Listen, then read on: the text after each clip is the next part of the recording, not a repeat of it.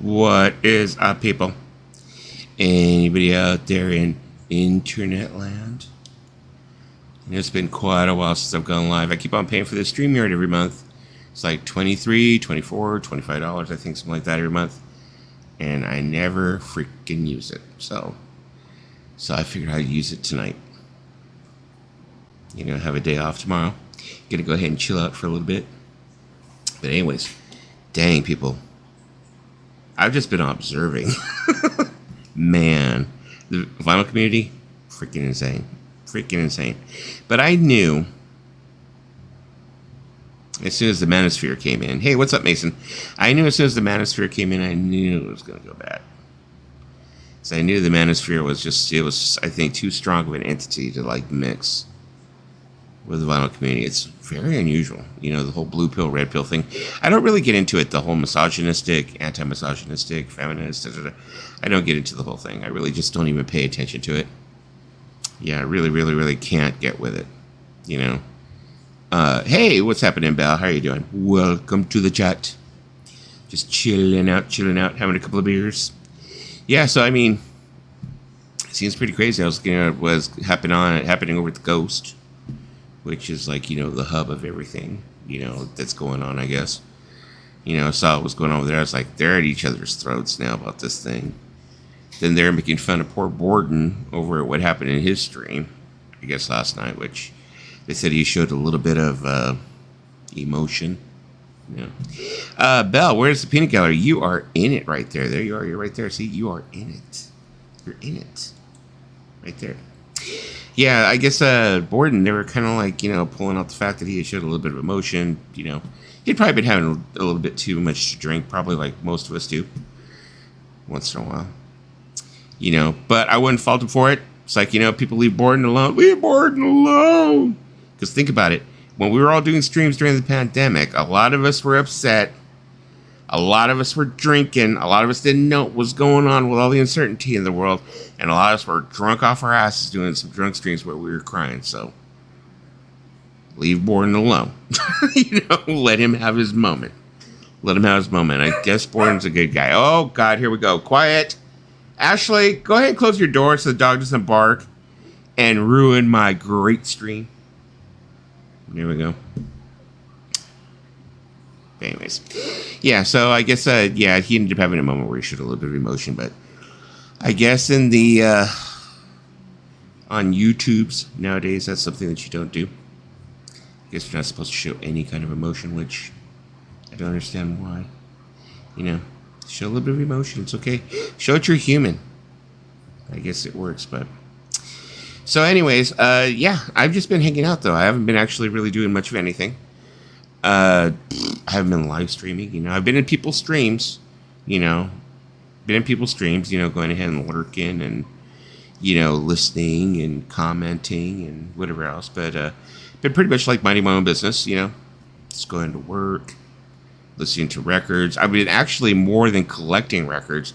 I've been kind of concentrating on what I already have and listening to it.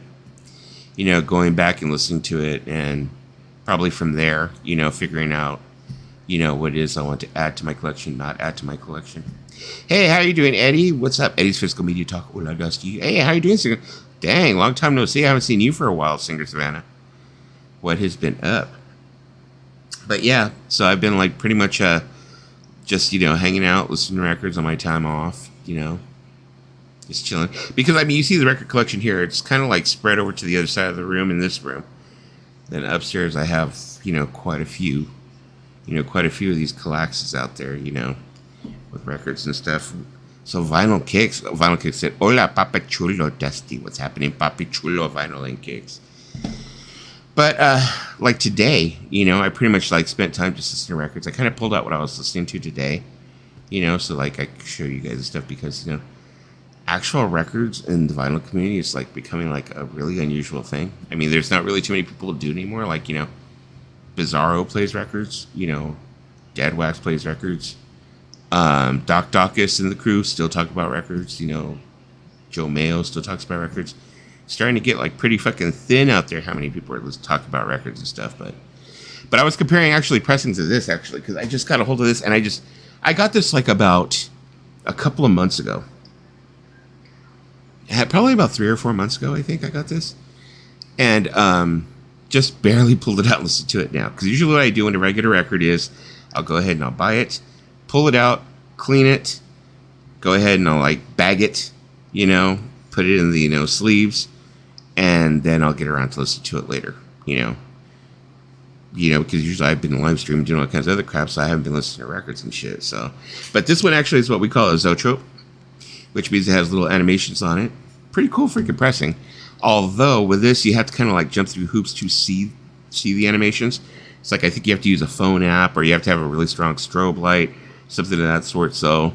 It's great in theory, but it kind of like, I kind of like lost it, I guess, because I was like, oh, okay. After fiddling with it for a while and trying to see the animations, I was like, oh, that's not as exciting, But this album right here, I swear to God, it's like I have so many different pressings. So I was like trying to compare them. It's like there's this one, which actually came on purple, and I forgot the secondary color is. I think maybe a green or something of that sort. This one, I think this one actually probably is the best sounding of the ones that I end up owning. So it ended up being this one, which is purple. The Zoetrope is kind of like, it's in the picture disc type, area. Where, it sounds good for a picture disc, but I don't think this one's as well made as like other picture discs they make now, like this one right here. Like this one that was actually put out by Disney not too long ago. This one sounds really good. This one can be noisy probably in the dead wax at the beginning of the first record, but actually the rest of them I haven't really had a problem with, so. But yeah. So I was comparing all three of these. So actually I think in all three of these, that one right there, the purple and green pressing, is the one that actually is winning, because the Zoetrope, nice, it's a nice thing to mess with. I guess a nice little, what would you call it, what is the name for it? My mind's going to blank. I'm probably having a stroke. But anyways, nice little, it was great in theory, but when you actually mess with it, it wasn't that great. So yeah, there was that. Just go ahead and toss that out to the side. As my kitty is looking at me right now. Let's see, what did Vinyl Kick say? Yeah, I really haven't been buying records, just linked to the collection I already have also. I have like really, really slowed up on buying records. Really, really slowed up. Financials, a matter, it's a thing. But also just, what I want, as my daughter picks up her kitty. I don't know where she's taking it, but anyways. So yeah, so I've been trying to like concentrate on what I have, and then like I said, trying to piece together what I want to add to the collection. So, hey Biz. It finally clicked with me. Records are just too expensive now. I really just can't afford buying new records. Happy with the collection I already have. Yeah, you're talking like $40-$50 a pop, 40 or 50 easily for a new release. So that's probably the reason why I've been like really, really holding back. It's like, do I really, really want it, And, to tell you the truth, this is going to be fucking sacrilege to most people, but I've been opting out for like CDs recently, so I've really, really been starting to opt out, so. Hola, Paulina. Oh, I'm sorry. I didn't even see that Paulina was here. There you go. I talk about Edison cylinders. There you go. Hola, Paulina. What is up, Fox Guy? What are you doing? Same here, Kicks. Did a rough count this morning. I have roughly 2,500 titles. No need to keep buying. That's another thing, too. It's like, ever since I turned 52, and there's a lot of people out there be like, oh, you're not that old, Dusty. You're still a kid. Which is one of the things I like about Bobby Gass is like, me and him don't have too many interactions anymore like we used to when I first started, but he always had this thing where I would come up and he would be like, how you doing, kid? How you doing, kid? Kind of made me feel good. But yeah, 52, it's like I'm getting up there. And it's like I'm kind of thinking like, okay, I'm going to leave all this behind, I got to leave this all for my daughter to deal with. And there goes Mr. Kitty, of course, trying to cry to get out. But so, let me see. Pauline said, hi, everyone. But I says, perfect time to buy CDs, very affordable. Right now, CDs are dirt cheap. They are dirt cheap. I usually go to, I don't even go to Goodwill. Goodwill's $2. Salvation Army is $2. But the thing about Salvation Army versus Goodwill is that Salvation Army doesn't focus so much on making lots to put online. Like they'll put lots. Like if somebody brings in a bunch of Doors CDs, they'll make a lot and they'll put it online and they'll try and sell it there first. Salvation Army, they end up getting a lot of like CDs, Doors or whatever else. They'll put them on the floor. It goes on the floor, and they're $2 a piece. So I've been having a lot more luck with Salvation Army as opposed to Goodwill. There is a page on Facebook now that is actually called, it's like Goodwill Shaming, I think it is, where people go to Goodwill and they find these pieces of like, whatever, art, whatever the hell it is, CDs, media, whatever, that are these outrageous prices, and they like blast them for it, and stuff like that. So, not the CDs I buy. It depends also, Fox Guy. I mean, if you're collecting like those Target CDs, and not Target the store, but like the old-fashioned Target CDs and stuff like that, yeah, then most definitely. You see, anyone under 75 is a kid to Bobby, pretty much. Hey, how you doing, Trish? Welcome to the room. Ola Fox Guy, I only have 800 records. Honestly, that's good. That's a lot. That's still a lot. Honestly, that's quite too many for me. Plus, with spending that much money records, I'd rather buy nice audio equipment. That was another situation I came into not too long ago, and I think I discussed it with Lisa and Paulina at one point that I said, I was thinking about buying another system. I wanted to buy a vintage system, And then I was kind of thinking, I was like, okay, well, 52, how many more systems do I have in me to purchase and enjoy? So I was kind of like, I didn't know, Hold on just a moment.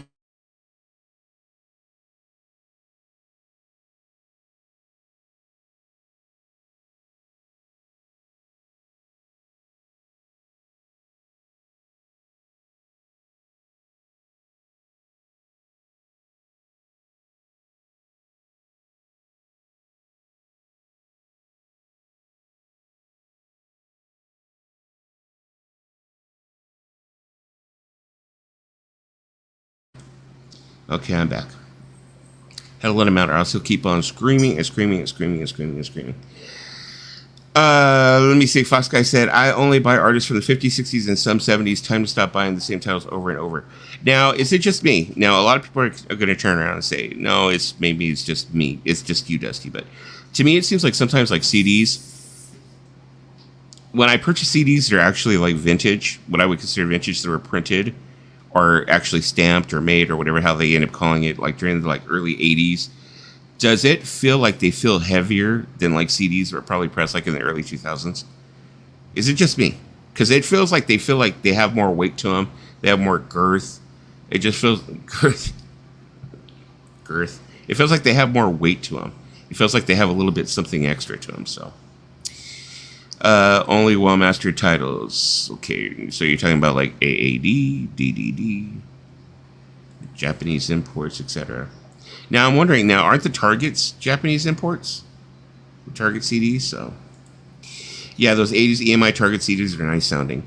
See, now me, I have a decent setup. I have like a Cambridge Audio, CD transport, and DAC.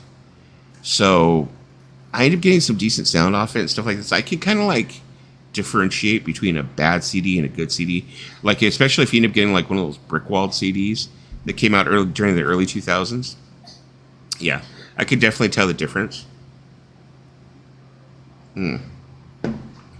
Fosse said some of them are like the Doors Targets. Flat transfers. Flat transfers are nice in my opinion when it comes to digital. Yeah, where they're all like, are you talking about flat transfer where like all the sound is flat and you basically have to go ahead and like, if you have an equalizer or something of that sort, you go ahead and you can like pick and choose your highs and your lows and everything like that, but you're starting at a flat level. Pauline Angel said, I've noticed that. See, that's what I'm saying. It's like, I was girth, pause, no titty. No, that's what I was wondering. It's like, was it just me or does it seem like some of the CDs that are vintage are heavier than other CDs? So, Fox Guy said, older titles used to get criticized for low volume, but in actuality, that's because everyone is used to louder mastering brick wall titles. During the 2000s, most definitely. During the early 2000s, most definitely. Speaking of, rest in peace, Shifty Switchblade. Lead singer Crazy Town. I'm pretty sure anyone who's into music or anyone who even cares has already heard about it. 39 years old. 39 years old. Old deed. People think it might have been a fentanyl overdose, something of that sort, but Sad, sad, sad. One hit wonder. But the thing is that he actually turned around and he actually made a whole career off of that one song. And I remember years ago, I was at the Tower Records on Sunset, and I was with a friend named Kat.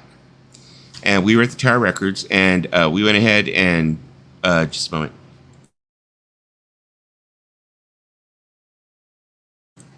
We were at the Tower Records on Sunset, and we went ahead and we're buying CDs or whatever else it may be. And then he was standing behind us in line. And I remember she had told him straight to his face, she's like, oh my God, you were so beautiful in person. You know, and I was kind of like, dude, step back. You're standing on his dick. You know, but yeah. Let me see. What is up, Kimba? What is up? Yeah, Dusty EQ'd flat. Yeah, there you go. EQ'd flat. Yes, Dusty, the older CDs were stronger as well as cases. Yeah, the cases just seemed like they were thicker. You know, especially when they started doing that thing that they did for a while at Best Buys and at Targets and Walmarts during the early to mid 2000s, where they would go ahead and all the new releases were like $10 a piece. It seemed like they kind of skimped on the cases, maybe even skipped on the material the CDs were made of, and they seemed a lot lighter because you would get like the new release for $10, or they would do this thing where there would be like new bands for $10. You know, like bands like Interpol and shit like that. They would like at that time they were new. You know, you can get their albums for like $10 a piece and stuff like that. You can break those CDs in half easily nowadays. Now, a lot of those CDs also, Fox Guy, if you notice, if you have any of those in your collection, if you look up, a lot of them have fucking pinholes, too. You hold them up to a light or the sun, you can see all the fucking pinholes. Doesn't affect the playback, especially if you end up having a CD player that has a really good, like, you know, sampling rate on it and stuff like that. They say it's defects that come from the factory. But, yeah, there was a lot of defects. If you take, like, one of those CDs from the, like, early to mid 2000s, and then you end up taking like a CD from the 80s, you don't see it as much on those, you know. So Fox Kicks, most modern CDs, Brick Wall and crap. Why don't buy new CDs? I still purchase them, you know, once in a while. So just a moment, excuse me. I've got to take this call. I'll be right back.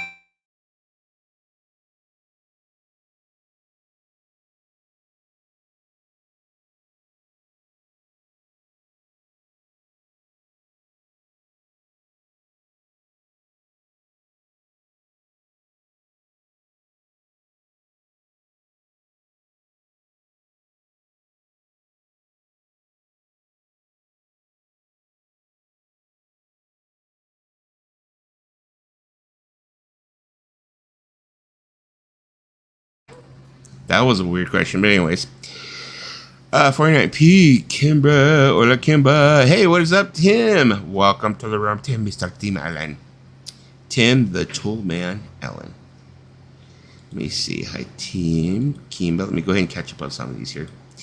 Okay, let's see. Some more cherries. Rest in peace, Shifty. Didn't really like Crazy Town's music, but do seem like really likable, relatable to me. You know, the thing is, I mean, he was a nice guy. I mean, he had a lot of his own demons, of course. You know, I saw him on Dr. Drew's, like, you know, celebrity rehab and stuff like that. A lot of demons, you know. Luckily, you know, he had the one song that he was able to live off his whole life. You know, he was even playing, like, you know, Orange County Fair and shit like that, playing that same song. Everybody wanted to hear it. As much as people made fun of that song, they talk shit about it, like they talk shit about Nickelback and stuff like that. People fucking love the song.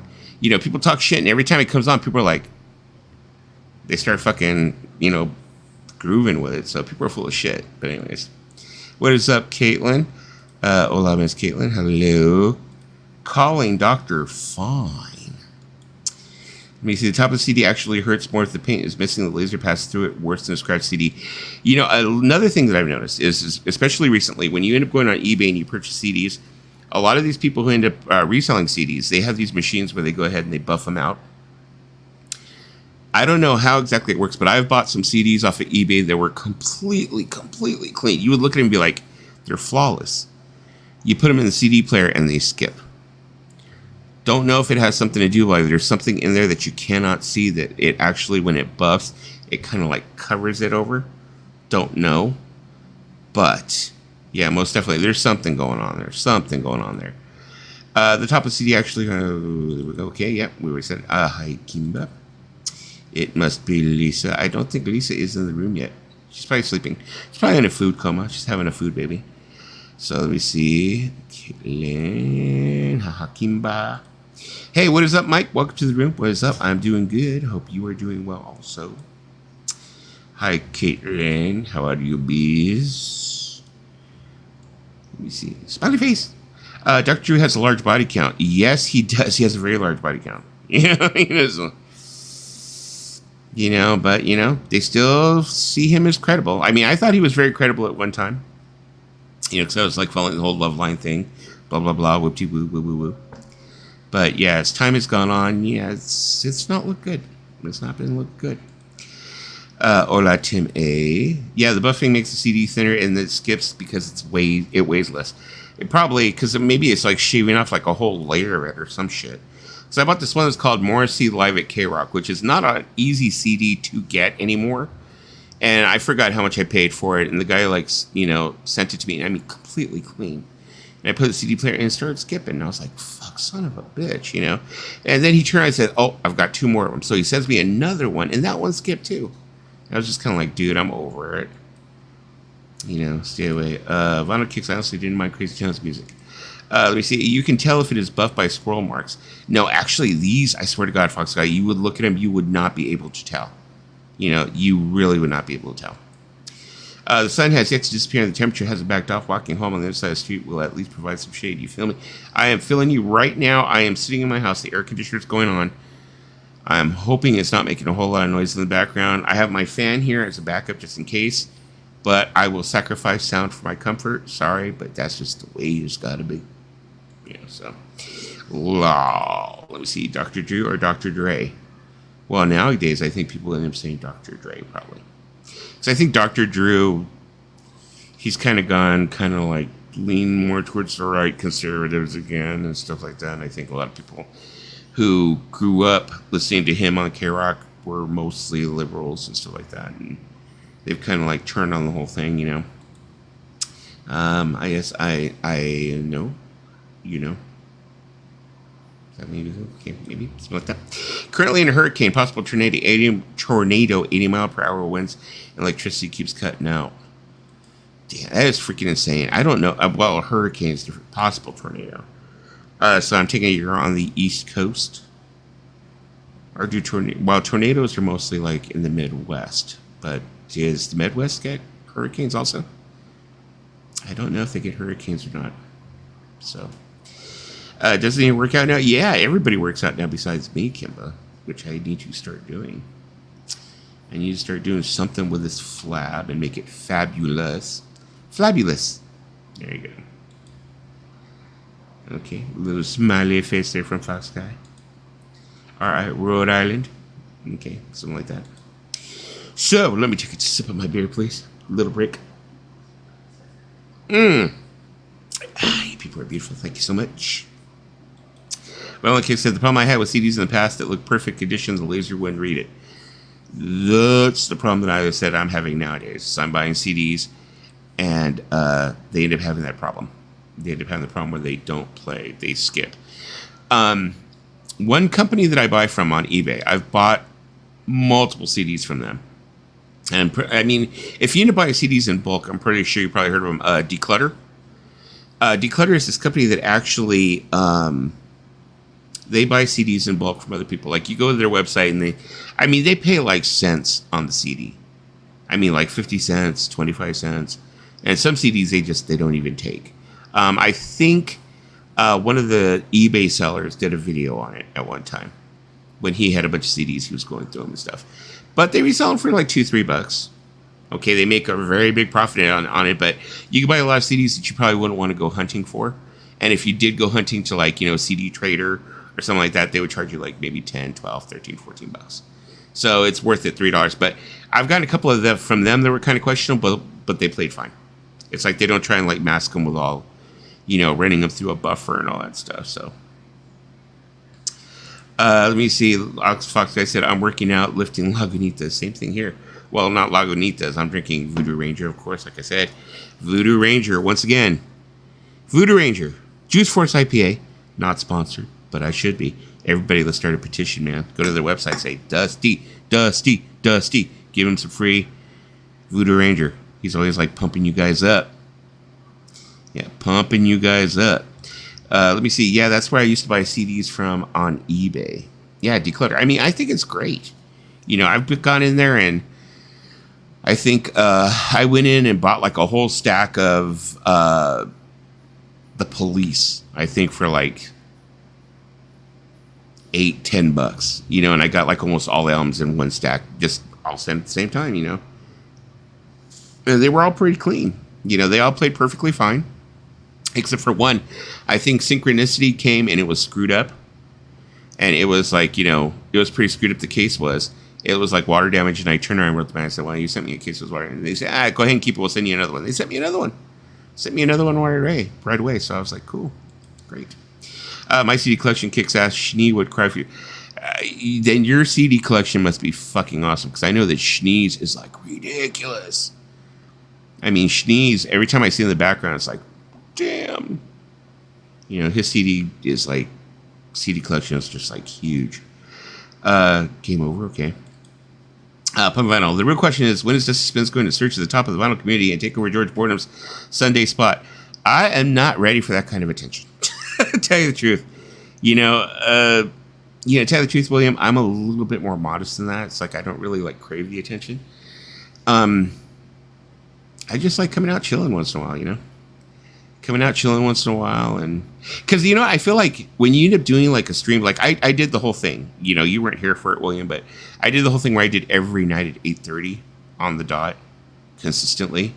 And it's like you kind of get in this mode where you're like, oh shit, I gotta hurry up and get up there at 8:30, blah, blah, whatever, and stuff. And it just didn't become fun anymore, And then also you end up having like times where streams are just like so dead, because you're like, well, what do I talk about? You're kind of like staring at yourself, staring at the screen, like, well, what do I talk about?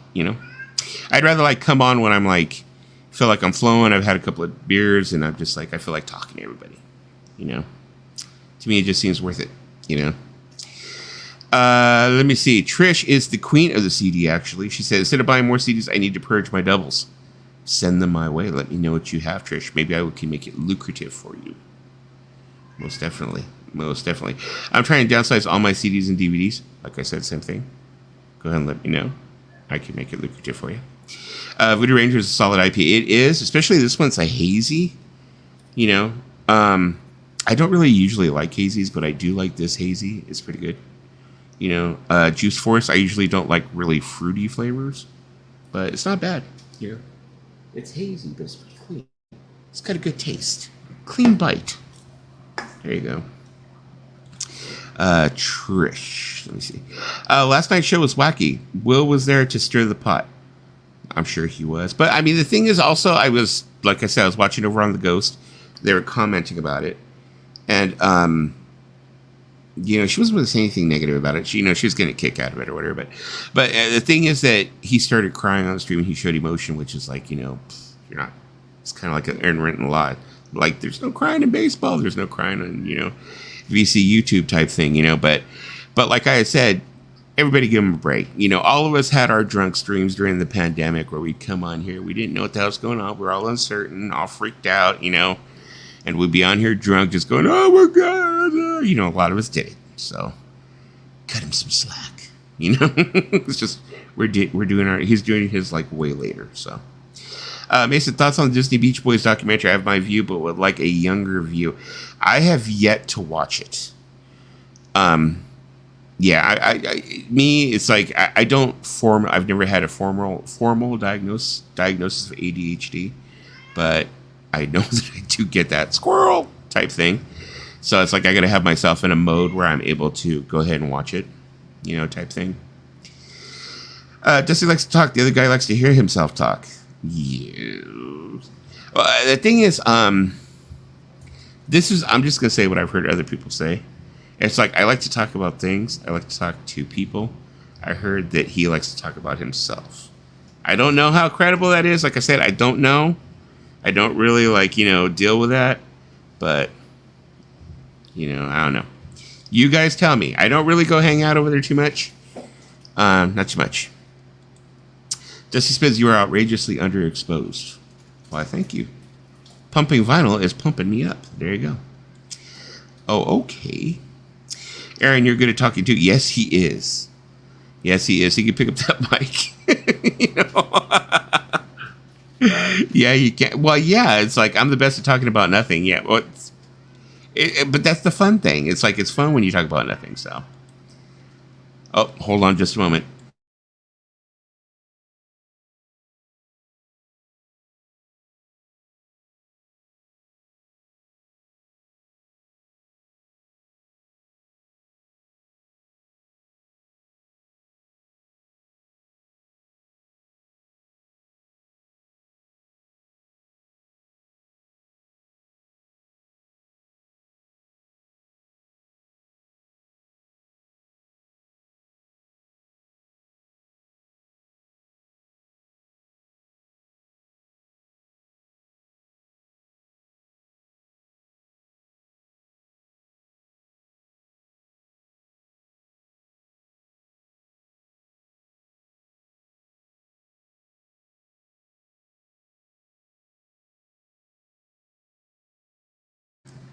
Sorry, my bad. See, look, I'm out of practice.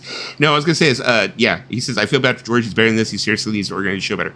I don't think he needs to organize the show better. I think what it is that he has a good show. You know, for what it is, for his, you know, his audience. You know, they talk about gear and whatever else it is, but that's not really my thing. You know, once in a while I go over there, maybe, you know, depending on who the crowd is, I'll go over there and I'll hang out and I'll talk or whatever, but it's just not my thing. You know, but I think he's pretty organized. I mean, but like I said, he flies off the rails once in a while, but all of these streams do. They end up going off the rails, and that's what makes them spicy. That's what makes them interesting. So, I cry when I talk about a past friend or family member who has passed. I think we all do, Trish. You know, especially me. Both my parents are passed. Most definitely. It's great up until Holland basically ignores everything after, including Dennis and Carl dying. They got the remaining members together for like 14 seconds, which was totally anticlimactic. I had heard that it was, that they like really not spent a whole lot of time, you know, on the later part of the Beach Boys. I'm like, what? They didn't talk about the Stamos era? Come on now. John Stamos, my favorite Beach Boy. Mike Love. Yeah. Let me see.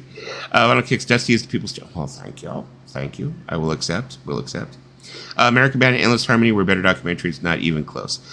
You know, I'm more recently starting to get into Beach Boys. Like, I'm starting to listen to them more and stuff. I'm trying to give them a little bit more respect because, you know, other people have been talking to them. Ever since we did that, like, ranking thing, or we went over that ranking page where they were ranking the albums, I've been trying to, like, listen to them, at least listen to, like, one a week.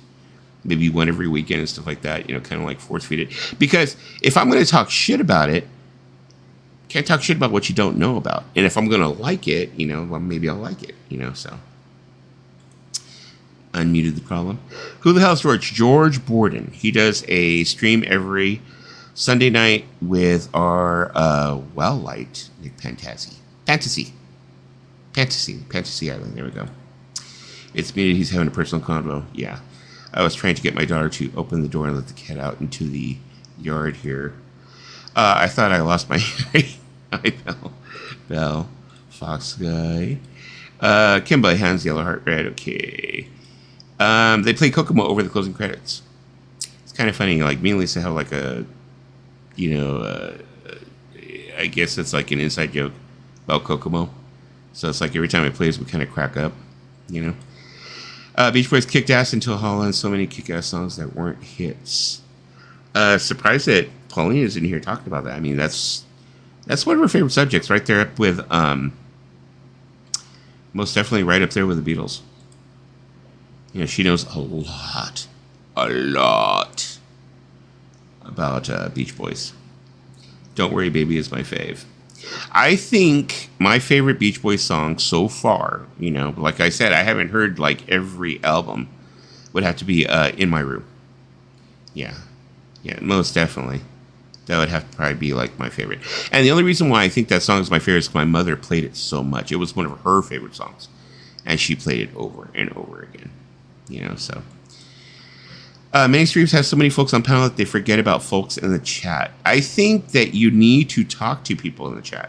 You need to highlight their comments and you need to bounce off of them because otherwise it makes it boring for the people in the chat. And if people in the chat aren't getting paid attention to, why are they going to want to stick around? You know, so it's like you have to like have that balance, you know, paying attention to people in the chat and the people, you know, on the panel. It's like you can't totally just ignore everybody, you know, in the chat because they're part of the chat too, so. Gigs. Kokomo is a great song, especially for later BB when they were crap.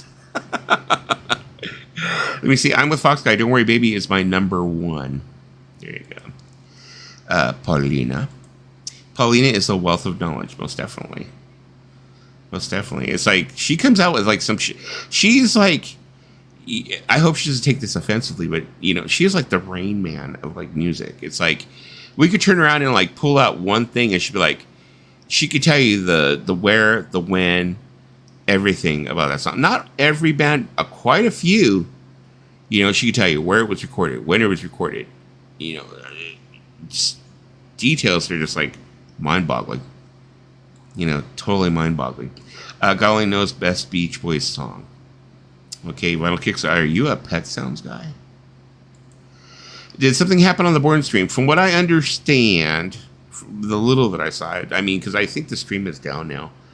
Him and another gentleman were having a conversation. He got a little bit, emotional about it, sentimental, but it wasn't anything really big, And I think there was like another like confrontation between like Record Hound and Nick.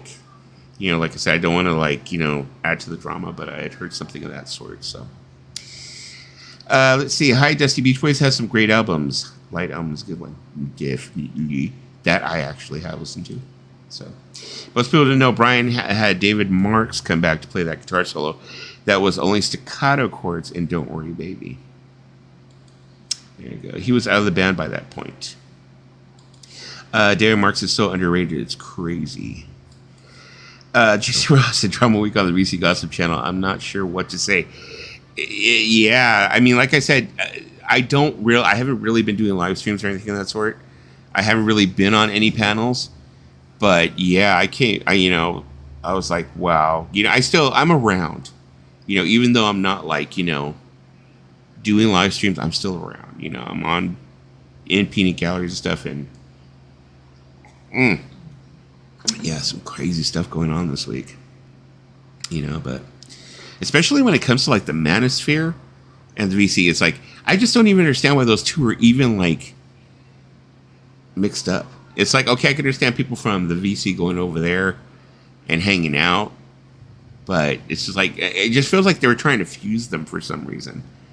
And it's just like oil and water, I think, in my opinion. So, I know you aren't a fan of RG, but she does pay attention to us penis. Yes, she does.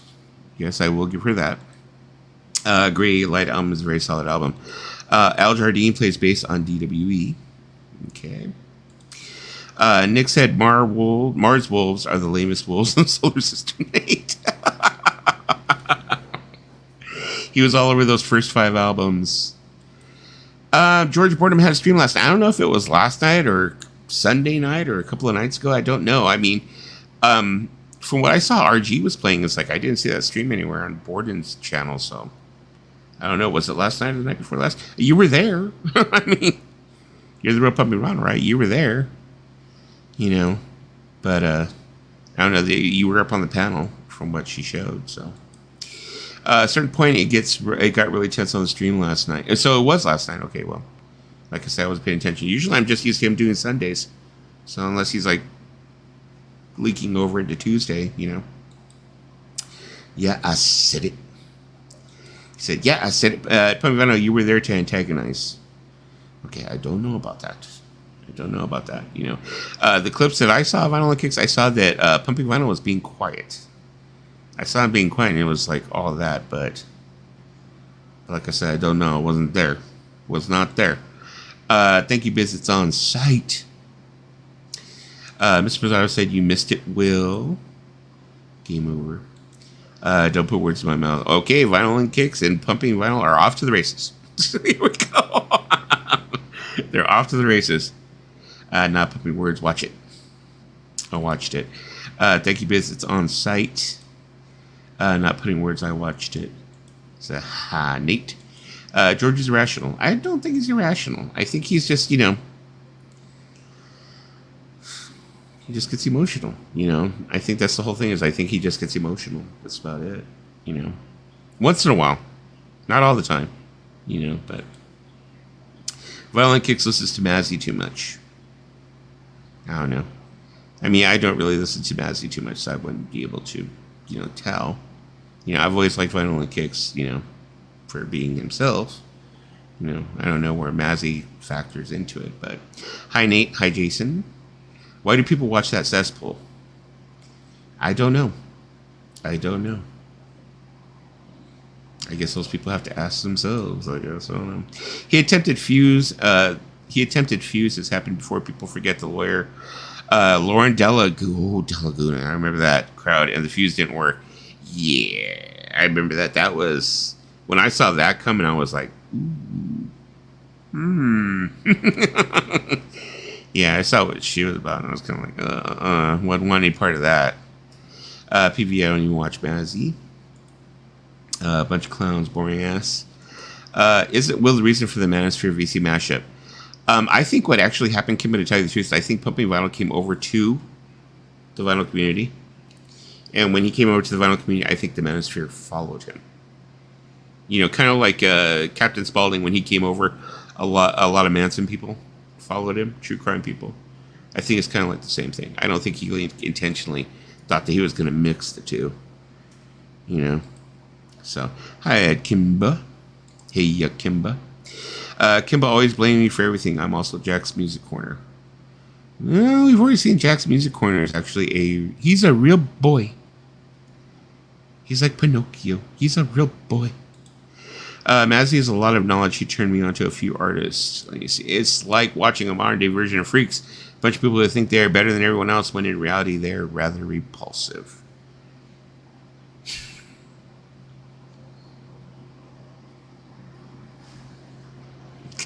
So there you go. Oh my God. Yes, William, always. One of us, a loving cup. Are we going to start a VC loving cup that we're going to start passing around? What's the Manosphere? Sounds lame as fuck. Manosphere. I don't even fully understand what the Manosphere is. I've never spent the time to find out what it is. I've heard it like referenced in different ways. I've heard it called speed dating. So I've heard people call it speed dating. I've heard people call it the Manosphere. You know, I don't know. Is it supposed to be misogynistic men? Is it supposed to be feminist men? I don't know what it's supposed to be. I don't fully understand. Like I said, I just don't really have the patience to hang out over there and find out what it is. That's what it basically is. Yeah. Manosphere. Now there's a real laugh. I think Mr. Bizarro is the Manosphere. Mr. Bizarro is at the center of the Manosphere. Him and Randy are at the center. Him and Randy and Ronald Richie, center of the Manosphere. And all of us just satellite around them. There you go. Because they're muy macho. There you go. I was part of a low-key Manosphere circle. They encouraged me to start a vinyl channel. Sausage Fest. No, not exactly a Sausage Fest. There are a lot of females in there who do like, it seems to me, come in there and poke at the guys that are in there. Is what it kind of seems like to me. I actually have no idea who Jack is, though. Yeah, it's Jack's Music Corner or some shit like that. Something that's right. I don't know. I mean, he's already told me that he doesn't like me because, you know, I'm not a Rachel supporter. So he's like, you know, he's already given me the business. I was like, okay, youngster, you'll learn. So anyways, Wax tried to give Sarah some tips and she wasn't having it.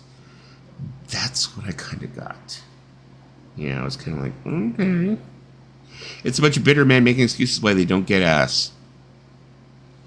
Okay, so there you go. There's the definition of it. Pumpy Vinyl is saying it's a bunch of bitter men making excuses why they don't get ass. I don't make excuses why I don't. I just know that I don't. Some of my bad decisions have been women, so it's like, I'm okay with that. I'm all right. Let me see. Fox Guy, yeah, sounds like one. Yup. Sarah and Wax are fighting like feral cats. Yeah, I saw that. Yeah, I was like kind of like, oh, okay. Yeah, they're gonna start going at each other and stuff. But the thing that I've seen about Sarah, this is my opinion, and opinions are like buttholes. Everybody has one, and they all fucking stink. Is that I think she only pays attention or likes to be around men who simp. But anybody else who does not simp for her, does not, you know, or poses a challenge she doesn't want to deal with, you know. And I think that's the reason why, like I said, I've said many times, Jose Moreno Ron, I think is how it says, Jose Moreno Ron, he does not simp for her, and he sees what her, you know, her thing is, and he's not having it. So she does not like him. From what I've seen, in my opinion. Like I said, opinions are like buttholes. The Wolfosphere shit is for the birds. And the Birdosphere is even worse. Birdosphere. My cats aren't in here. I'd ask them what the Birdosphere is. They probably know. Wax has been taking L's left and right. Well, that's what ends up happening. I mean, you end up having a successful run sooner or later, yeah. You know, your successful run can only run for so long before it starts falling off, you know. Shtick gets old after a while. You know, you have to find a new shtick. You have to keep reinventing yourself. And if you're not reinventing yourself, you fall off. That's what it sounds like. Paulina said, Manosphere sounds like a place where they treat women like handmaid's tales. I wouldn't say that extreme, but not that far. Let's see. Haha, Nate. Oh, no. It's fucking awake. Everybody go home. Everybody leave. Groovy's awake. She said, hello, weirdos. Hola, Miss Lisa. Sphere is the future. Pumping Vinyl said, very true, Dusty Sarah's only country are men who kiss up to her. That's the way it seemed to me. Like I said, I don't really know her well. I'm just saying what my observation has been. And I've just been like, I just know that she would not be something that I'd want to be around. You know, personal opinion. Personal preference, you know. I wouldn't deal with that. So, yeah. High kick, successful run.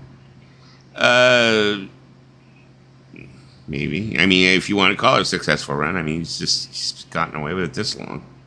You know, so. Not to be rude, but that tomato chick isn't even all that. I don't think so either. I really don't. I mean, she's cute. You know, but if I was out in public, it would be something I'd be like, God damn! You know, I'd have to stop, you know, my car. Or have to, like, rubberneck or something, you know. And I'm pretty sure she'd say, well, look who's talking, old fat man. I'm like, okay, well, whatever, you know, but that's just my opinion. Like I said, just my opinion. Doesn't mean it's worth anything. Lisa, I thought it was a Manos, the Hand of Fate fan community.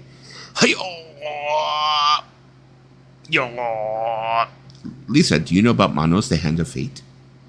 Lovely, Kimba. Lisa, hey. Woofy, Nate, hey. Hi, Lisa.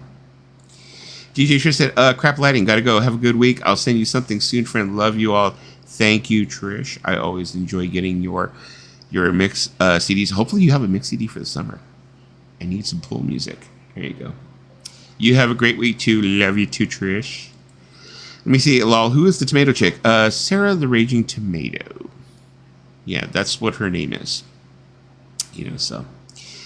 Let me see. You guys know too many people. I don't think it's just observing. I think you can end up learning who all these people are.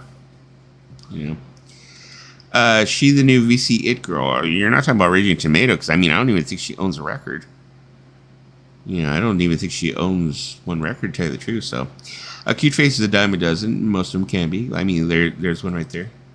Oh, Lisa, are Cute Faces worth a dozen? A dime a dozen? So, I don't know. She's like, I don't know. Are they worth a dime a dozen? I don't know. She's all, Lisa, I like to cover my face, so here we go. I cover my cute face. Here we go.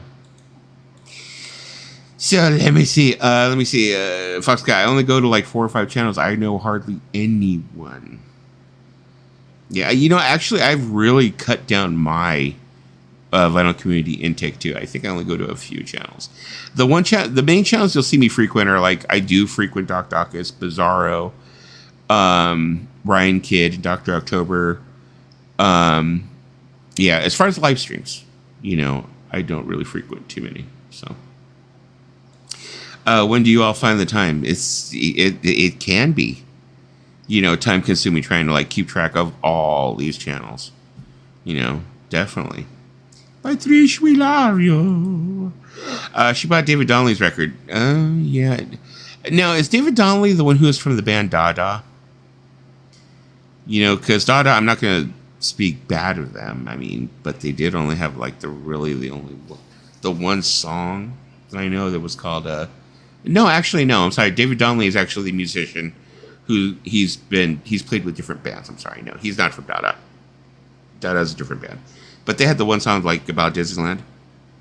I remember when I was interning at Karaoke, it was like a big song during the like 90s. You know, but I think that was the only song they were really known for. I don't really know too much after that, so. Dime a dozen, for sure. I'm cute and fun size. Okay, she's a Hershey bar. I know Dusty, Lisa, Psycho, Invisible Ray, and Tim. That's it. I know Dusty, Lisa, Psycho, Invisible. Yeah, there you go. Fun size chicks are the coolest. They can be. Tim Allen, I mostly just watch people fix stuff these days.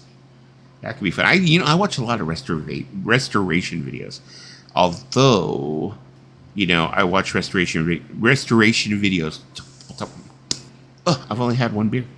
I watch a lot of restoration videos that are that I know are real, because I know there's a lot of fake ones out there and stuff like that. Like, I watch the ones I like. I really like watching the ones where they restore Tonkas for some reason. It's, I don't know. It's restoring Tonkas and restoring guitars. Totally my thing. Totally my thing. Slump Busters, we call them kicks. Slump Busters, we call them kicks. There we go. Tim means wood girl. She had put out a video for a while. She put out a video probably like, what, about a month ago or something like that. Timmy, a better Ellen. There you go. I usually watch ASMR videos because I'm always looking for an excuse to sleep. There's some crazy ASMR videos on Twitch. There's this one. I mean, her cleavage could squash watermelon. I swear to God, she could like squash my head. Her cleavage and boobs are so big, and she does ASMR. She like come up and like all boobs, I mean up to here, and she'll be like,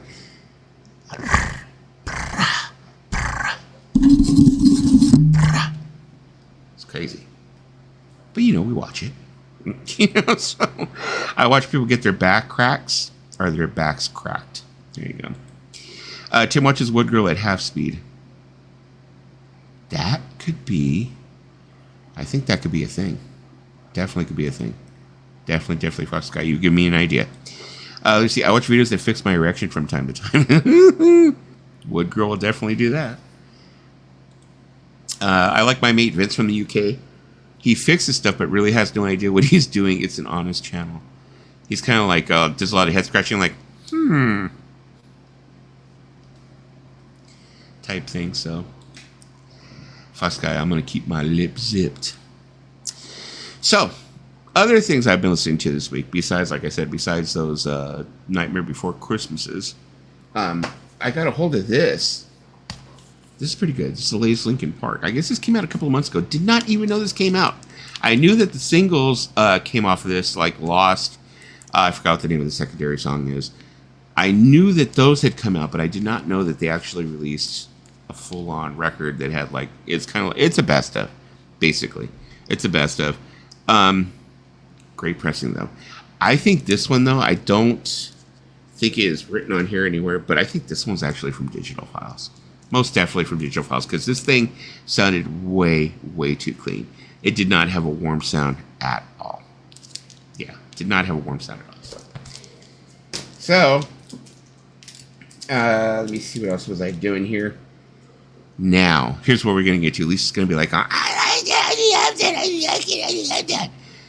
21 Pilots, I mean, people do not know about 21 Pilots. Probably most of you are like, kind of like, oh yeah, those fucking the stressed out guys. I know those guys. They have a full-on catalog. Okay, they just released an album, I think it was last month, called Clancy.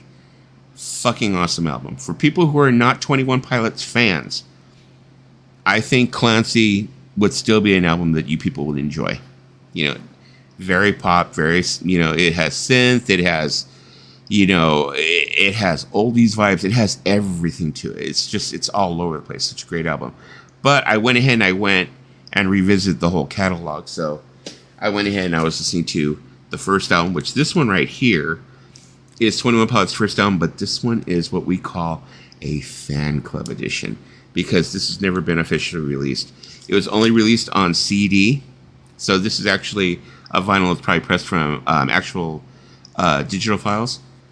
The CD, though, is going for like a couple of $1,000, because the CD was something that they actually used to sell out of the back of their truck. So, yeah, CDs, not in my price range. Not going to happen. Yeah, definitely not going to happen. Then, I was listening to this. This is the equivalent of a mixtape. This one's called Regional at Best. Same thing. CD. They were selling it out of the back of their truck. The CD is going for thousands of dollars. Record was still pretty pricey, $70, $80. So, this one is a fan club pressing also. Probably from Digital Files. Great sounding. Love it, love it, love it, love it. Okay. This is Vessel. This is their first official release. First on Fueled by Ramen. So this is the first official release they actually came out with. Major label debut. Fucking awesome album. This has Guns for Hands. A lot of songs that are still staples to their live shows to this day. The thing is, a lot of people say 21 Pilots, it's a kid group, it's this, it's that. Once you see them live, They will win your heart. You will be like, oh my God, I love it. I got to get more, got to get more, got to get more. You know, so. Blurry Face. This is the album that most people know because it has Stressed Out. You know, so yeah, I revisited this one. You know, this one's got all the hits, all the songs that most people end up knowing. Most of the songs that are like, you know, that were played on out here in LA anyway, like Kiss FM, KROQ, most of your like top 40 stations. This is the album that actually you would hear there. So this is the record that Lisa thinks that I'm going to leave to her when I die. These ones are actually very, very hard to find. This one I found luckily at a Porta Sound, and I found a second one in a collection that I actually got that I purchased from a couple. I actually got from a woman who actually her daughter was getting rid of vinyl. She had a Crosby player and said that all her records were sounding like shit. Luckily, I got one from her that was completely clean. These are going for like $300. I don't think they're going for $300 anymore on eBay, but they were going for about $300 for a short time there. So, but yeah, Lisa wants one of these, and I have two of them. But she has an Ohio that she could give me, and I could give her one of these, and she doesn't want to give it up. So, not going to happen. Trench. This is part of what they end up calling the 21 Pilots lore. Lore means that they end up having this whole storyline that goes along with them, the Clancy storyline. Dima, if you actually look at 21 Pilots, you'll actually probably end up looking into this and finding it out. Blah, blah, blah, blah. Is what it is. So, there you go. This album, crap. This one's called Skilled and Icy. This is the album that actually came out after Trench. This one came out during the pandemic. I don't know if this one was a rushed album or what it was. I don't know. But this album is so all over the place and it has no structure to it. It is a horrible album. Right now, we're like 4 or 5 years in from this album coming out. Or wait, no, this came out in like 2021 or 22. It came out during the pandemic. Yeah, this album still, time is still not making it sound any better. So I don't think it's going to get any better for that album. So. And that brings us to 2024's Clancy. This album, got to go out and get it. This album, I swear to God, even those people who do not like 21 Pilots, I really think you'll like this album. I recommend it. Go out and get it. Go out and get it. Listen to it, you know. You'll end up knowing what me and fuck the stupid shit that me and Lisa talk about. You know, we love to talk about 21 Pilots because, you know, hey, you know, unless we just want to stick to like old music all the time, you know. Want to do a little bit of like newer stuff. So, okay, let me go ahead and go back on some of these comments. Let me see, where was I at last time I came? And there was all. Thanks for the tip, Fox guy. Kicks is naughty. I guess naughty as in wood. I also love Pioneer Woman 2. Schmatterface. Kimbo, what does that mean? You've used that twice tonight. Is this your new copyright spiel? Okay. Lisa said, I got the new Wallows. I still have not picked that up yet. I still actually have to pick that up. Foxy's talking about his erectors.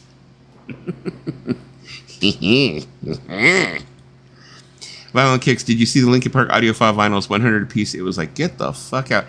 I do not. I would, you know, I like Linkin Park, but I do not see me ever spending $100, you know, a piece for some of the later albums.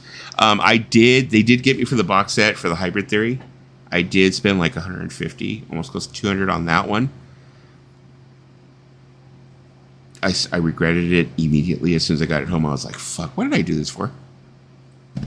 So, yeah, so I did it for that. Did not go out and buy the Meteora one. I did get a Record Store Day Meteora, you know, not too long afterwards. And I was happy with that. But yeah, I don't think I could do the audiophile vinyls there. Naughty. What is naughty? I live for the Church of T.O.P. Naughty. Oh, Don Naughty. The Linkin Park Step Kinky GFFO. Let me see. I don't own that. We already know you don't own that, Lisa. I pay you in donuts for that. Just kidding. Pfft. Okay, you got 300 donuts and make them green on paper. And then I'll go ahead and give it to you. Well, listen, TOP, I feel like I'm trying to to hard scene cool. That's how I felt at first. I definitely was like, oh man, that's my kids' music. Whatever. But I got into it as time went on, you know. And then I went to go see them. And after I saw them the first time, I was kind of like, oh, these guys are great. You know, they put on like just the show was like phenomenal. 21 is too many pilots to have in one band. Probably. I mean, just you're trying hard to be cool. For real? Trying? Okay. True Tim. 121 pilots album is too many. Dave. Oh, what's up, Dave Hopfrog? My German friends call that one Wiesel. Or Wiesel. Wiesel. Let me see. Meanie. No soup for you and no Ohio. I'm thinking about upgrading to the Crosley. Shit, why not? I pulled out an old picture from one of my, like, you know, it was like one of my past photos from Facebook.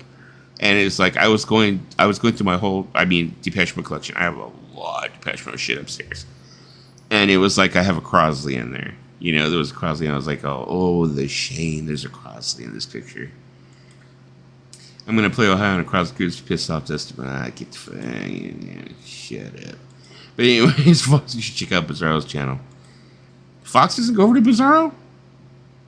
Bizarro's sweet, man. He plays like some freaking mean-ass jams. Does full album spotlights. How's Miss Frog, Dave? Actually, yeah, how is she doing? I'm sorry, I didn't even ask. Then he put out an album called Flight School. Hey, Kimba. I'll give Clancy a listen, but I know I will be indifferent. Well, as long as, you know, you're open-minded enough to be like, okay, well, I'll give it a listen, you know. That's all that we ask. You know, just give it a listen. You know, there was this one DJ who used to work for Karaoke. His name was Jed the Fish. I don't know how many people here from California know about that, but I used to go to clubs with him along with Richard Blade and stuff like that. We'd hand out stuff or whatever. And people would come up to him all the time trying to hand him demo tapes and demo CDs. And he would always like, I always thought it was like so horrible when he would like shut the kids down. He'd be like, no, I'm not going to take that. And the kid would be like, well, why not, Jed? You know, it's my band, blah, blah, blah. And he'd be like, no, he's not, because that's 5 minutes of my life I'll never get back. And, you know, it was like, I kind of like thought about it. I mean, when I was younger, I thought he was such a fucking dick for saying that. I'm like, what a dick, you know, kids coming into it, right? You know, but then as I got older, I was like, that's true. It's like, yeah, 5 minutes of my life. You know, it's like, you're not going to be the next freaking The Smiths or so next One Direction. But, you know, it's like, why am I going to waste those 5 minutes, you know? She's resting at the moment. Still a lot of aches and pains. Hard for her to get around. Thanks for asking, Aaron. Oh, well, I hope she gets better. Definitely hope she gets better. Then pay him in pennies. Skibbity bop bop. Skibbity bop bop dop. Yes, skibbity bop dop. Nim nim. We ain't here to hurt nobody. Want to see you work your body. Fox, get your booty over to Aaron's channel. Don't make me repeat that. Oh, God. Now Lisa started telling people what to do. I don't know who that is, Lisa. There you go. There's the link right there. There's the link right there. All I see is King Buffalo and Hydra videos. What the fuck's that? Hydra videos. Hydra, he actually started the Hydra concept. And what the Hydra concept is 3 people doing DJ sets. It would used to be him, Randy, and also Bip Bop Boom that would do these DJ sets. Freaking awesome, you know. And stuff. But they were the first ones to do it. It was really a thing. You know, good shit, Fox. Okay, so what I'm going to do is I'm going to go ahead and I'm going to throw out the link. You know, see if some of the other people want to come up, the people who usually come up. So here's the link. Boom. As you can see, we're on 3 of my channels tonight. We're on the Dusty Spins channel, the Dusty Spins Reacts channel, and Dusty Spins 2. The Dusty Spins Reacts channel is supposed to be for reaction videos. Dusty Spins 2 is supposed to be for music videos. But every time I try and upload anything up there, they don't let me do shit.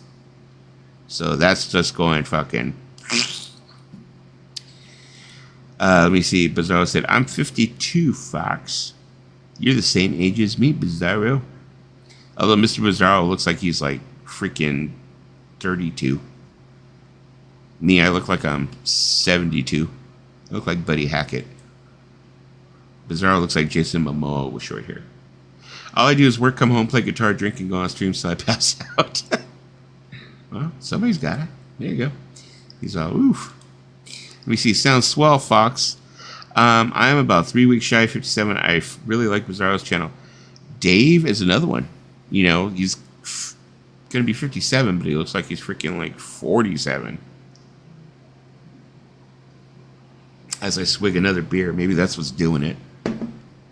Maybe that's what's changing it up. What is up? Oh, no. Whoa. Hey, Dusty.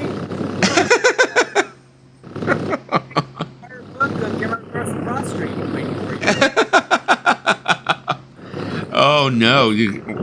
Are you reading for a part? Or a part in the remake? Remake, Get My Dress Across Street. Speaking of parts and remakes, here we go. Here's Yoko Ono. Get that shit away from the stream. No more lonely nights. Oh no, look out. Lisa's doing the Ziggy Stardust. Ziggy played guitar. Man, waiting for the sky. What did I kick down here? I'm gonna kick something down at my feet here. Somebody's fan is turbo strong. Yeah, I can hear Paulina's fan, but Paulina gets a pass, man. She's in Indio. Come on, man. She needs to have that fan. Yeah. Yeah, Jesus. Fox, I do that just without the guitar. Let me see. Hop another summer of love, baby. I'm turning 21 this year. Finally, shit. 21. What? Your underwear is turning 21? Who are you trying to bullshit? Okay. I'll let you guys in a little something. I turned 21 in 2003. I'm like, who are you trying to bullshit there, Lisa? Double that shit, Lisa. Yeah, 21, 42. There we go. Yep, double that shit. Look. Definitely. Look, when I turned 40, I was like, I lie to people and tell them I'm 21. Because I'm not cool anymore now that I'm 40. Vinyl Kick said, what's that farting sound? I'll give you one hint. Me. Lisa's the gassy one. I went to the Northgate Market and got some beans. Oh, boy. Okay. You ever been there? That's a good market, man. We do have a Northgate Market out here. Yes, I have been to quite a couple. The Yeah, we do have some. Chicharrones hits the spot. Lisa, isn't that new dress you got? Oh, that's no, that's from Old Navy. I got it for $5. They're t-shirts. Oh, they're T-shirts. Okay, I thought you had put something about buying some dress or the something. dress I bought, I'd buy it in the secondary market because it sold out. So I found a person who had a listing for a size large. But, Hot Topic stuff in the secondary market, you can find a lot of it. Okay. Yeah. Well, what did I do? Oh. I'm trying to buy less new stuff. No Ohio for you. No Ohio for you. First off, my Ohio is worth more money than your Blurryface Live. I'm crushed. Well, you got 2 copies of Blurryface Live. I offered to buy them from you, but you're like, no. I've also got 2 of these. You want one of these? I got 2 too. Surprise, Mother Chucker. I got 2 of those. You want one? I saw you 2. one cheap. Look, I got 2 of them and they're not the same size. Oh my God, your fingers aren't the same size, Lisa? Oh my God! Wow. One of your fingers is shorter than the other? Yeah, Asian. Oh, you want to make a good lesbian then? Just kidding. Hey, Tim, how you doing? Oh, there he goes. Tim's like, what? There you go. Oh, there you go. Everyone's on the Broad Street here. You know what? Just for that, I think tonight before I go to bed, I'm going to watch it again. I got to watch it again. Wait, talk about 10 minutes of your life you'll never get back. That's 100 minutes of your life you'll never get back. Yeah. I know, but I don't know. It's like it's become a guilty pleasure of mine. I love watching it for some reason. I don't know why.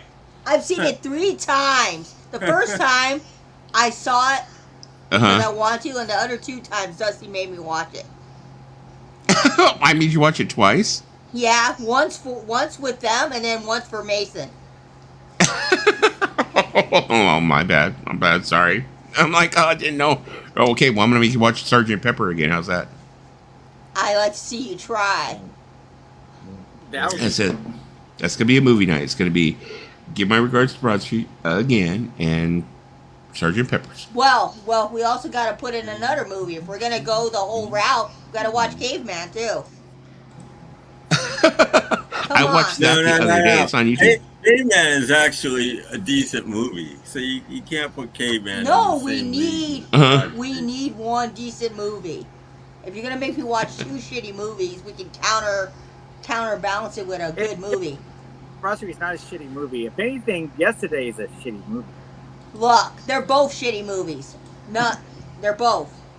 Come on. You didn't feel a little something though during that scene where he turns around, he goes and knocks on the door, and John Lennon's like living in that house, and No, he's like so happy to see you. Didn't feel no. Paulina, still are you haven't seen it. heartless? Paulina, you're heartless. I'm just kidding. I saw that movie. It was like that was like 2 hours. I wasn't gonna get back to my life. Well, you didn't go and pay for your ex's birthday to go see that movie. No, but I did. my uncle ended up charging $20 on my Amazon, and I didn't want it.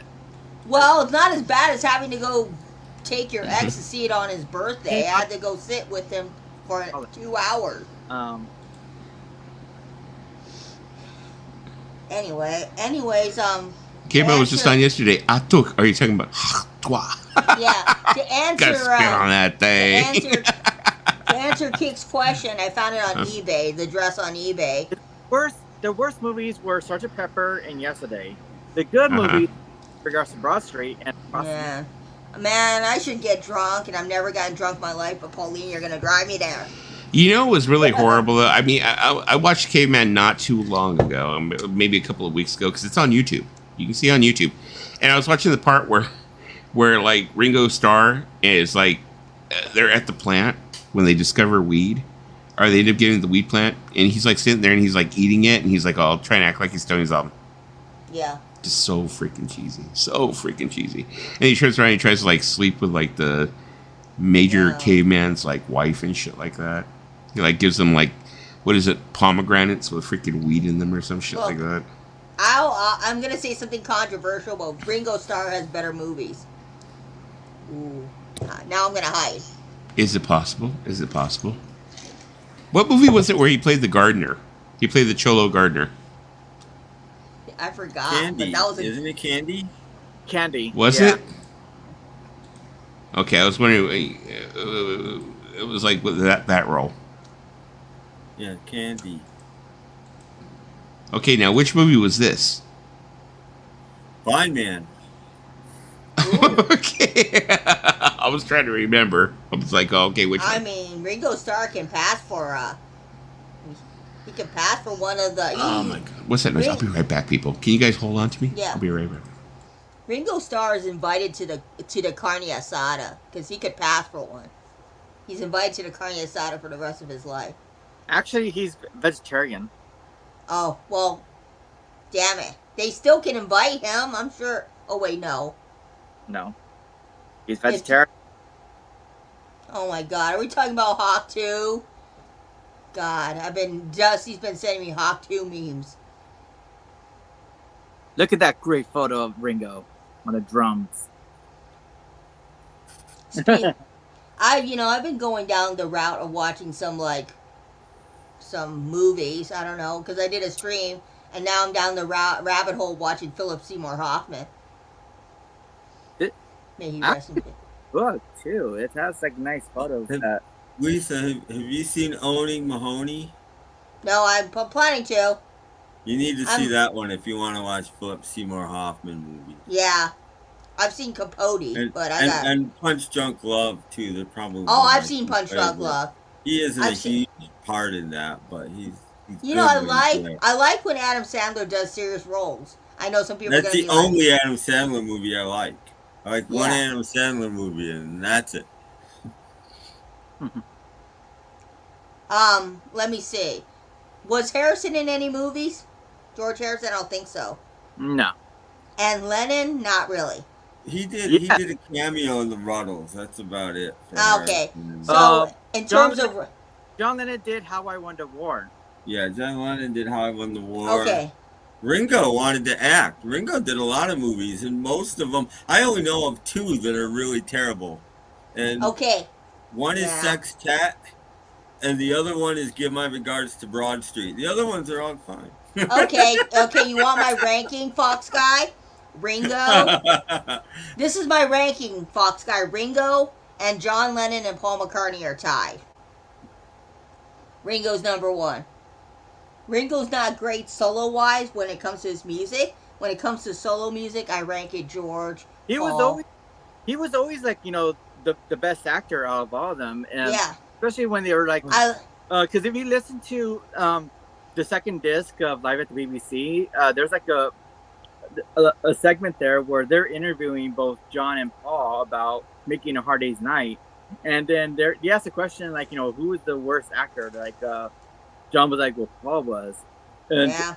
like I think John, like, no, Ringo was the great actor. Oh yeah, Ringo, amazing actor. He pulled off the stop. You know, that's why after that, every movie, Ringo was like the central character. Like Ringo was the one with the ring and Help. Ringo was the one with the crazy aunt and Magical Mystery Tour. Ringo was the one that brought the Beatles together for the Admiral and Yellow Submarine. The only one he was not the central character was Ringo was the one who played the drums in Let It Be. Yeah. He only had one song too, and that was Octopus Garden. Yep. I will definitely do that, Kix. I will check it out. I'm planning to, check out some good Ringo movies. did. Well, I think actually my favorite movie that Ringo was in is probably Blind Man. Yeah, that's a good one. You gotta see the uncut version. Blind Man is a spaghetti western, and it's as good as any other spaghetti western. I mean, it's. That's why I rank. That's why I rank it's Ringo. That's why I rank him high, because I think Ringo had potentials. But you gotta see the uncut version. There's a cut version and an uncut version. Same thing with Candy. There's a cut version and an uncut version. You want the uncut. Believe me, if you're a gentleman, you want the uncut version. Yeah. I mean, I'm watching some interesting movies. I think Paul has to be like my number 2 favorite Beatle actor, because I do love Give My Regards to Broad Street, but I also loved his cameo in Pirates of the Caribbean. He played Jack Sparrow's Uncle James or something like that. Yeah, see, I've never seen it. That movie doesn't interest me, even with McCartney. I've never. Oh, he was good. He played one of the inmates that was in the dungeon. And you can hear it's him because he's singing Maggie May. You know who seriously might be? He didn't do much, but seriously, who might have been the second best actor in the Beatles isn't John. I think George. I mean, George's scene in A Hard Day's Night is fantastic. I think it's great. You know, he walks into that office. It's like it's great. Oh, he doesn't know what office he's going to, and then they're asking him about like this. Yeah. But there's like, and he's giving them honest answers, and to me, that's George. That's exactly how George was. They're grotty. What? Look, she's a drag. She's a well-known drag. We make fun of her all the time. Anytime that we have a chance to. You're not serious? No, yeah, she's a drag. You know, and they're like, get him out. Get him out. We often turn down the volume and make jokes of her and giggle. Yeah, Dusty went to the Packy. Dusty went to the Packy, or he went to the bathroom. All right, I'm back. Yeah. No, I had to go mess with Grayson. He's like at the back in the patio, and he's like all like clawing at the door, the screen door. So I open it to let him in, and he just stands there and stares at me. I'm like, okay, you're coming in? He's like, oh, rubbing all up against the door and stuff. Are you coming in? And he turns around and walks away. So I close the door. I'm like, okay, fine, because I got the air conditioner on. I'm like, I'm not leaving it open. So close it. He goes and he starts clawing at the thing again, like, let me in. So I open it up. He's like, I'm like, shh, you're staying outside. It's like you're raising a teenager all over again. Yeah. So I'm going to go, what happened to Dusty? Did you guys, yeah, Lisa does that all the time. No, they were talking about Ringo's acting ability and Paul's acting ability. Let me see.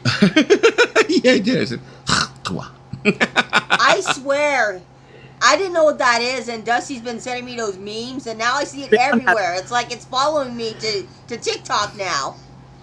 It's become a thing. It is a total thing. As disgusting as it is, because let's be honest, it's pretty gross. But it's like, yeah, it's all over the place now.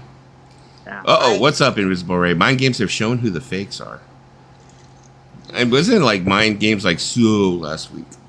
Yeah. Like I think we're over that. Ringo sometimes did bongos. It isn't even out yet. That's the problem with like this. What we're doing right now with social media is things used to last. You know, an album would come, good album it lasts the whole summer into the fall at least. Now it doesn't even last till it's out. Well, it's like you have to. Well, like this cycle we had. What it was like? Okay, mind games and one hand clapping, right? So that was like the whole thing. Is like okay, one hand clapping, and it's like and I had no interest in one hand clapping until I had actually seen the video that Parlogram? Is that? He's not Parlophone. It's Parlogram. Did, and I was kind of like, okay, well, it might be interesting. Give it a listen, I started listening to it tonight for the first time, but I only got through a record and a half before I had to do a movie show. Let me see. I took some video of the lightning. Cool. Pinched a loaf. No, I did not pinch a loaf. I pinched a loaf earlier. I always make sure that I pinch my loaves before I go live. Oh. There you go. None of the Beatles are actors. I don't think so. Lisa, you didn't know, but just Ringo made at least. I'd say Ringo made at least a dozen movies. Ringo, that was a career for him for a while. Let's see. Did Tim get the cube? No, Ray, come on. I'm not even getting the. I might buy the Uncut magazine if it ever gets to America, but that's about all I'm interested in, to be honest. Oh, why did it do it 3 times? Put my message 3 times. My internet sucks. I don't know, Lisa. Why did it? Parlophone. Okay, we already know about the war between Invisible Ray and Parlophone. So, Ray. I'm well aware, Kicks. Ringo is as wooden as Pinocchio. Lisa, I'm sure. But are you sure? She's well aware, Kicks. She's well aware, Kicks. She's well aware, Kicks. No, because Dusty showed me the video and I watched it. I was like, oh, yeah, I know.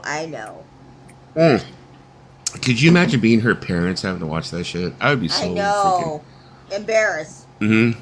I'd be like, this is what's. My daughter, I understand that she has a sex life. I understand that. I don't want to fucking know about it. I don't want to know about her sex life. She don't need to know about my sex life. That's just the fucking way it is. Boundaries. Yeah. That's just the way. You don't want to know about your kid's sex life. You don't want to know about your parents' sex life. You just don't want to know about that. Now, of course, there's a lot of things that she discusses with her mother. Okay, she discusses things with her mother. Fine. Her mother, since she's gotten older, her mother is more of a friend than a mother, it seems like. Because her mother, let's be honest, her mom's going through a fucking midlife crisis. Her mom's definitely, trying to be like one of the cool mom or whatever. No, so they always discuss everything with each other. And the thing is that her mother thinks it's cute to throw things at me every so often. Ooh. Out of the blue. Did you know your daughter blew? Did you know your daughter blew?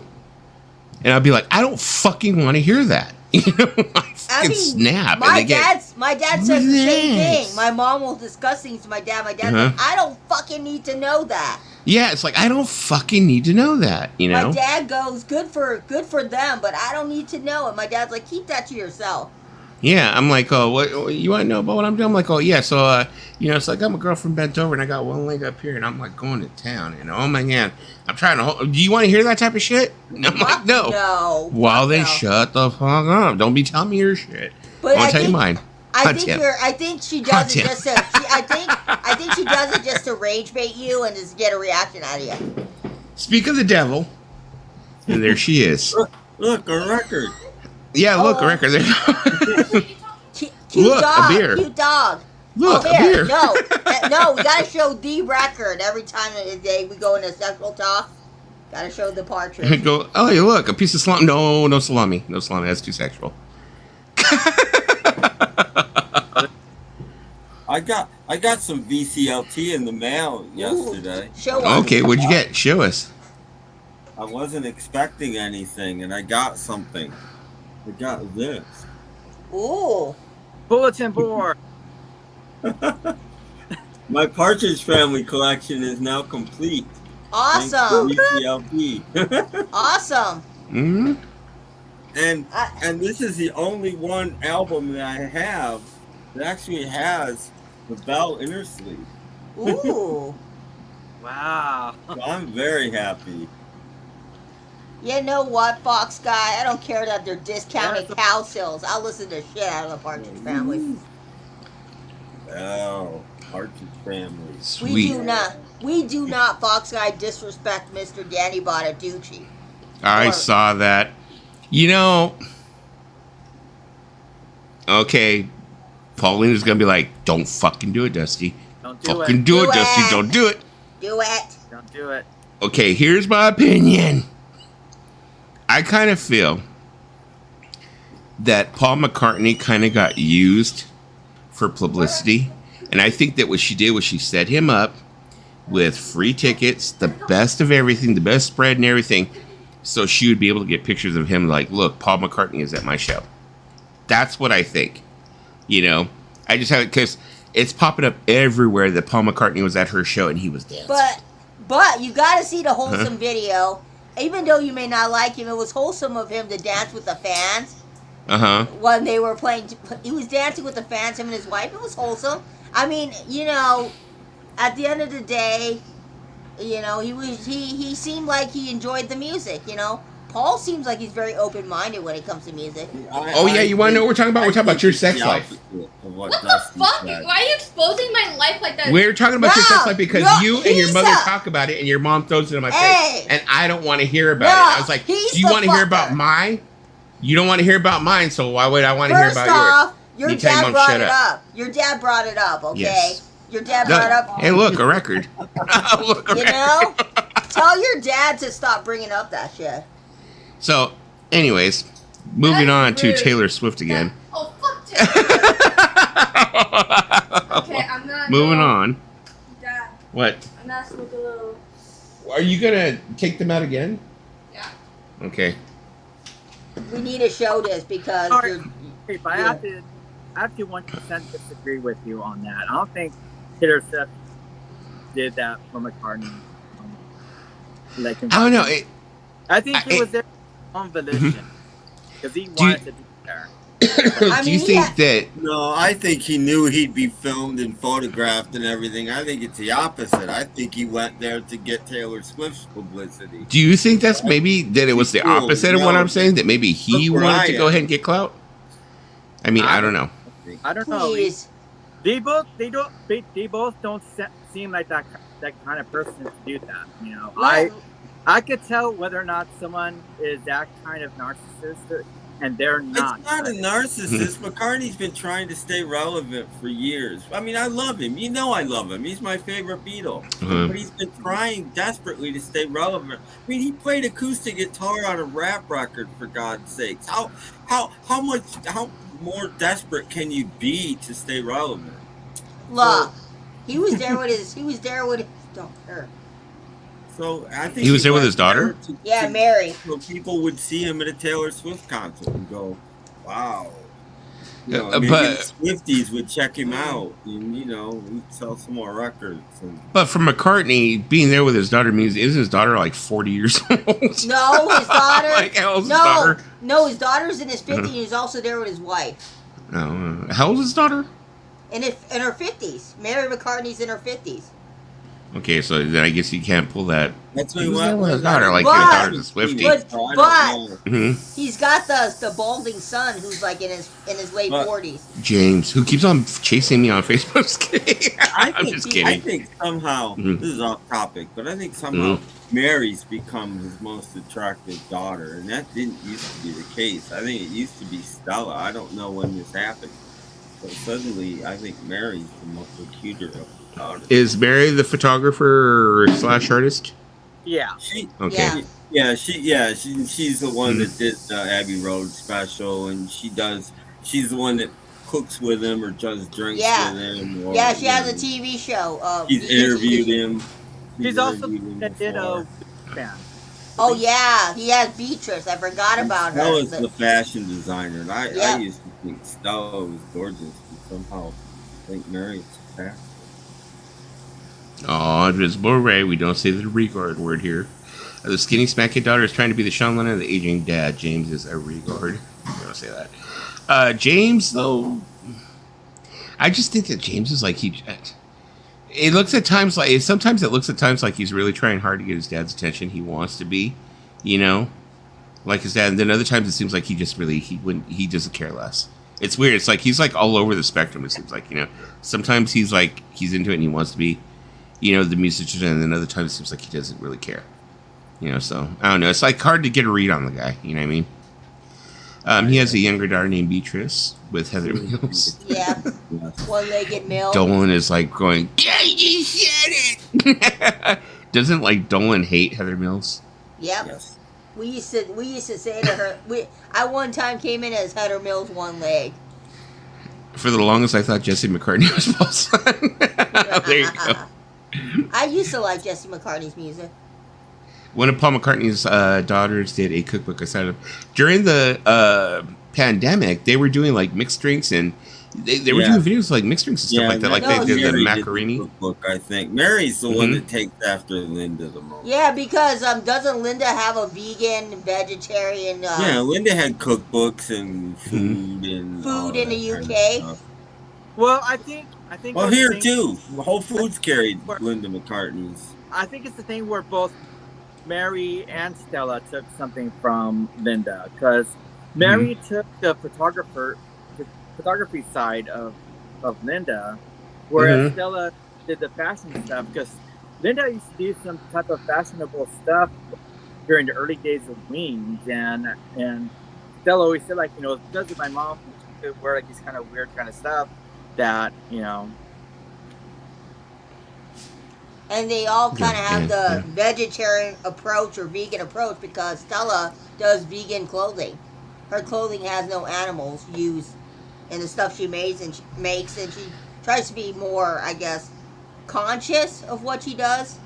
I remember I was in Mayo's stream one time. Yeah. And my plain ignorance, I guess, I had said something in the comments like, well, wouldn't it be great if like Danny and James and, Ringo's son and, Sean got together and they did like, like a small gig of like, Beatles songs, and everyone jumped on me in there like I had fucking like said I was the fucking Antichrist or some shit. No! Yeah. No! I was like, my bad, I'm sorry. Yeah, I said, I just thought it'd be interesting. I'd pay to see it. No! Careful. I agree with them, though, on that. Why would they want their parents' headache? That's I don't care if they wanted to do it, I'd be all for it. But, I think, if they did it, it would kind of be forced. And why would they want it? I just thought that when I mentioned, I was like, I think that'd be interesting. I'm like, I'd pay a couple $100 to see that. I was like, I think it'd be interesting. In a perfect world situation, that would be awesome. But sadly, we do not live in a perfect world, and I think that was like one of the things where the Beatles, the surviving Beatles, were talking about that during the anthology, which was you got into conversation like remember when they tell us about like going around the world? They're like, we talked about like how can we be the Beatles again? like we don't have John, you know, and then they're saying like, you know, like what we think about Julian or Sean, we would not just get them mixed up on all that. So they're even themselves like, you know, like, yeah, let's not involve our kin, you know, in all this, you know, because we don't. They also didn't want them to have like, you know, the change and headaches that they. First off, Invisible Ray, I use an Android phone to take my picture. I'm no expert at taking pictures. There you go, Lisa. Give the finger. And second off, give the finger, Ray, Lisa. second off, Invisible Ray, I'm not a professional, and I never claim to be a professional. You know what? I think that Zach and Danny and Sean should get together and form a band and stuff, and maybe James could be their roadie and bring them drinks and stuff. Yeah, exactly. James can't sing for shit. You know, I think it would be interesting if like the band that Sean and what's the name of the guy from Prime is Les Claypool have? Yeah. If they were to like let Danny join in, that would probably be interesting. I mean, Danny has his own group, right? It's called because Danny's very talented. I think he's very talented. You know, let's not forget that a single went out this year that was a Lennon and McCartney song, which was Primrose, and it was written by James McCartney and Sean Lennon. So we did get a kind of a Lennon McCartney kind of collaboration. And let's not forget one of the most talented, Zach Starkey. He plays for the Who. Zach Starkey might be the greatest drummer drumming today. I mean, he's one of them. Zach Starkey is amazing. He's a really good drummer. Jason Bonham is really, really fucking good. I mean, the thing is that Jason Bonham has been the one who's been trying so hard to get Led Zeppelin to get back together with him. You know, and a lot of people are like, I mean, Jason plays just like his dad. Not you know, gonna happen. Jimmy and it's like, and a lot of them are like, oh, nah, you know, it's not John. John died very fucking young. Let's think about it. It's like, great. It's horrible that he passed away. You know, it's horrible he's not around, but that was a long freaking time ago. You know, that he passed away. It's like Jason's been playing with him for a lot of years. Good luck, Jason, with getting them together because Jimmy Page hates Robert Plant and Robert Plant hates Jimmy Page. And Robert Plant is happy singing bluegrass type. Yeah. And you know what? In his older age, I think he's better at that. So I would just leave it alone. That's a good album, Raising Sand. Yeah, the second one isn't so good. I know Paulina likes it. I didn't like the second one. First one's great. Yeah. Yeah, this is good.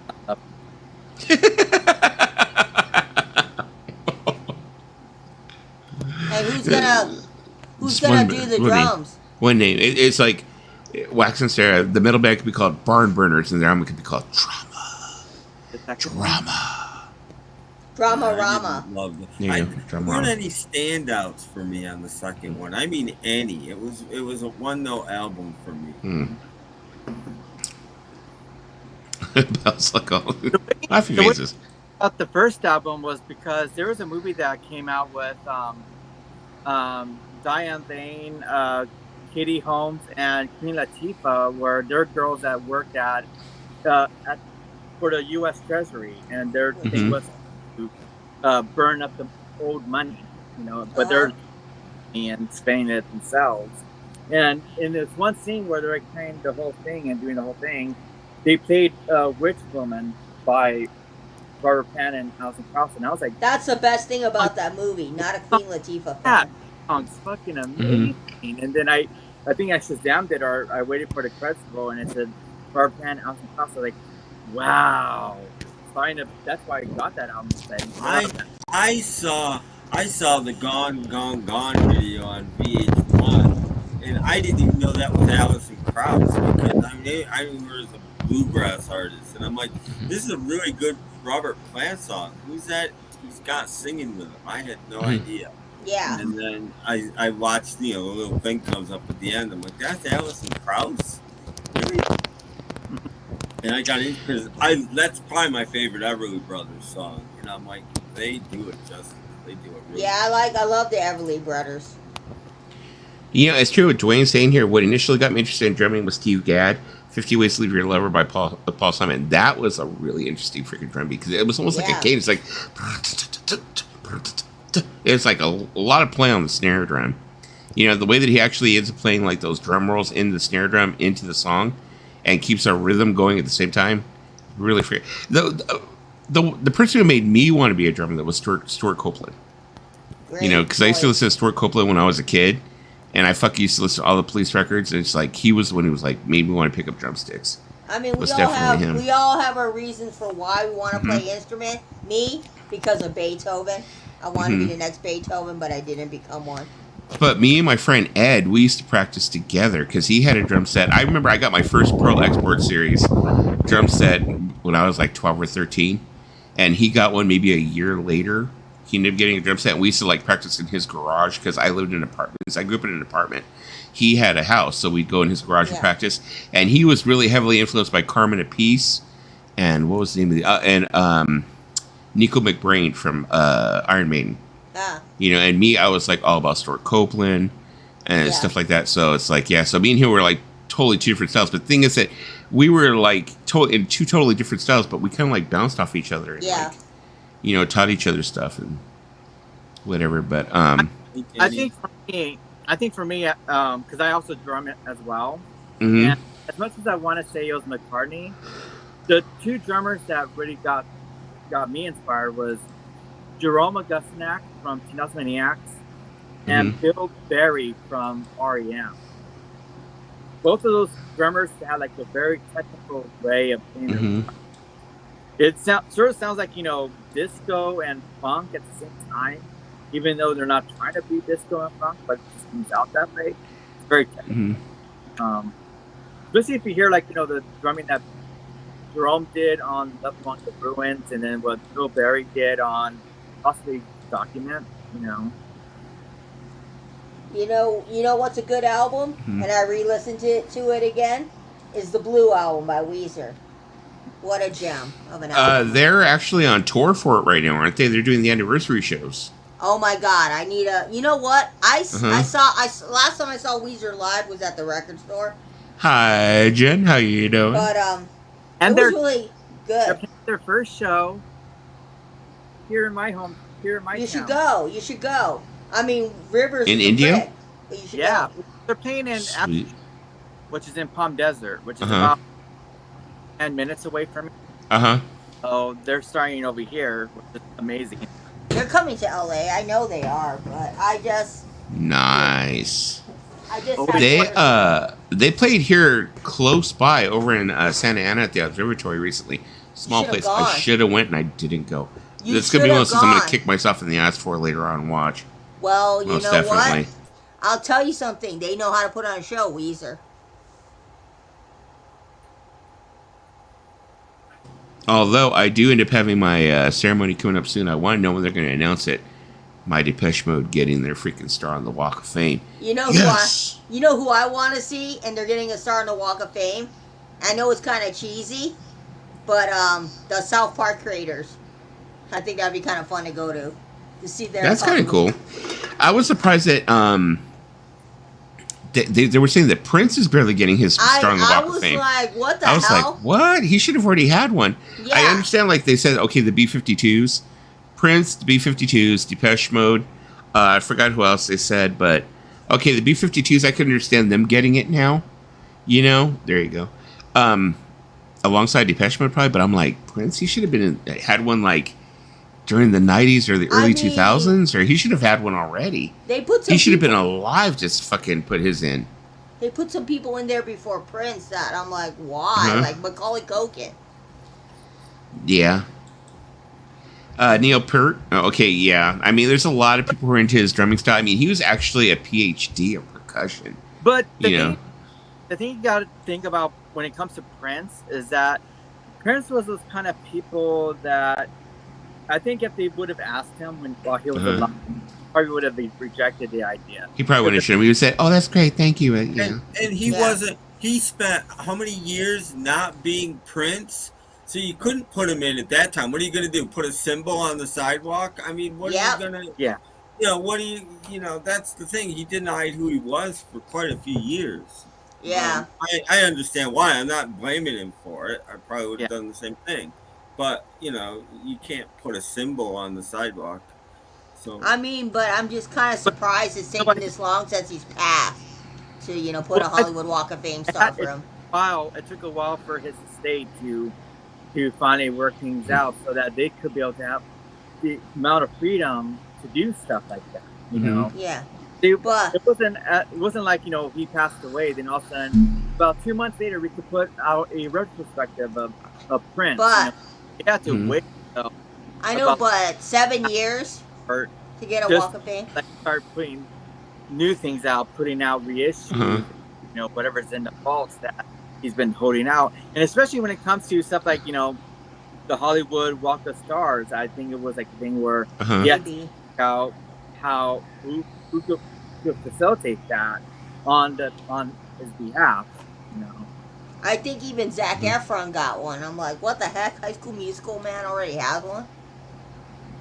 I mean, yeah. I mean, I was just very surprised to find out that he didn't have one. I mean, I understand that like Tim said, during all those years that he was, battling Warner Brothers, and he was, the symbol, and he was like, writing slave on his face. I understand that. Like, would they really have wanted to do that kind of did it at that time? Yeah. I get it, but yeah. Let me see. Invisible Ray said it's like Wings, Paul McCartney, same thing. Squiggle, Prince. Yeah. Now I'm pretty sure Paul McCartney has a star, doesn't he? Yeah, it's right there in front of Capitol Records. Yeah, I was about to say, don't each of the Beatles has one in front of Capitol Records, don't they? Yeah. Yeah, and so does Duran Duran. They just got a star there in front of Capitol Records, also. It's like it says the Beatles have like their own star, and then it's like John, Paul, George, Ringo, Brian Wilson, the Beach Boys, and then whoever else. Very interesting to note, but Emilio Estevez is finally going to get one. If you guys ever watched the Brat Pack. Emilio! Bill Nye. Bill Nye's getting one. Of course, this will be stuff that Lisa would look up. I'm curious. I'm curious. Sue me, okay? I think this is cooler than that. You guys, you should know. You should. Well, Lisa, I don't know if you do, but the other two should know. Do you guys know David Bash? You know who David Bash is, right? He does material issues. I know you've both been there. Oh yeah. Podcast. He got a brick, at the Cavern in Liverpool. Really? Yeah, on their wall. While he was doing IPO, it was the 20th year of him doing the International Pop Overthrow Festival at the Cavern, and they gave him a brick on the wall. Nice.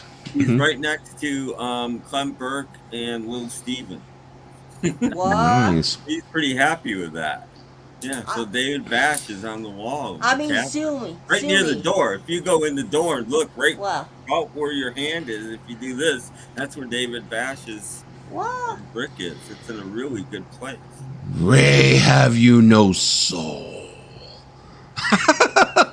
How pretty and pink be crap. Have you no soul? Ray, that is a classic movie, Ray. I don't give a shit what you think. I watch that movie all the time. It was a chick flick, but I mean, it's one of those chick flicks that I still like. I mean, I was watching a documentary, I forgot how long ago, but it's called, was it Finding John Hughes? They made it before he died. And I think during the filming of it, he actually died. It was like, I think the whole premise was, I'm like extremely. Is that the OMD signal or is that the whole album? Okay, it's the OMD signal. Okay, there you go. Yeah. So I know the single and the album have the same exact cover. I'm looking for it. Nice. But no, in the documentary, it was supposed to be like that they were going to go to interview him in Chicago, Illinois. And it was this group of kids. Yeah. And I think it's like on the way there, they discover all these things. They see all these like filming locations, blah, blah, whatever. And by the time they get there, like he had passed or something like that. Like he died some time, somewhere along the way or whatever. There's a box set out there. And I remember mentioning his name. I hope he doesn't show up. AGK had one. It was called the Life Moves Pretty Fast box set. Yeah. They made it on CD and they had it on vinyl, which was actually all the soundtracks, and there was one soundtrack that you could only get exclusively that way, which was the Ferris Bueller soundtrack, because it was never an official release. Yeah, I think Ferris Bueller never had an official release. I think it was one they cultivated especially for that set and stuff like that. I think 16 Candles also had a soundtrack, but the 16 Candles soundtrack was basically kind of like skimmed over. It had like maybe like 10 tracks, as opposed to like how important the soundtrack was with all 20 tracks, and stuff like that. So Ferris Bueller had a single though. Oh, it charted. Paulina must know what it is. I'm sorry, what was that again? Ferris Bueller had a single from the film, and it charted, made the top 40. Yellow? The song by Yellow? No. Nope. Wait, Matthew Broderick had a song? No, Matthew Broderick didn't sing it. Beatles. Twist and Shout. Twist and Shout. He sings it when he's on the float. It was re-released as a single because of that film, and it reached the top 20 somewhere. I mean, have you guys shameless promotion? Have you seen the documentary? The documentary that recently they came out with? I think it's produced by Andrew McCartney. It's called Brat or something. I would. Yeah, I gotta see that too. It's on Netflix, isn't it? It's on Hulu. Or Hulu, okay. I think it's on Hulu because I didn't see it on Netflix. Yeah, B-Side said I got it on CD. Let me see. The box says nice. I know. I was supposed to get one for Father's Day, and I did not get it, and I was very, very upset. Well, they had problems trying to get it. Well, don't talk about your kids, what life, and you'll get a box set. Some Kind of Wonderful was supposed to be a correction to that, B. Okay. Some Kind of Wonderful was another great soundtrack. Yeah. I mean, the main soundtracks. There's what was the name of the guy? There's a guy who is on YouTube who does mostly CDs. He does. He doesn't do vinyl really. It's all track CDs. By track? No, not track by track. He's like a channel that flies under the radar, but he's got I think 12,000 subscribers. Ooh. But he flies under the radar, and every episode he starts it off with, "I'm going to show you my CDs of this," and each episode he walks into his CD library, and he pulls out the CDs of whatever he's going to show you. And he did one on John Hughes, where he was talking about 16 Candles, and he pulled out Weird Science, and the ones that had official releases, the ones that never had official releases, and stuff like that. And I was just like, damn. And he was talking about the box set, which I still have not gotten. Life moves pretty fast. That I'm trying to get a hold of. Well, you know what? You ask your kids for it. You might as well ask Michael and Christopher because it's like a $75 set. So it's I'm just gonna have to bust out and buy it. I think I'm gonna buy the CD set, not the vinyl, because I think the vinyl is $125, $130. I mean, as opposed to 75 for CD. AGK accidentally get it. That's why he ended up with it. I don't remember how he got. You already know how he is. He buys everything. This was years ago. It was a couple of years ago, and he bought the vinyl set. So I like Andrew McCartney, but this is my controversial opinion. Molly Ringwald's character should end up with Ducky. I don't know if it's controversial, but she should have. Who should end up with Ducky? Molly Ringwald's character in the movie, because Ducky. No. Ducky served a purpose. She was supposed to be with Andrew McCarthy. She was supposed to be with Blaine, but he's an appliance for crying out loud. Ducky saved his. Ducky served his purpose, and Ducky went on to do his own thing. It was just. That's just the way it was supposed to be. No, there's an alternate ending. No. There's an alternate. What is going on? I like having control of the mute buttons. It's gonna be like the freaking. It's gonna be like the debate tomorrow. When Trump starts talking, they're gonna be like, "Oh, hit the mute button." You gotta hit the mute button on Lisa. Okay, there you go. You're out of mute jail. There you go. I muted myself. Come on, somebody agree with me, man. European Vacation soundtrack, wasn't it? One of the best songs from a movie soundtrack would have to be "Car Plane pour moi." I've been trying to learn French all week to talk with my cousin's son because that's all he speaks is French. Oh, look at Beazle. I hate Blaine in Pretty in Pink. So you were not Team Blaine. She was Team Ducky. Love you. Somebody agrees with me. So I was Team Ducky. Team Ducky. Ducky was a nice guy. Ducky did everything for her. See, that's what I'm saying. See, even freaking Dave agrees with me. I strongly disagree with Lisa. Ducky was more like a brother to her. It would have just felt super cringe. It just was not right. It just did not feel right. Blaine was, don't even get me started. There was confusion about the end of Pretty in Pink, but Molly went for McCarthy. It's supposed to be the Romeo and Juliet kind of thing, but I still agree with Lisa. Ducky was cooler than everyone. He was cooler than everyone. But Molly Ringwald likes the bad guys. Okay, she got with Judd Nelson's character. She likes the bad boys. She likes the bad boys. Yeah. What you gonna do? When they come, I used to binge watch that TV show Cop. Any ending would be an alternate ending to me as I walked out the theater before that shit film was over. Fox guy. I didn't pay for Zoolander. Okay, Ms. Bore. Who's giving up to Kitty? Who's giving up to Kitty, Ms. Bore? Probably Ms. Bore. Is that the movie where Michael Anthony Hall was under a glass table? No, that was 16 Candles. Yep. Yeah, that was 16 Candles, and Lisa was in that too. Long Duk Dong. Yeah, I was in that movie. I was seeing the Asian guy. I need to do that. I need to get one of that sound effect, because remember every time Long Duk Dong would talk, you would hear a gong. Yep. I gotta do that for Lisa. I gotta get gong sound effects every time she talks. You hear it. I go gong. Or if you want to even be more stereotypical, you can have the China Girl song in the background. Yeah, but I think the gong is more appropriate, because every time he talked, he'd be like, "Oh," they'd look at him and be like, "Bwah." I mean, I love that movie. Lisa just fucking hates me right now. Look at her. She's like, "Oh, I'm gonna keep that fucking gun." No, because I'm like, at least you're not doing a stereotypical Asian sound. Fox, I said, I erased that shit from my mind.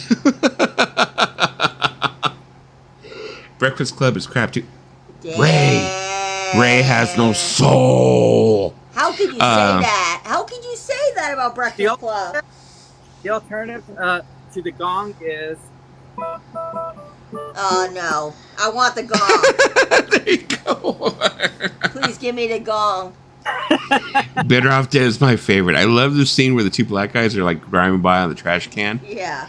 Or no, they're on the bridge and the trash can's rolling through and John Cusack is in it and they go, "That's a shame. Throw it away. A perfect good white boy like that." Fox Guy said, same movie in my opinion. Posh Kids at School. Nah. All those movies were saying they were not the same, Fox Guy. They were different. They had different stories. I didn't really. I don't even know if I've seen all those movies. Those movies were geared towards women, I think, because they were not really geared towards the dudes. Okay, I'm gonna go ahead. I'm gonna freaking dox myself. My real name is Rick. So I grew up with my mom calling me Ricky. So when Better Off Dead came out, my friend Ed and my friend James fucking teased me relentlessly. Especially the part where they go, "Gee, Ricky, I'm real sorry your mom blew up." They would say that shit to me all the time. And then also my mom had a really bad habit that whenever I was out, she would like lean out the door and she would scream my name. She'd go, "Ricky! Ricky!" She would call me. So they would freaking make fun of that all the time. They'd be like, "Ricky! Ricky!" all the time, like the fucking mom and Better Off Dead. People are surprised. People are surprised about your name. They're like, "No." Yeah, Ricky! Ricky! If it makes you feel any better, I still call him Dusty. Because it's just a natural habit. The OMD song sounds so poofy and PIP, Pretty in Pink. It was a good song. I mean, it's not their best. I mean, they had so much stuff that was really, really good before. I like Electricity. That's one of my favorite. And you know what was really... Oh, I'm sorry. Go ahead, Paulina. I feel like when it comes to If You Leave, I think they should have kind of mixed that Abbey Road. Because then I think that song deserved to sound bigger than it did. Uh-huh. You know what's funny is when I saw them open up for Depeche Mode in 1988, the Music for the Masses tour, the big 101 show, I remember they came out and they played, and they were going to play that song. Mm-hmm. And at first, Andy McCluskey didn't want to play it. He's like, "Oh, let's play something different." And everybody's like, "No, play it. You know, If You Leave, play If You Leave." And he's like, because you have to think at the time that they were on that tour with Depeche Mode, or actually they played that show, not on tour. It was, they had a singles collection out. It was like the best of OMD. That's what they were promoting, was the best of OMD. And it had like songs from like, way back, from like Junk Culture and, Dazzle Ships and everything like that. So, and stuff. But yeah, so there was a lot of people there who wanted to hear old OMD. They didn't want to hear If You Leave. They didn't want to hear stuff from like, Pacific Age and shit like that. They wanted to hear like the old shit. So, but Bonsai, to think about it, that movie had hella races. Yeah, it did. Yeah, it did. But we were young. We thought it was funny. We just we didn't put that much thought into it like we do. I just thought I'd bring this up. I'm really super excited, but guess what's coming out in the future? They're gonna do a new Karate Kid, and Ralph Macchio's coming back. And also, where the hell is my Cobra Kai season 6? It's coming up. It's going to be here, I think, in July. Not July. It's supposed to be here in December or November. Oh, thank goodness. Thank goodness, because I was about to go and write a lengthy letter to... Because I saw... movies. If they do Rick, a new... what? What? If they do a Karate Kid movie, I hope that they also bring back William Zabka for that. Well, they're bringing Ralph Macchio on board and Jackie Chan. Yeah. So I'm hoping they bring back him. Did you look the international? But it's already in production, Paulina. It's coming out. Because William Zabka is the real Karate Kid. Yeah, so is Ralph Macchio, man. That man never ages. I need to know his secret. He's 60 years old, and he looks like he's 40. Weird Science is my favorite Johnny Hughes film. That is one. They're all favorites. I think the only movies I really didn't like by him were like Uncle Buck, Curly Sue. But everything else, I was into. I was into everything else. I thought You it was didn't like dark. Uncle Buck? Dark Wasn't was too good. much for it. Wasn't too much for it. Planes, Trains, and Automobiles. Yeah, of course. Stuff like that. I liked Uncle Buck. I thought it was a fun That's movie. probably his best film. My mom used to play that song for me when I was little. Fox Guy, Ricky, don't lose that number. I'm thinking that's what you meant. Here, Radiology. No, the remakes. We need new ideas. They said that they were going to make the Breakfast Club. They were talking about remaking that. I was like, no, we'll riot. We will riot. No, There's new. Just come up with ideas. It's not. No, I don't. You've been doing it for 100 years. You can keep making. You know what they're remaking, and I'm really not too happy about it. They're remaking the Never-Ending Story, and I was like, really? I was like, no, that's my childhood. I'm through with any major studio at this point. I really. You know what it is? You know what though? I understand. It's like us as older people. We get really disgusted with the thought of them remaking these movies. But if you think about, for us it's endearing, but probably for like a new generation of kids, they would need the new special effects, the new this, in order to for them to be engulfed in the story. Well, why can't you just tell a human story? Kids aren't interested in other people. They're only interested in plane crashes and car crashes and fights. If that's it, then humanity's doomed. I'm serious about this. I talked about this on the movie stream today. I didn't know. I never heard of this movie. You guys probably never heard of this movie. This is a 2017 movie. It's not that old. The Post. Never heard of it. Oh, wait. Yeah. Nah, I've heard of it. Oh, yeah. Meryl Streep, Tom Hanks, directed by Steven Spielberg, and nobody's ever even heard of this movie.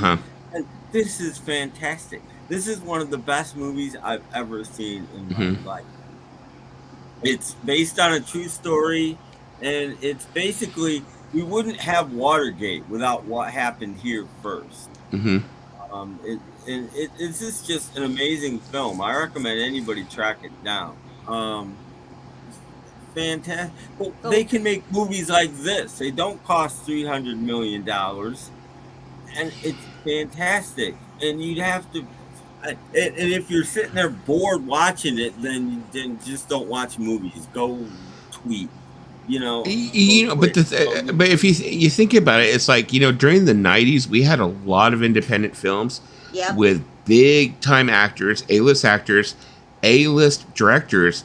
A lot of independent films that were made that we didn't actually find until they were on video or DVD that were excellent fucking films. That was it seemed like during the 90s that was like a trend. you'd find a movie that was like aftermarket it's or whatever. Becoming a trend again, thank goodness. Hopefully it is. Hopefully it is, because I mean, most of the movies anybody wants to see are smaller. I'm not saying small, but smaller, film that and that's a good thing. But that film was fantastic. I mean, I've not seen it. There you go. I think that in today's today, I think the Breakfast Club wouldn't have happened, because I think nowadays it's like all the kids would be on their phones. They wouldn't have spent time talking to each other. No. They wouldn't have been like trying to find out who the other kid was. They would have been on their phones. They would have been on their Twitter or their Facebook, or their Snapchat or their TikTok, writing about how much fucking Saturday school sucked. Yeah. And everybody would have to be of a different race and a different everything. And, because that's the way it has to be. The weird girl would bring out a box of wheat germ or something and put it on bread. Put a whole wheat bread or a tortilla. The weird girl. No, they'd make her goth. They'd make her goth. Look, it's not funny. They're gonna make her goth, the weird girl, because they think that everybody who's goth is weird.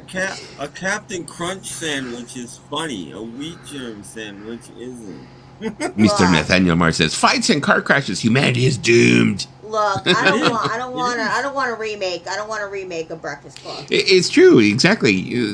Jen, they would like not talk to each other. They would be on their phones, and they would just, unless their phones were taken away, I still don't think they would talk to each other. They'd be like, you want to know what's funny? I went to my They DM each other. There you go. I went to a party. Of my relatives, and all the little kids were on their iPads. They all had their iPads just walking around. I'm like, those are that's iPad the problem. kids. Nobody talks anymore, and that's why, it's weird. Here's the weird thing about that whole social media thing, right? Nobody gets together and talks anymore. A bunch of kids would sit in a room, all be doing this, right? But yet those same people will sit out there in the chat and watch other people do it. Don't you find that really weird? I find that extremely odd, but that's the way the world is now. No, me and my friend, when we were in high school, we had a Garfield book. We didn't have phones back then, so we would, write our little notes in the Garfield book when we wanted to talk with each other. Oh, are you talking about slam books? No, I remember that was a thing too. Slam books, like you would pass the book around. Well, I went to Big Lots and I saw this Garfield notebook, so I bought it. And me and my friend, we would just ask each other questions, and then we'd answer it. I'd give it back to her, and we were talking about Dana Carvey. Kind of like 16 Candles. Be like, have you ever touched one? Have you ever touched one? Have you ever done it? I think so. Ashley's going to walk by and be like, Dad, you're embarrassing the whole world. I'm Hoffer. I had a weird dream that would make an interesting movie. Earth was overtaken by giant hamsters, and we became the pets. Humans traveled by habitual tubes. Okay, habitual tube. Habitrail. There you go. Habitual tubes. Yeah, it was weird. Didn't you watch any kind of like Twilight Zone or The Outer Limits during the 50s? Sounds like a 50s show. To me, that's what it sounds like to me. Well, the Twilight Zone where they're like dolls trapped in a cylinder and was like that. I don't get the whole furry thing. I saw a video of a girl dressed up as a dog, and that's how she dates. Good night, Jenny. Oh, good night, Jen. Bye, Jen. Mr. Vinyl Kick said, in real life, I don't think you're allowed to talk to others in Saturday school. It's meant as punishment. Oh, yeah. I ended up one time with detention because I told the teacher, you're going to make me not be able to drink water? You want me to die? You know, Vinyl Kicks, you miss with the boy, you get the horns. See ya, B-sides. Good night, y'all. My big disappointment in the Breakfast Club is you never hear the end of Judd Nelson's joke. Remember, he's crawling over the ceiling tiles. And he goes, and he falls. Something walked into a bar with a sheep under his arm. Blah, blah, blah, blah. Bartender says, and he says, they fall through the ceiling, and you never hear the end of the joke. Yeah, because at the end he's all, and then he says, "Oh shit!" That's it. He like falls through the. That'd be interesting to see him like do one of the panels. because I think they've been doing anniversary panels. Like, I don't know if it was this year or was it last year. They're doing anniversary panels. It would probably been interesting to ask them, well, what was the punchline of the joke? Yeah. You know, like people would ask like Tom Hanks, well, what was in the package? You know, at the end of Castaway. I want to ask, and I forgot to ask. One person I wanted to ask a question to on Matter, and I forgot to ask the question. I wanted to ask Susanna Hoff on the cover of the first Bangles album. What 45 is that on the record player? I've been dying to know for, and I've met her and I didn't ask her. Yeah, because I think it's like an outtake. I remember this was like, well, in the early day of DVD. I mean, I'm pretty sure you remember, Tim, that the Castaway DVD, when you would buy it, you had Easter eggs and you would have to do this thing where you would turn around, do a certain code, and then you would go out to the side and the wings would, highlight. And then you would hit it. And when you hit it, it would be somebody asking the director who was doing a panel, well, what was in the FedEx box? And he would say, oh, what was in the FedEx box? Well, if you want to know what's in the FedEx box, I'll tell you. He goes, it was a satellite phone, blah, blah, blah, whatever. Yeah. Like, it was something like he really could have used, like, call to, like, have somebody come help him. He's like, well, it was a satellite phone. That's right, Hop Frog. You're exactly right. I'll tell you a secret about the Easter eggs.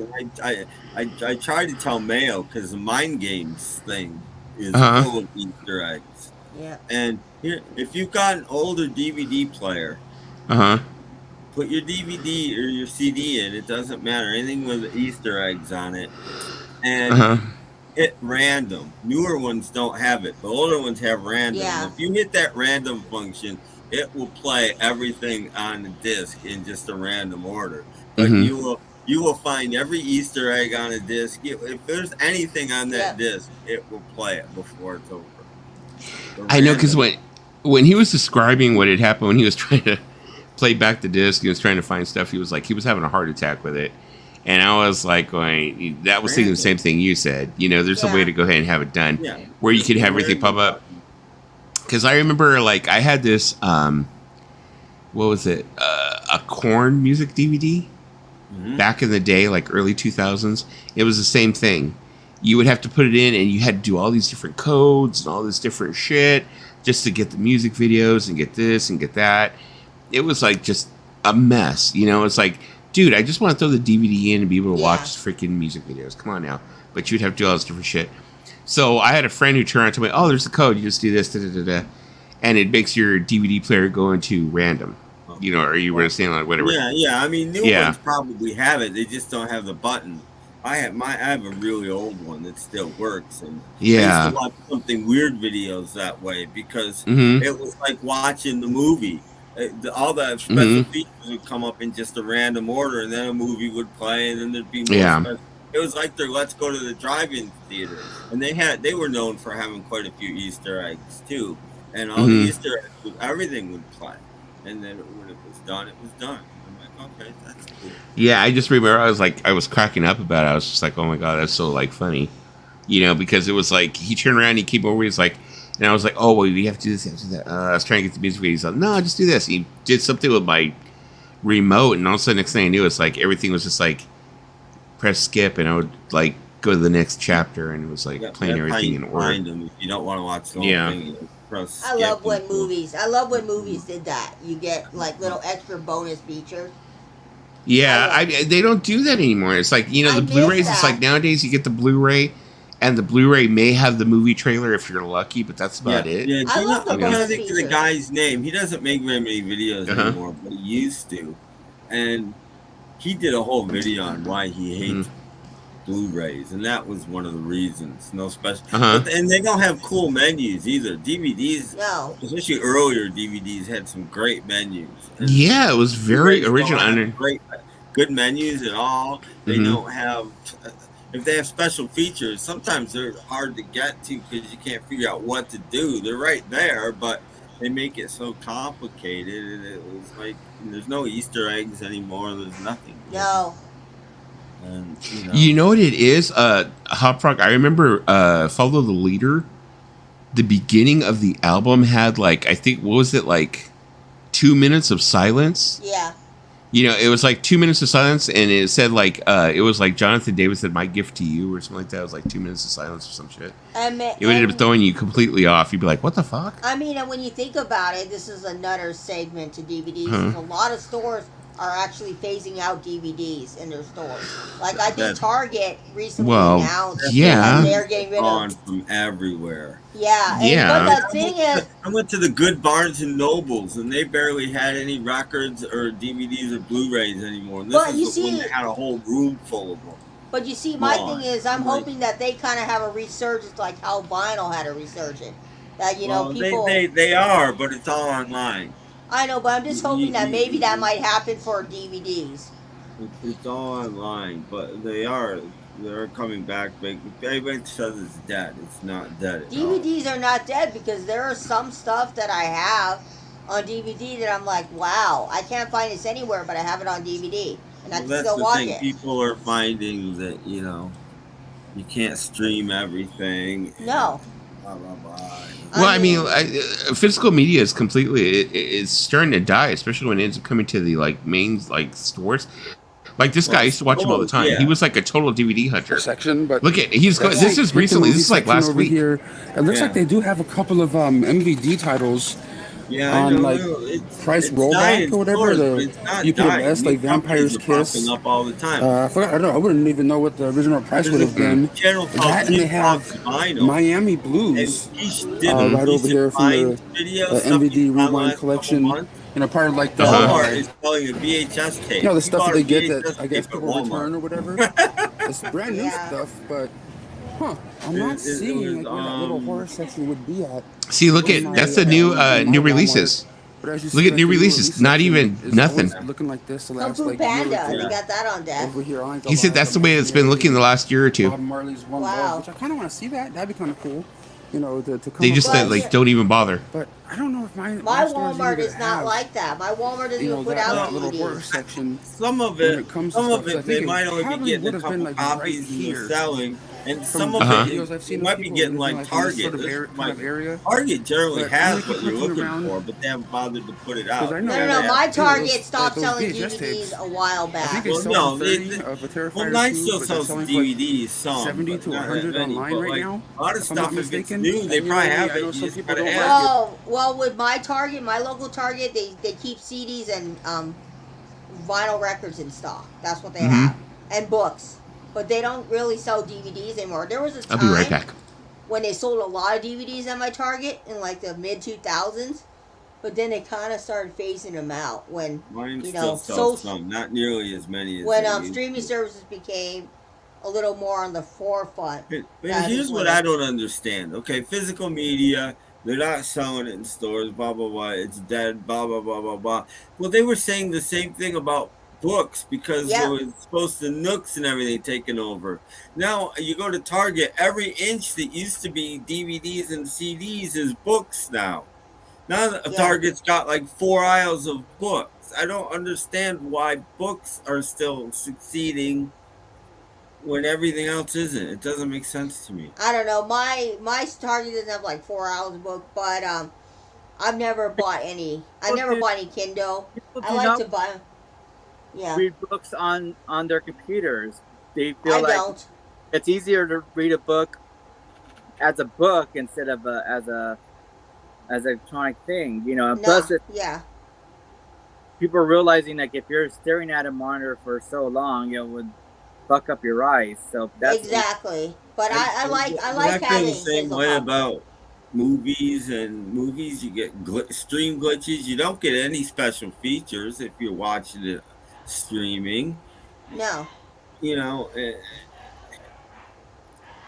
I don't know. I just think that tomorrow it can be gone. I just think that streaming. I think that streaming killed a lot of things because, as I said, back in the mid 2000s, like 2000 to about maybe 2007, there was carrying a lot of DVDs.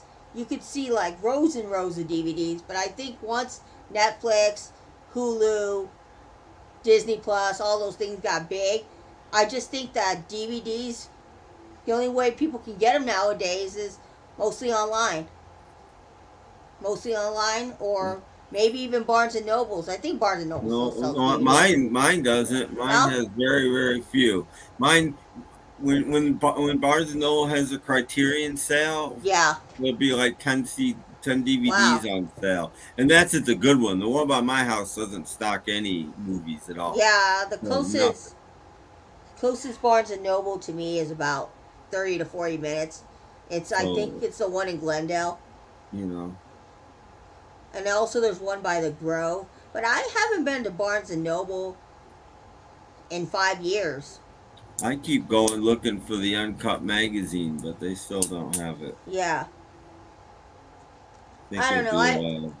I'm just thinking that one day DVDs will have their resurgence, like records. I'm just thinking they already are. More people are buying them. When a company prints it now, things are going out of print really quickly, because it's all licensing deals now, and they're selling out quick. They're not making as many as they used to, but they're making more titles. Last year, more DVD titles came out than any other year ever. Yeah, well, what I'm thinking is dying. Like 40,000 titles came out last year. Yeah, I'm thinking if it does, what you said, that it does have a resurgence, but I'm thinking that maybe like the way records are, maybe eventually we'll get like special editions of DVDs, like they do with the records. Well, I don't know. They already do. There's already steel books, and DVDs probably are dying. It's going to Blu-ray, but it's the same thing. It's just better quality. I mean, we are getting special editions, but what I mean is that stores will start carrying them again eventually. I don't know. Stores around me, like I said, the record departments are dying. Everybody's. Target, Walmart, everybody, they're all. No, my store carries, as I said, my store just carries CDs, records, and books. And my Target only carries about 20 CDs and about 25 albums these days, and that's it. Like Walmart. What we end up having out here is like, it seems like the Walmart only carries they carry a lot of vinyl. But this is the thing about the vinyl, like that they carry at Walmart and Target, is that it's all like gone through. It's like it's opened, it's abused, it's like beat up, and it's like you really have to like go through it to find like records in good shape if you're gonna buy any of those records. You know what I mean? It's like you really have to, or you have to be on there on the day of release of the record in order for you to get a good copy of it, because otherwise it's all beat up, they're open, and all kinds of other shit. Now the thing also is like the CDs, it's like they have a lot of the $5 CDs, stuff like that. They have a lot of junk, and they only have like maybe like 4 or 5 rows, and that's it. The most popular titles. I'm not looking for that, and anybody that's a record collection isn't looking for that. Well, not even that. It's like sometimes it's like if you go on the day of release of an album, like they usually they release on Fridays. I mean, before it seemed like back in the day they would release on Tuesdays. It was new release Tuesday. Yeah. You would go pick it up, whatever. Now it's like supposed to be new release Friday. Yep. An album comes out and it could be a really popular title, and you can go to Walmart and be like, no, we didn't get none. Yeah. You go to Target, no, we didn't get none. Go to Barnes and Noble, maybe they'll have 3 or 4 pieces. That's why I go to my if Target got it, you probably got to ask for it because nobody bothered to put it out. Yeah. And then you ask them, and they look at you, they're like, what? You go, do you have 21 Pilots of Clancy? Like, do you have 21 Pilots? What? What's that? My Barnes and Noble. I was looking through the records one day, and the woman comes over and says, "Are you looking for anything special?" I'm like, "No, I'm just looking." She's like, "Because we've got this many records in the back, but we don't have room to put them out. So if you're looking for anything, just let me know." And I'm like, "Well, what good is that?" Yeah. Yep. Are you telling me the plot to Grease 2? Yeah. Go Rider. I don't care for Grease 2, but I actually do like Grease 2. Reason being is it was filmed in my hometown of Norwalk. And I remember at the time that it was filmed, it was filmed at this place called Excelsior High School, which is on Pioneer Boulevard. Pioneer and what's the other? Firestone was? No, Pioneer and Alondra. Okay. I grew up on Pioneer and Fallon, way down the street. Well, at that time, my dad, his sister, lived on Pioneer Boulevard in Excelsior or something like that, which was a little bit further from the high school. So we would go to his sister's house all the time for barbecues, hang out with my cousins, blah, blah, blah.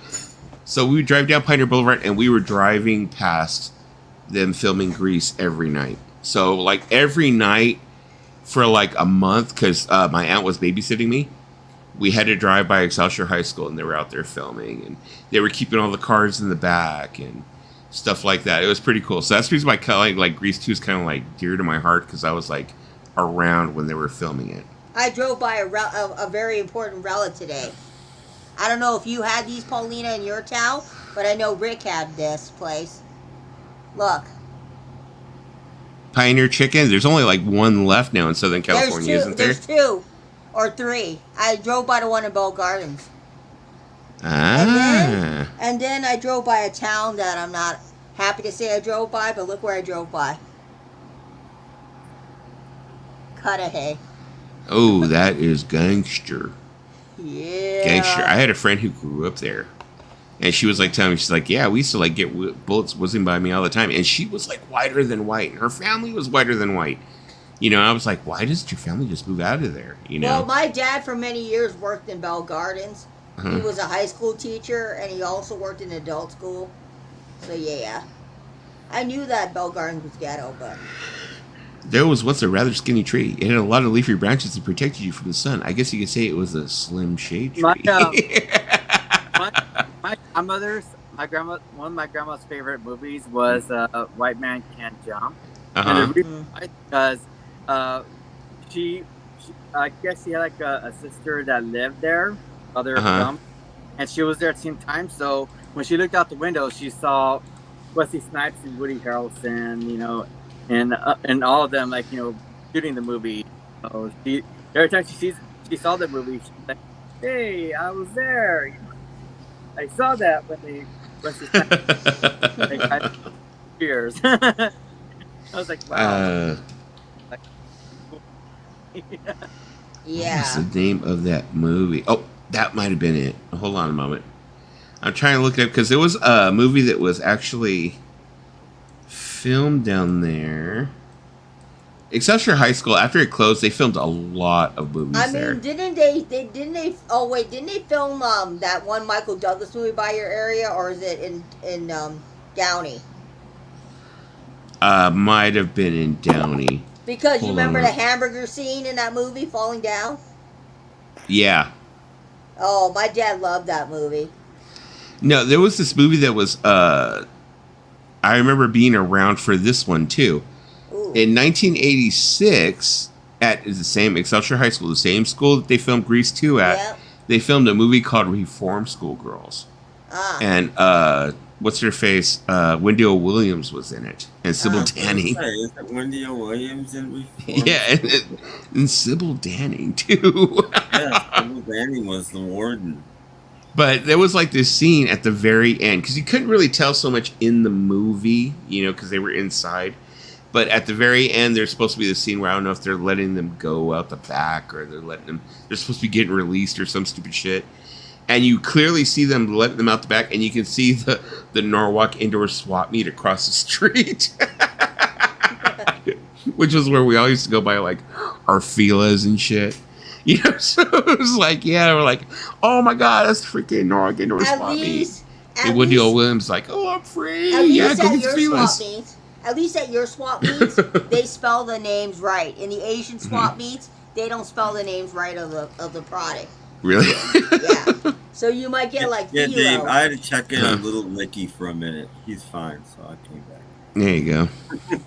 Oh, I love Lucy. I love Lucy. That was my favorite show as a kid. You know, it's like, okay, another freaking story. I dated a girl, you know, actually recently when I first started talking to you, Lisa, there was that chick Fei Lin. Yeah. She was very into I Love Lucy. I mean, she collected everything.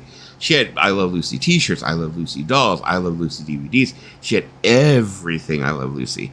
And I used to she used to make me watch it all the time. And it's like, I really, really actually got to like I Love Lucy. Yeah, I've been watching it since I was a kid.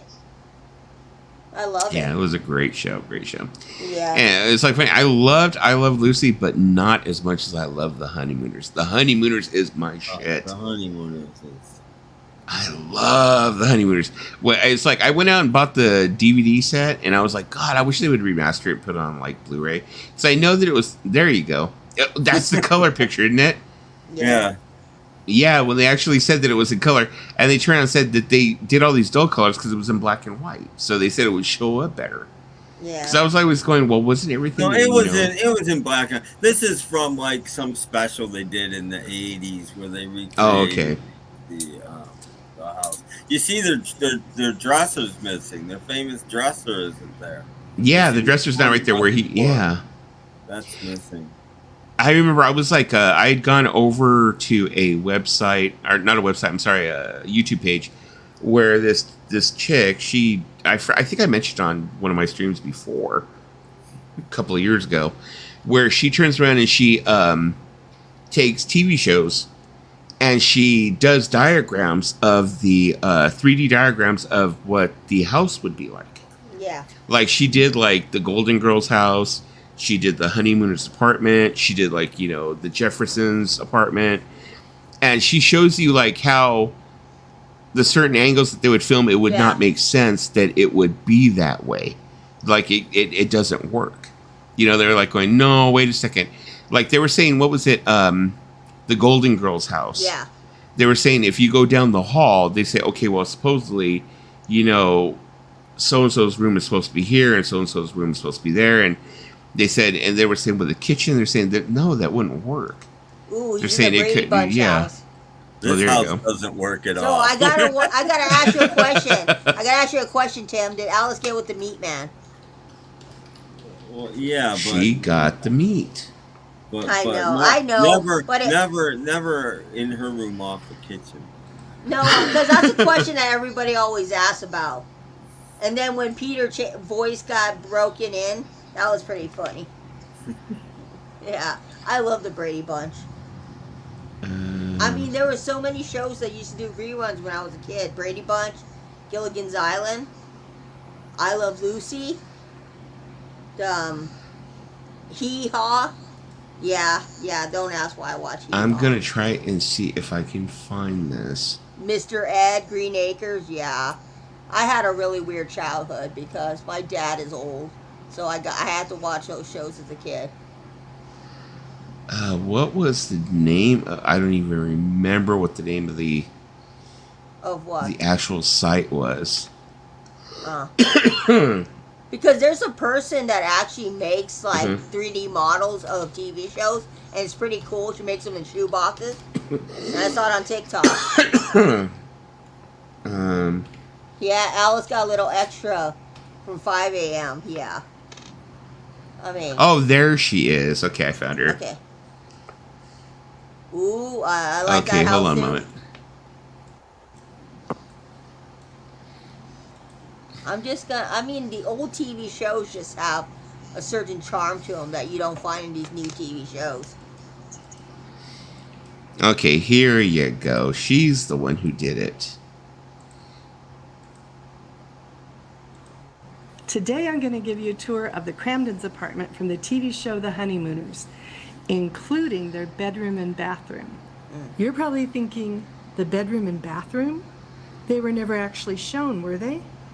So how am I able to show you rooms that never appeared during this series? Watch and find out. Ooh. Nice. Hi, I'm Marina Coates. Welcome to Behind the Scenes, where we get up close and personal with all your favorite TV and movie homes. Almost every scene in The Honeymooners was shot in that tiny, cramped room centered around the kitchen table. Yep. We never got the chance to peek at the Cramdens' bedroom or bathroom. But today you'll get to tour the entire apartment, including That's true. You those two never, rooms. ever saw their bedroom or bathroom. I had to do a little detective work to make that happen. But luckily, there were plenty of clues to help me pull it all together. Let's get started. I can't go in because the Cramdens, Ralph and Alice, lived on Chauncey Street in Bensonhurst, Brooklyn, New York City. Interestingly, the very same street name that the young Jackie Gleason himself Jackie grew Gleason up on. was a very good-looking It's man a when he was small young. apartment with Not only gonna one lie. Oh, there you bedroom go. and one bath. Wow, There isn't okay. even a sofa. They sit on one of only 3 hard chairs, even when they relax to watch TV. I know. I It was gives a like, the claustrophobic episode with the feeling to the TV. set. Some people speculate that the name Cramden was meant to allude to the idea of being crammed into that tiny space. One curious feature to their apartment, which was obviously done for staging purposes, is that their front door opens out into the hallway, making it a bit difficult when visitors come always through thought the that door was as kind they of have to strange, open it too. outward to let them in. But a lot of houses in Florida We are see like them that, in though. possession But of a TV set Yeah. at times, but most of the time not. When we tour the apartment, you will see the 4th wall, which is never shown to us during the series. This is where the audience and cameras were placed. But we do catch a glimpse of the corner of their bedroom and a small hallway past that. That hallway wouldn't have gone to a bathroom as that was already in their bedroom. And there couldn't even be a closet there because it would have encroached on where we know the wall of their bedroom to be. So I just left it as a nook and placed a dresser there for additional storage. There wouldn't have been a window on the 4th wall either because there are already windows here and here. To have a window on the 4th wall would mean the apartment building was only 14.5 feet wide, and that just doesn't seem plausible. We'll take the tour in color now, but at the end of this episode, as a bonus feature, you will also have an opportunity to watch the full tour in black and white, the way we all remember it. It is pretty I mean, it is pretty true what he says. In a lot of TV shows, there's certain rooms they never show you. And you kind of like, why?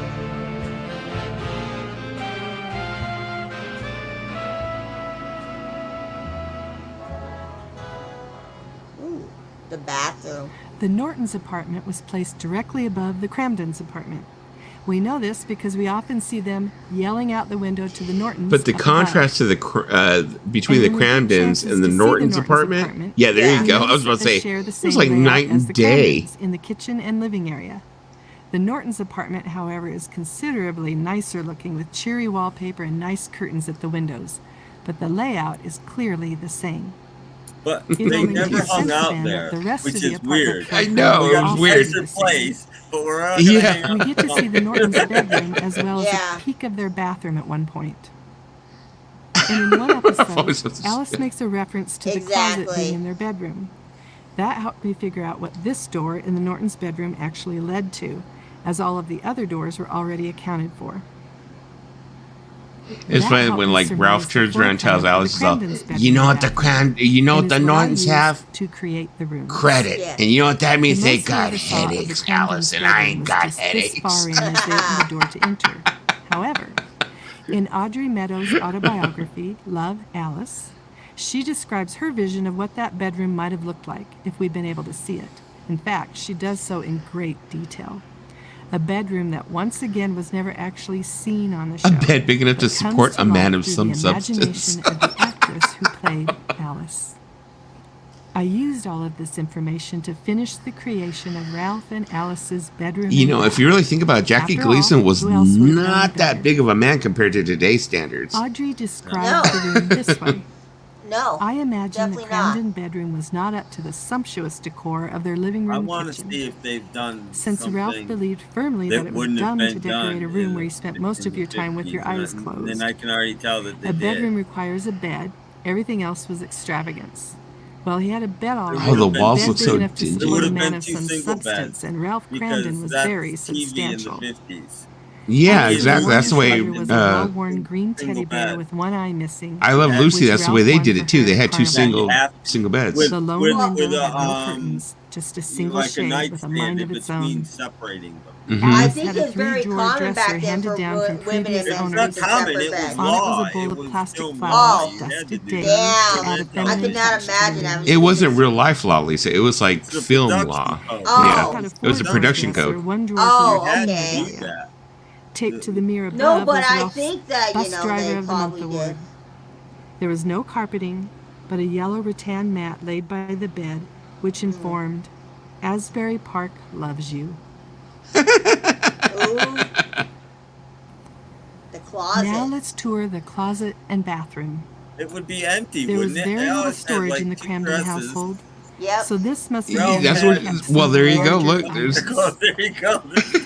what dress was the one she's wearing. After we Now- tour the bathroom, I will then take us on a quick tour of the entire apartment in one loop. If you want to see it in black and white, that will be coming up at the Now I end. want to see the I Love Lucy house. 'Cause I'm now married. I think with I Love Lucy, they show both apartments. They show the old apartment, Yeah. and they have the Hollywood apartment. When And they then moved they to had that. Hollywood. And then they had that brief apartment they lived in that was not in Hollywood. What about when they moved to the house? Yeah, exactly.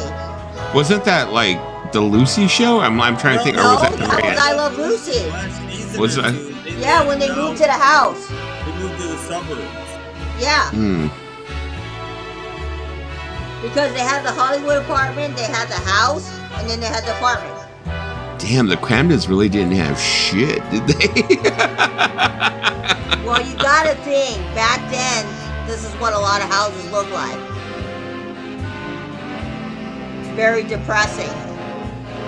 And Alice was hot. Why didn't she just? I don't know. It's the 50s. I'm like, why didn't she just leave him? You know, one of my favorite lines is something like they're discussing what Ralph makes, and I crunched the numbers, and the Cramden's Alice, be apartment quiet. I comes don't in at want my salary to 527 leak out. square feet. Alice says, "Your The salary current cost of a can rip out." one-bedroom, one-bathroom Yeah, apartment there you of this go. size in Bensonhurst today is $1,550 I, a month.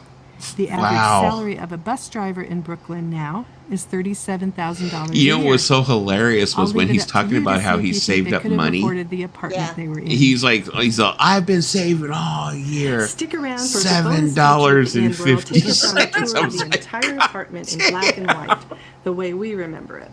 Subscribe if you don't want to miss. He's any I've future saved TV up and for movie Christmas home tours. $7.50, But as for today, Alice. that's a wrap. See you next time on Behind the $7.50. Like that Scenes. was big money.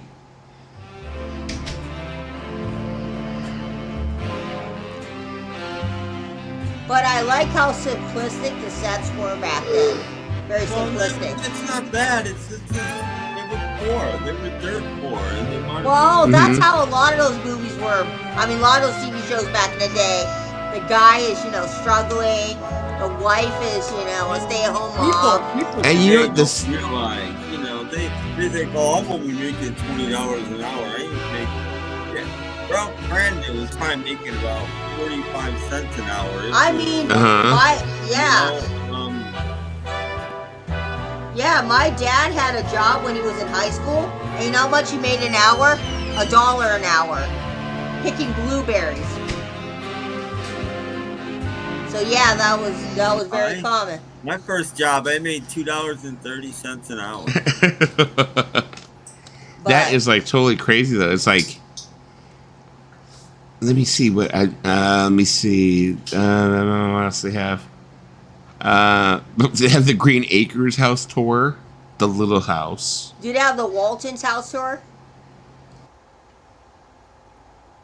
Ooh. Green Acres is a place I've got to one be. they don't have. What? I guarantee Fraser's they don't have apartment. this.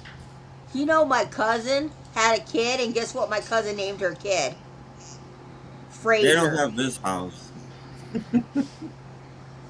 Oh, yeah. Okay. Tech Moan's house. They don't have Tech Yeah. Moan's house. I guarantee they don't have Tech. Oh, look, they do have Lucy's Country Home Christmas tour. Ooh. All in the Family House tour. Ooh, let's see all in the family. Tour Lucy's Country Home. Full House. Yeah, The Ponderosa. that was what I was talking Hey, about. we need to see the most important house ever, and that is the Partridge Family house. Let me That's see if true. she has it. I wonder if she would. They'll leave it to Beaver House, the Bewitched House.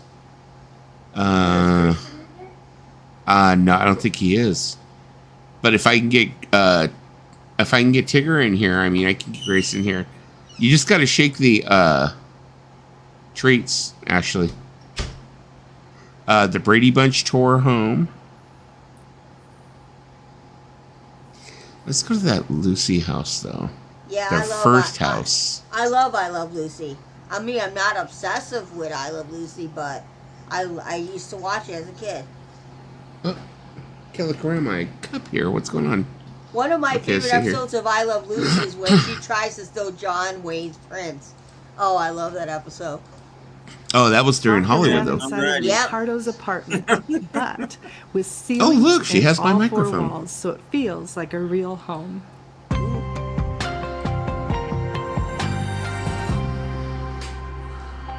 Nobody's gonna ever call you Dusty anymore. Now they're gonna call you Ricky. Like Ricky. Hi, I'm Marina Coates. Welcome to Behind the Scenes, where we get up close and personal with all your favorite TV and movie homes. Today we'll be exploring the apartment from the I Love Lucy show. Yeah. And we'll have I Love Lucy experts Rick Carl and Tom Watson along for the ride to provide fun insights, facts, and stories. Let's get started. Before they moved to the country, Lucy and Ricky lived in 2 different apartments in the Mertz's building. We'll be exploring their second apartment today. Give them some treats, actually. We'll begin they're over there. I'm sorry. Room. The 2 apartments often got confused because they were so similar. But there were some differences. We'll examine those differences as we tour the rooms today.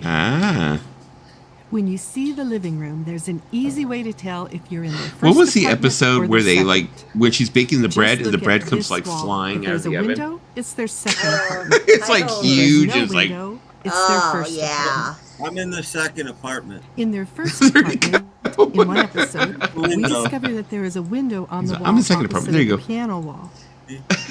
However, there wouldn't be another window in that same place in their second apartment because that would make There's the the building second apartment. too narrow. Yep. There are other ways to tell the living rooms apart too. Notice all of the Yeah, the trims and doors. moldings in their second apartment versus their first. Yeah, what the fuck happened to the window?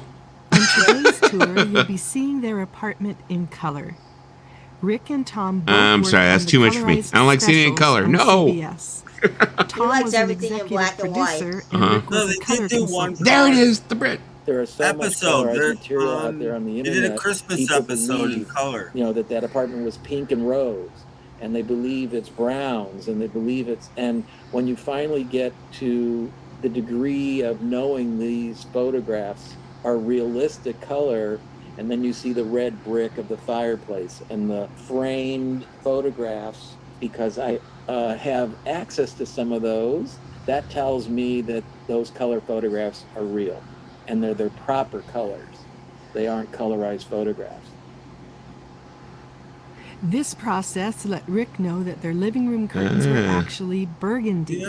This got overruled when they colorized the episodes because they wanted the curtains to be blue to match the sofa and chairs. But they'll be burgundy on our tour because I want us to walk through the apartment as the set actually was in real life. Rick Carl has extensive knowledge on the props used on the show. Here are some of the more well-known ones from the living room. If you want to see images and names of the props and artwork from the show, I'll have a link below that will take you to my website where you can find more details provided by Rick. As with all the TV show homes I've done so far, the set changes constantly. For that reason, I always have to pick a season and then stick with it. I chose season 3, and in particular, an episode called Ricky Minds the Baby, mainly because in that episode we got to see the entire apartment. Yep. I always add ceilings and all 4 walls when I create my TV and movie home tours. Today's no exception. So we will see a wall in the living room that we were never shown in the series. It's always fun to make guesses about what might have been on the wall if it had been a real home. In this case, Rick noticed some pretty big clues. From time to time we see this table, as well as these extra chairs that match the one at the desk. Oh, ow. It's very probable then that if it were a real I'll be right apartment, they back. might have been placed on that missing 4th wall, with the 2 chairs pulled out for when guests ate with them. Which brings me to a fun fact I learned while creating this episode. Tom pointed out that the coffee table in their living room lowers and rises. It can be lifted up and the leaves extended for when they dine in the living room. And now you know the rest of the story. And now we'll tour the living room. After we've toured each of the rooms, we'll go through the entire apartment in one loop. There will also be links below to see the apartment tour in black and white, as well as a tour of the apartment decorated up for Christmas.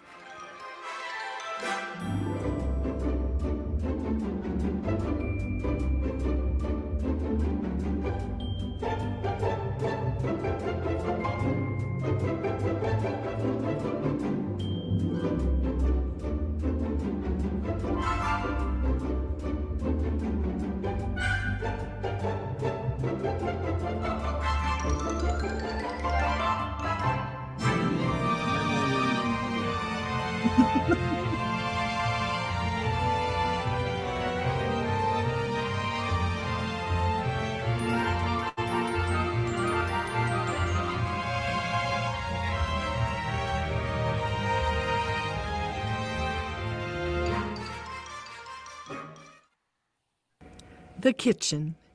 How can you immediately know when you're in the kitchen of their first apartment versus their second? In their first apartment, there is a door along this wall. Rick9G hosts a wonderful YouTube channel that specializes in facts about classic TV shows. He dedicates one episode to this mysterious door.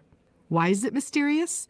Because we never see them use it, and because if they did, it would simply go out into the hallway, which means you could actually enter the apartment through that door. I often wish that the set designers of these old shows were still around so I could interview them. I would have 1,000 questions, and this would be one of them. What's up with that door? But mostly I would just want to say thank you. Thank you for giving us these amazing sets. Here's one more way you can tell the two kitchens apart. In the first apartment, you had to step up in order to go into the kitchen. There was a very practical reason for that. When this series first went on the air, absolutely no one had any confidence that this thing was going to last. And most studio floors are concrete, but Desilu wanted that kitchen to be a working kitchen. That was going to be very time-consuming and expensive to tear up the studio floor, put in pipes and electricity. That's why it's raised up 6 inches. When they changed the apartments, then they put all the stuff under the studio floor. Another way you can tell which kitchen you're in, their first apartment had an island, whereas apartment number 2 had a table instead. I noticed that. We had a little fun with the fourth wall in the kitchen. I asked Rick and Tom what they might put there, and they had a very plausible solution. In one episode, we learned that Lucy is getting a new washing machine. I'm sure you'll remember the episode. The Ricardos sell the Mertzes their old washer, which begins to have major issues. Later, they fight over who it belongs to, and in the midst of the argument, the washer falls over the railing that's outside of their 2 apartments. And of course, Lucy quips, "Look what happened to your washing machine." So we not only learn that there must be a washer in Lucy's apartment, but we also get to see where the washer is placed in Ethel's apartment, and it's in the kitchen. So that's what you'll see on the fourth wall as we take the tour now.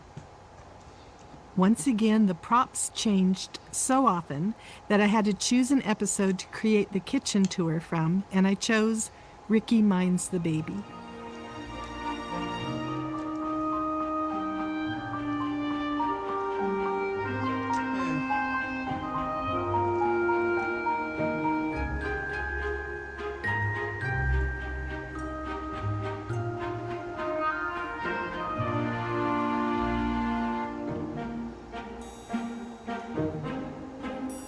Okay.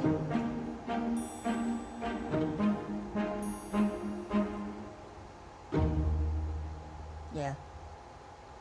Ooh, the bedroom. One of the things I love about this apartment is that little hallway that takes us from the living room to the bedroom.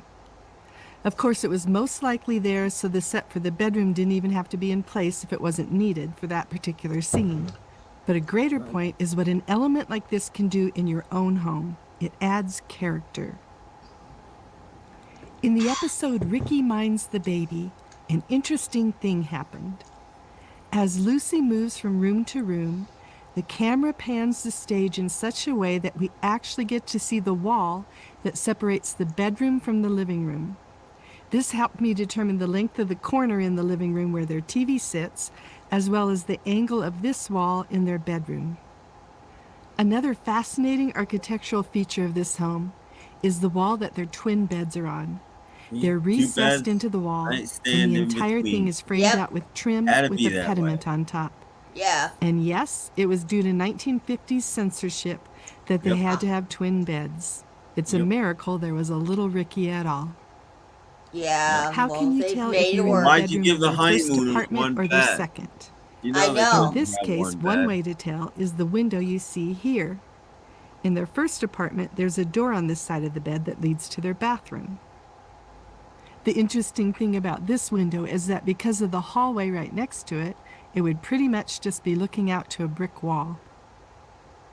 The layout of this apartment, like most TV homes, is unrealistic, but it sure looks good on screen. Yep. Rick Carl provided an advertisement that showed the available colors for the bedspreads that were used in this room. I went with the green version along with green walls. Fun fact, this painting in their bedroom appeared in their first apartment and in several other shows. Now, what would you put on the fourth wall, the wall never shown to us in their bedroom? We put a vanity there for Lucy to sit and put her makeup on. It seemed like something her character would have. After all, Lucy Ricardo was one fashionable lady.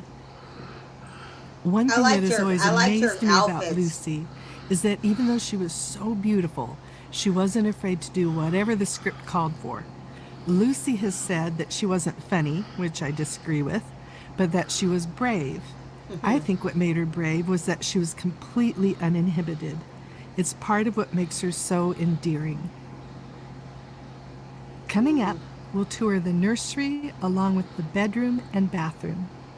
Their first apartment didn't have a nursery, and it was one of the reasons they moved. They needed space for the baby. One fun fact is that when they got the apartment, the people currently living there actually had their grown daughter staying in the room that became Ricky's nursery. Good night, Hot Frog. She would have had to go through her parents' room to get to hers. Some fun things in the nursery. Notice the Lucy and Ricky image embroidered on little Ricky's bedding. That's kind of creepy looking. Also, again, Rick Carl was able to find the furniture and the colors. It is. I've never noticed it. I've watched it was most likely gray, so that's what you'll see in the tour. Hey, Paulina, are you there? I'm here. Okay, I'm sorry. I wasn't sure if that was like a dead link or what it was, so I was like, oh, okay, let me bring it up. It's one of my absolute favorite scenes and showed us once again that Desi was a comedic star in his own right. All four main characters were so good at what they did. Yeah. They had great writers, but it was also their timing and delivery. Did you ever hear the rumor about how Fred and Ethel freaking hated each other? It changes from episode to episode. And that supposedly when he died, the shower and the tub separate, and in this episode, the shower and the tub are together. Well, here's the bathroom in their first apartment. Well, they said supposedly when he died of the heart attack, he had a heart attack in front of the apartment you're in. Was it the Knickerbocker Hotel? Kind of a no-brainer. I think in Hollywood. It needs a toilet. He had been staying at the Knickerbocker Hotel, and he had moved, and then he was walking past the Knickerbocker, and he had a heart attack, and he died in the freaking lobby. Built in 1954. But anyways, they said supposedly when he died that she turned around and she said, "Champagne for everybody." I doubt she said that. Next will be a tour of the I doubt it, nursery and bathroom. Yeah. After that, it wasn't even that she didn't like him. She was just pissed off because as for the placement she was of the bathroom, probably just we know barely that this door 40. is a closet. And here's yes. a 60-year-old guy that she's supposed You to see that whenever they enter, they are always coming from the right, with a wall behind them. And also not. So that would mean there's a bit of a hallway before they enter. On top of that, they turn around and they had it supposedly in her contract that she was supposed to be, I think, 20 pounds heavier than Lucy at all times. We'll tour these 3 rooms now, and then we'll get a full tour of the apartment in one complete walkthrough to help you really get a feel for the layout of the place. Was probably about the same age. She could have even been slightly younger than Lucy. Yeah. Probably. You know, phone.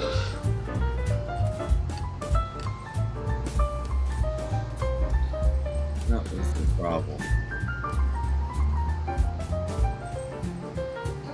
And they never had kids on the show. Ethel and her husband. No. No. Well, supposedly he was so old, but they never referred to having any children either. Did they, like a son or something old that was away, or? They were both former vaudeville. That was supposedly explained it. They were just always on the road doing. Oh, okay. So they didn't have children. They were kind of like. Okay. They didn't have any kids. They didn't have time for that. You know.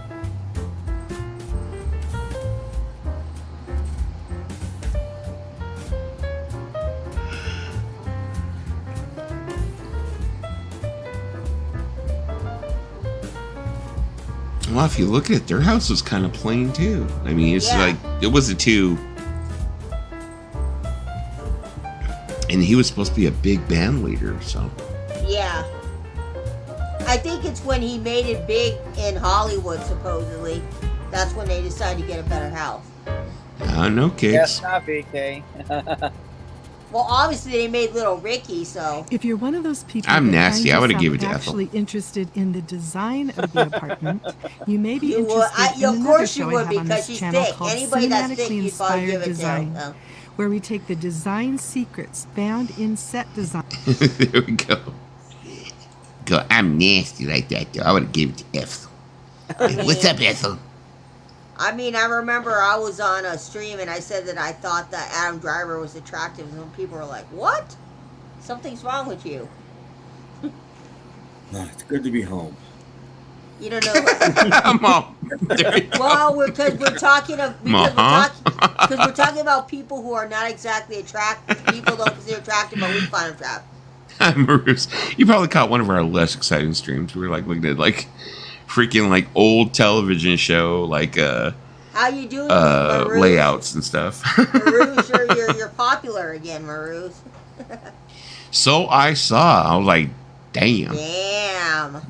Well, it's that whole Manosphere trying to leak in with the VC, and the VC trying to leak in with the Manosphere. It's just, I mean, it's just what's the name of the guy? The Andrew Tate shit, I guess. Oh, I hate Andrew Tate. Yeah, it's like real narcissistic. I mean, there's a guy. I don't know the whole thing with the red pill, blue pill shit. I don't really follow it. There's a guy on TikTok. There's a guy on TikTok. One time I was watching his channel. It's called Alpha Dom. Alpha Dom. Okay. He gives dating advice, and he's got 6 girlfriends. We are doing good. What is the proper pronunciation if your name is it Maurice? Is it Maruise? Maruise? Or I keep on thinking maybe it's like a play on Maurice. Maruise. I'm just gonna say Maruise, but I could be wrong. Maybe Maurice, because I know that I'm probably butchering it every time I try and say it. Marius. There you go. Oh, Marius. Okay. Because I could have sworn I was like probably like butchering it every time I was like saying it. And stuff Just like that that. Z that gets to us, yeah. Mm-hmm. So the Z is silent. Oh. Like we wish Lisa was. I'm just kidding. I'm just playing. I'm at US Mar. Okay. But yeah, it's been an exciting week. I think for the proper pronunciation is Sancho. Or Marius. Okay, there you go. Proper pronunciation is Sancho. No, that's my name. I am Sancho.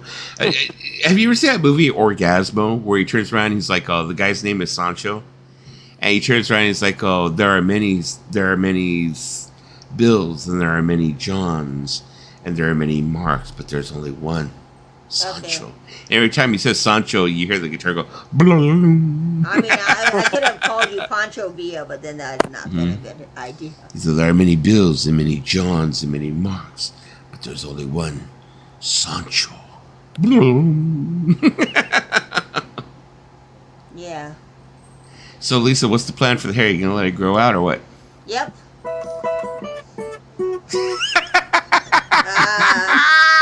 My cousins were telling me I look like David Bowie. Oh shit! I wasn't expecting that. You caught me off guard. Yeah. Now I'm going through my David Bowie hair phase. Hey, just be glad I got rid of the mushroom hat, okay? Oh man, that caught me off guard. It's all. I lost the mushroom hat. I don't know where. This is gonna be like, you guys are racist. I gotta find the mushroom hat again. Then. What? What would you do? No, you're just going ants. There you go. Vinyls kicks it. That's more funny than it should be. Or I could have done.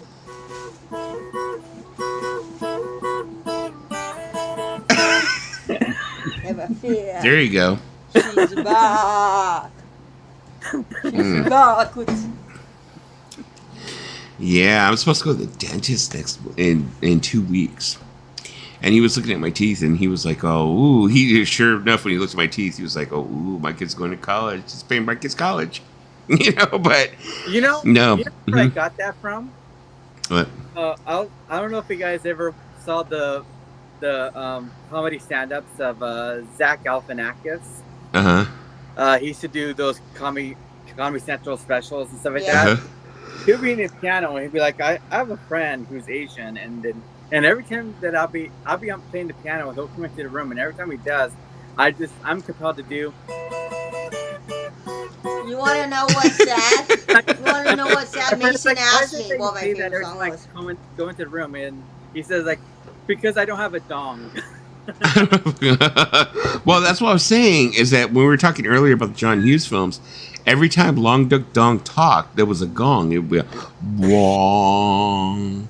But like saying, wouldn't it be funny if I had that sound effect, like a wong? Yeah, better than China Girl, because Mason thought that was my favorite song. I was like, you thought it was my favorite song because it had China in the word? Oh, well, yeah. There you go. I still thinking turning Japanese is way better.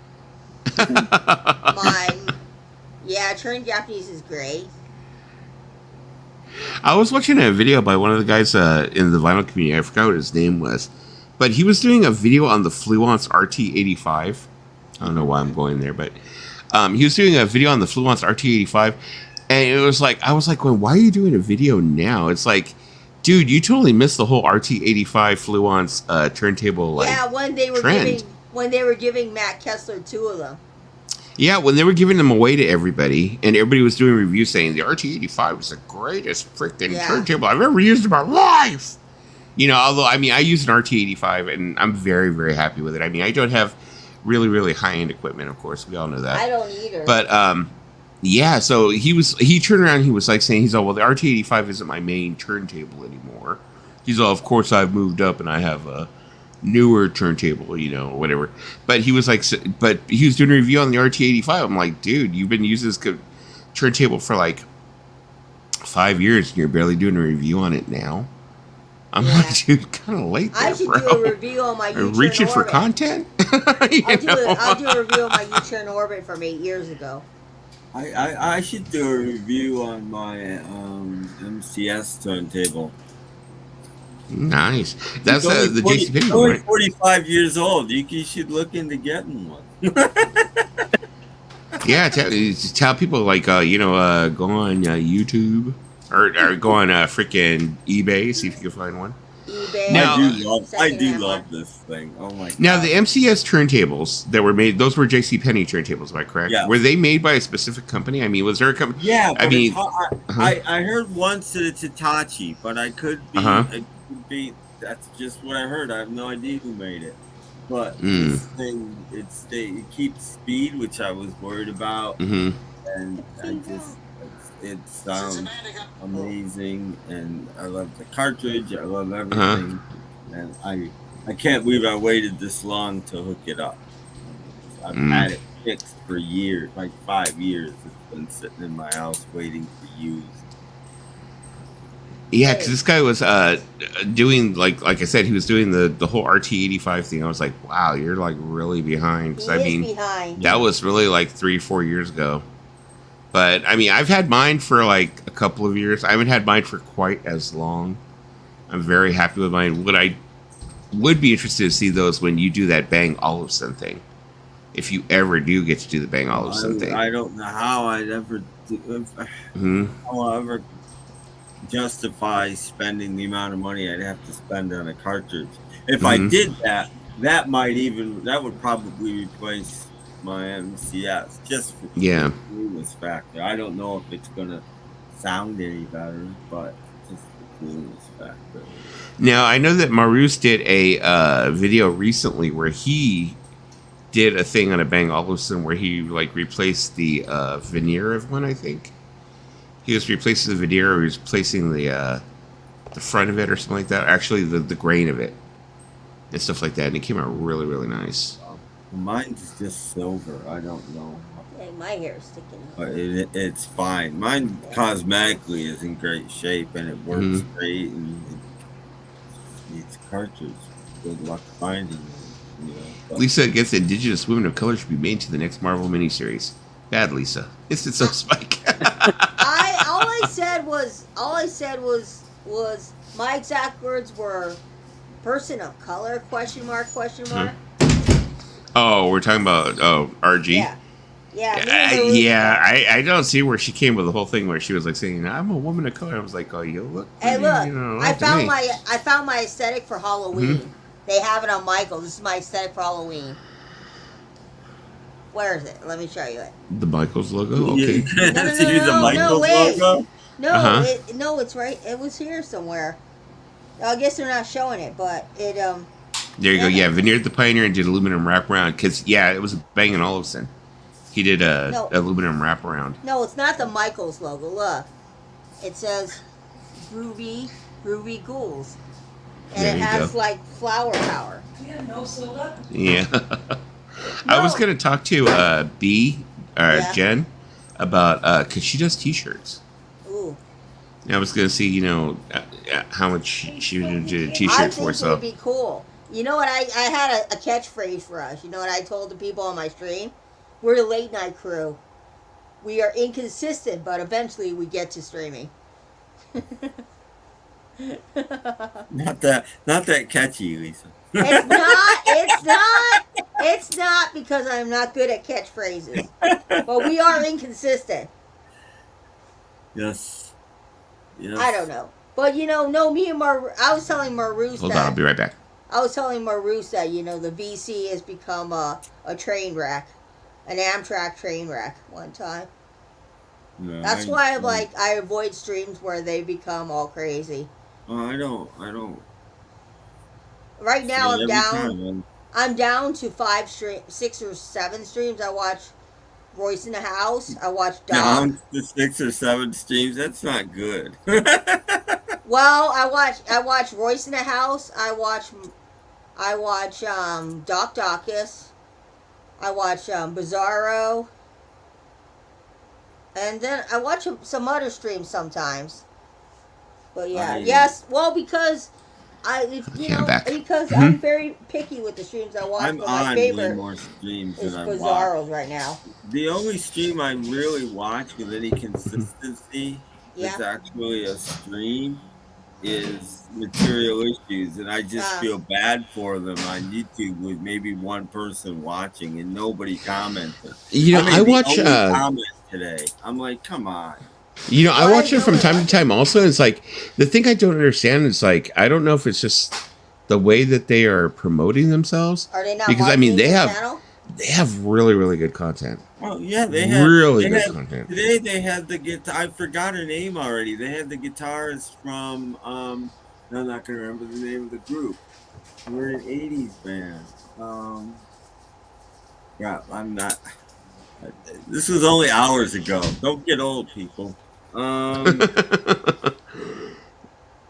She's a female guitarist, and she was also in Hex. After that, she formed Hex. And the leader of the band was Scott Miller. How do I remember his name? And I can't remember the band's name. And he committed suicide. You are right, Marus. It does. But anyway, and she was, for a woman about my age, she's a very attractive woman. I'm surprised her channel hyper intellectual, which is sort of. I like smart women. Trust me, I really like smart women, but she is almost a little too smart. I mean, that channel should be bigger. I mean, you'd think by now they would have a lot more subscribers than they do. And they only have 300 and some, and they only got there because they had what's her name that does album reviews every week. Oh, that one, Abigail. That doubled their subscriptions. Yeah, I mean, I watch Abigail sometimes. Which I subscribe to her. Didn't they had Paul McCartney's guitar player on there? Yeah, right? yeah, and nothing, you know. I mean, nothing. They had. Let me see why. I gotta look at their channel and see why they're not getting stuff. I can't think of his name either. The bass player from XTC on there. Nothing. Colin Modi. Yeah, no. That is just amazing. That I mean, just the guitar player, because it wasn't Colin, it's the other guy, Dick Gregory. They had Dick Gregory on there. God, talk about that actual content does not, attract viewers, but garbage does. That's like fucking just amazing to me. Yeah. And this is something that I've expressed time and time again to Lisa and Paulina about Tim. Yep. It's like I do not understand how some of this garbage attracts like viewers. Yeah, and I mean it has to break down to exactly what Maru's saying here. Yes, it is drama cells. There. I still can't remember the name of the group because I never really I've only barely heard of them when I was back then, but they were fairly big. They had MTV exposure and everything. I cannot think of the name. No, Maruz is right. After that, yeah, Maruz is 100%. I find it amazing that like you said, people like those guys from Material Issue can do this great content and just totally be ignored. Are they not? Do they not have a banner for their page or promoting themselves in other places? Because if they're not, well, they're mostly They don't promote YouTube. They mostly promote Facebook, and now Facebook has gotten rid of StreamYard, so now they're not really on Facebook anymore, and they're kind of suffering for it. Well, they need to put themselves out there, because if they're not, I mean, if you've been doing it for years and years, and you only have 300 something subscribers, they asked for advice once, and I feel like giving them some, but they're not going to like the advice the advice I have is they need to make some regular videos besides streaming live. People don't like to watch live streams after the fact, and they need to just put out some content once in a while that's not a live stream, that's just, Yeah. I think it is, Maruz, the reason why you got so many subs in that short amount of time is because there are a lot of people. I mean, the content that you're doing, what you were concentrating on, a lot of people hate her, and they wanted to see things that aligned with what they were feeling, is what it was. And I think that's the reason why your channel took off so quick. Thank you, Vinyl Kicks. Game Theory is the band she's in. Yeah, so I think that's what, did. It's like, I think it's, you're using your analytics, using your tags, having yourself put into the algorithm is what gets your channel out there. I mean, if they've been doing it for likes years, and stuff like that also, I mean, that does it too. It's like if you end up looking at one of, the Ghost streams, she's on there and she's like telling people, hit that like button, button, because she knows that will end up boosting her to the algorithm and other people will discover it. I mean, also the hashtags works too. I don't know what, but the weird thing is when I'm watching Material Issues, sometimes I'm the only one watching. Sometimes there's two. If it's two, it's probably DC, Daryl. If there's three, it's probably me, Daryl, and Schnee. I literally know who's watching the damn thing. It's rarely over 4. Today was 4. Today there was a mystery person. I don't know who it was. But it's sad that I even know who it is that's watching. Well, if you're only getting, I looked at their page and they've been doing it since 2021. Yeah, no, this is their. They 160th show was today. I know. Well, they got to figure out what to get their channel out there, because there are people with shittier content getting like a bunch of subs, and I don't get it. I said, they do a live stream once a week, and they need to do some other content. The thing is, Maruz, I mean, like right they here, need to make actual content. We've we're considered the dark side of, yep. of YouTube. I mean, and it's because that's what we've been made to be.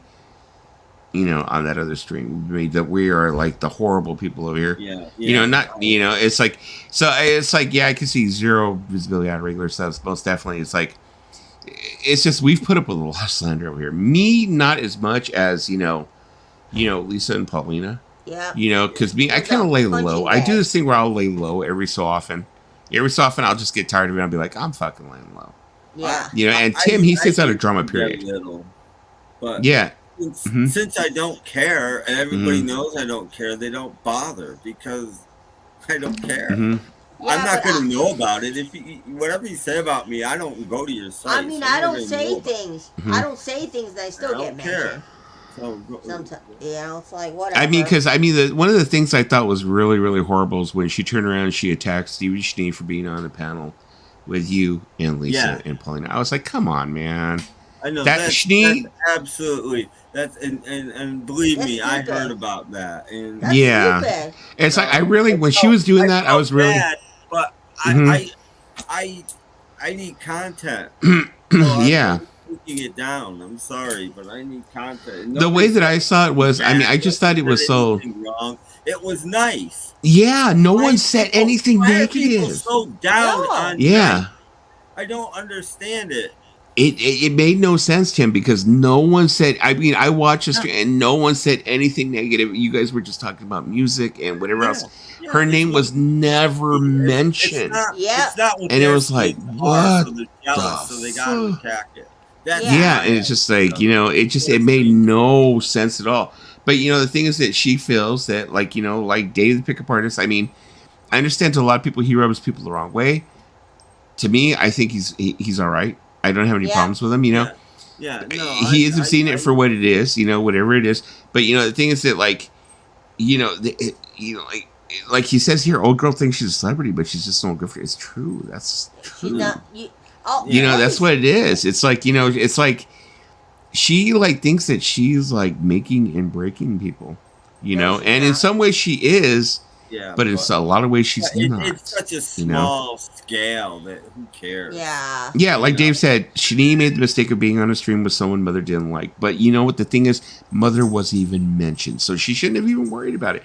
If you guys were over there trashing her, I could understand that. If you guys have been over there, I purposely don't talk about other people.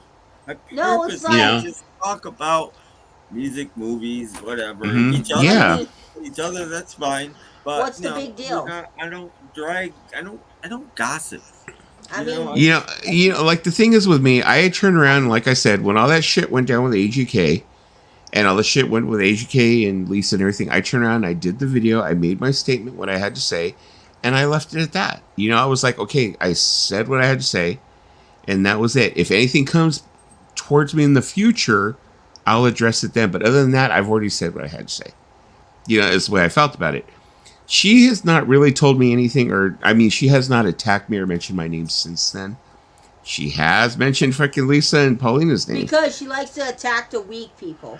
Well, it's just she just has a thing about you guys. But you know what? To tell you the truth, take it this way: it's not that you guys are doing anything wrong to her, and it's not that she hates you guys. It's just that if it's a slow business day, she got to pull something out of the trunk and see, throw it against the wall and see what sticks. Yeah. You know, and you guys will always stick to the wall. So it's like easy. It's like, oh, today nothing's going on. You know what? Fuck it. Lisa and Paulina. Yeah. There they go. Throw them against the wall. And then here we go. You know? Mean, it's kind of comical that a 66-year-old woman is obsessed with me and Paulina. It's kind of comical to me. Yeah, it's you guys are like, you know, and I hate using the phrase because I hope you guys don't take it as an insult, but low-hanging fruit. Yeah, but you know what? She can't. It's like low-hanging fruit. So it's just comical. It's just comical to me. You know, it's like find something better to do with your time, but whatever. Every time I get mentioned, I get more subs. So I'm doing something right. I like the free promotion, so. Yeah, and it's like, you know, the thing is, I mean, Lisa has a lot of haters, but Lisa's been in this game for a long time, and when you've been in the game for a long time, you're gonna accumulate them. I've been doing my channel longer than RG, so you know I've been here since 2015, 16. I've been on YouTube since 2006. Mm-hmm. So come on, I've been on YouTube since it first pretty much started. Well, I mean, Tim's been here for a long time too, but Tim is very unproblematic. Yeah. So it's like that's the reason why when that shit happened with him, I was just like, "Come on now, man." I don't play these games. I'll just be really honest. And the reason I don't play is I don't go looking for it. I don't go. Oh, is anybody talk? A certain person, I won't mention who, I guarantee gets up every morning and see if anybody's talked about him since while he was asleep. I don't do that. I don't care. Go ahead. What do I care? What do I care what anybody thinks of me? I don't have a big ego, but it's big enough to not care what anybody thinks of me. I mean, I'll admit I'm not bothering you. I don't expect you to bother me. And if you bother me, I don't know about it. So you're not bothering me. And that's why I think it works, because they realize that I don't know about it. And if I did know about it, I wouldn't care about it. So there's no fun in it. If they're sticking the needle in, but it's not sticking, it's just bouncing off, then they go somewhere else. Yeah. Well, I mean, yeah, it's true. I mean, it's what Maru says is true. But you see, the thing about it, Maruz, is some people really do make a career out of YouTube. Somebody had said something, in order to really see real money on YouTube, you have to have at least 100,000 subs. Okay, you can make money on YouTube, but you can if your channel. But again, it has to be a job.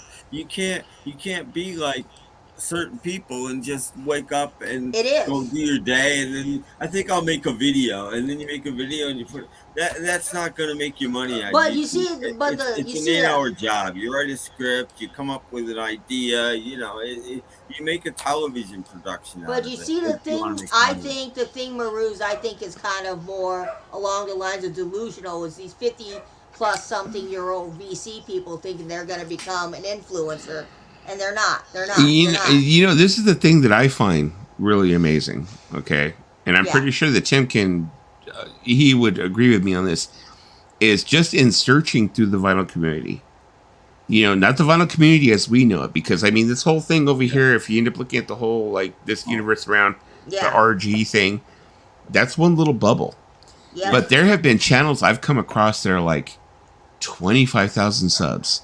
Yep. 30,000 subs. Yep. 15,000 subs that are VC channels, and there is no drama. And I'm going to tell you one of the things that is like a common theme with all of them: no live streams. Yep. Yeah. Yeah. No live streams. And it's like, I do live streams because I like hanging out with my friends and stuff. But yeah, most of these big channels, no live streams. And again, they stay in their lane, and they talk about, and again, they don't spend 2 minutes thinking about what they're going to do, turn the camera on and make it. They put actual time and effort in, and that's the key. You can't just go, I think I'll make you can get some views, especially things like thrift store finds will always get me views if I want to do that, because it's interesting. But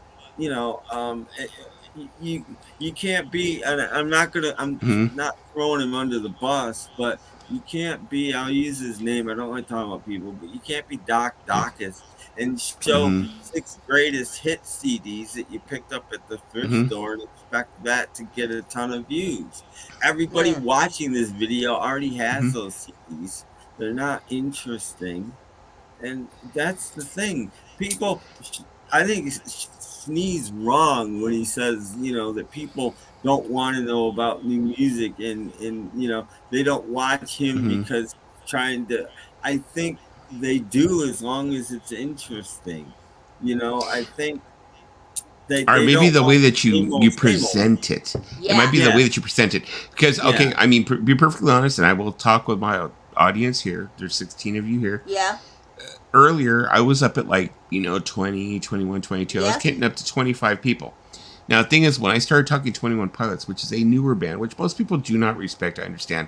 They consider them a pop band, a new pop band, whatever. the numbers were going down as I was talking about the band and I was showing the records. So, you know, so sometimes some people, maybe new music, yeah, they are not interested in.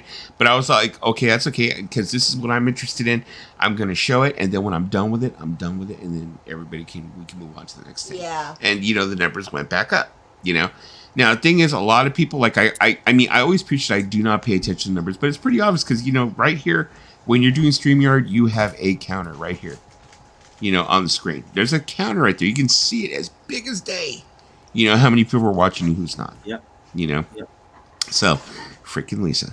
But anyways, you know, but, you know, I actually tell you, Martin McGrath, I actually respected that Paul stood up to them. You know what? Okay, he may have gone back, whatever it may be, but you know what? Paul showed some balls. Yeah. You know, he went in there with her and Waxed and told them, hey, you know, in a nice way he said it, but he was like, hey, fuck you. I've been here way longer than you. And when you guys were little channels, I was already starting to, you know, climb. You know? No, he like told him, like, don't give me your bullshit. You know, I'm going to do what I want to do. And I don't give a shit what you guys are doing. You know, so it's like when Paul did that, I kind of like gained some respect for him. And I was like, dude, okay. All right. You know? Because you know, he went into the mouth of the beast and stood there. A lot of these, you know, and did it, you know. A lot of these channels who are, you know, doing live streams, a lot of them started in COVID era. That's when they started their channels. Well, that's when live streams took off. StreamYard came in and made it easy because you couldn't live stream unless you had 1,000 people, and then you couldn't have guests or anything. All of a sudden, StreamYard turns up. It's easy to use. It's free. You can have up to 6 guests. And it came in at exactly the right time. StreamYard would not be what it is today. I guarantee they're making a mint. And it wouldn't be if it wasn't for COVID. Yeah. If you're at 1.6 million, yeah, you're making some money. You can be making a living off it. Yeah. I think if you get from anywhere from 15 to 20, if you can get 15 to 20,000, you know, you can make a decent, you know, not a living, but you can definitely supplement whatever it is you're doing. You can supplement. Yeah, you can supplement whatever it is you're doing. You know, let me see. I think it's just people are tired of it. You know, that's what's happening is that people are getting tired of it. What's going on over there? Yeah, people are getting tired of being used for fodder, is what it is. I think eventually people are just going to start communicating again like they used to. I don't know when this is going to happen, but I think eventually life will turn a bit normal again. And, let's just call it karma. I mean, tell you the truth, I mean, I've been put off doing live streams. I mean, let's be honest. People can all see how often do I do live streams now. It's just I'm kind of put off on it, you know, because of all, you know, the shit that goes on. And it's like sometimes the thing you also have to understand is like sometimes when you come in, you know, because I will not be milly mouthed, but, you know, a lot of people, when you come in and you do a live stream, a lot of people want to jump in and be like, okay, well, what is your position in this, Dusty? Yeah. You know, and then they like expect like, so what's your position? You know, and you have to give it, they feel like you have to give position right away. I've always like said what my position is, you know, I don't like them over there. I don't, but I don't talk about it, you know, type thing. I'll be perfectly honest. I'm not going to be a phony. I'm not going to say any of them. Yeah, I'm not going to be a phony. Do I talk with my friends here in private about it? Fuck yeah, I do. Yeah. We all talk about it in private. Yeah. You know, but we're not going to go public and say it all over the damn place. But in private, I'll fucking say it, you know. Because this is amongst me and my friends, what I honestly think. Now, maybe some people may say, you know, well, you need to make that public, you know, certain things I do make public. Like I said, I did that whole video and I said exactly what I thought. There's not much else I say different from that. You can ask them. Probably not much else I say different from that. You know, do I bitch a hell of a lot? Yeah, I'm a cranky old fucking fart. I bitch a lot to these two every day.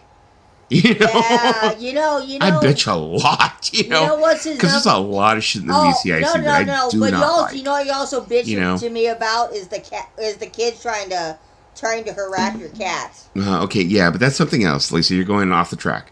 No, what I'm saying is, you know, what I'm saying is, you bitch you're going off the track. I'm just what I'm saying is, what I'm saying is, when it comes to the VC, there's a lot of shit that we end up saying Lisa personally, you know, amongst each other because to tell you the truth, it's like, okay, Lisa is like, how many are you at? 1.2 something? I'm at 1,200. 1,200. Well, okay. 1,240. Pauline, you're at like what, 800? Give or take. You're about like 800. I'm at like 400, maybe give or take 382. You know, who gives a shit what we say? No. Well, we're all nobody gives a shit what we say, so we might as well just keep our opinions to ourselves. 1,300 at one point. I'm probably way less than that now. Yeah. I haven't looked. But I'm just saying. You know, it's true. It's like, let me see. You know, mothers knuckle draggers love the wax. Yeah, they do. I mean, it's like I understand what I understand Dave the pickup artist like fucking hate because he gets drug a lot. What they should be. These kinds of things right here, what they should be is getting to know other music people, hanging out with the ones that you like, liking the ones that you like, discussing movies. You can discuss films, whatever. Spreading out. That's what it should be. Pulling each other up, getting to know people. If you don't like what do you do in real life if you don't like someone? You don't hang out with them, you avoid them, and you just do something else, right? I don't understand why, when it's a virtual thing like this, why people don't do the same thing. Oh, I hate these people. I'm going to go on their stream and annoy them. You don't do that in real life. You don't walk up to people that you don't like and just spend the next 4 hours of your life annoying them. I mean, why do you do it here? I don't understand it. It's the same damn thing. And it pisses me off because this should be people getting together, sharing what they love. That's what it's supposed to be about. I want it to be that, but you know, the thing about it is I do exactly what people say. I don't say things about people. I mind my own business, and then I still get talking about. Lisa, though, let's be honest. Sometimes there's been a lot of times where you turn around and you end up opening your mouth when you shouldn't. Yeah, I know. And that's the thing that I always tell you. It's like, you know what? There could be something going on over there or over here, and all of a sudden you decide that you want to open your mouth. And the thing is, when you open your mouth, Lisa, you've already got a big target on your back. Look. So people are like, fuck that. And you just get kicked. And then when you get kicked, you're like, I don't understand. I'm like, Lisa, we've gone over this before. You know? No. Let me tell you the honest truth. When I brought up the AGK thing, I wish I could go back and not have said that shit. To tell you the truth, the AGK thing, I wish I would have not said it. It really had nothing to do with you.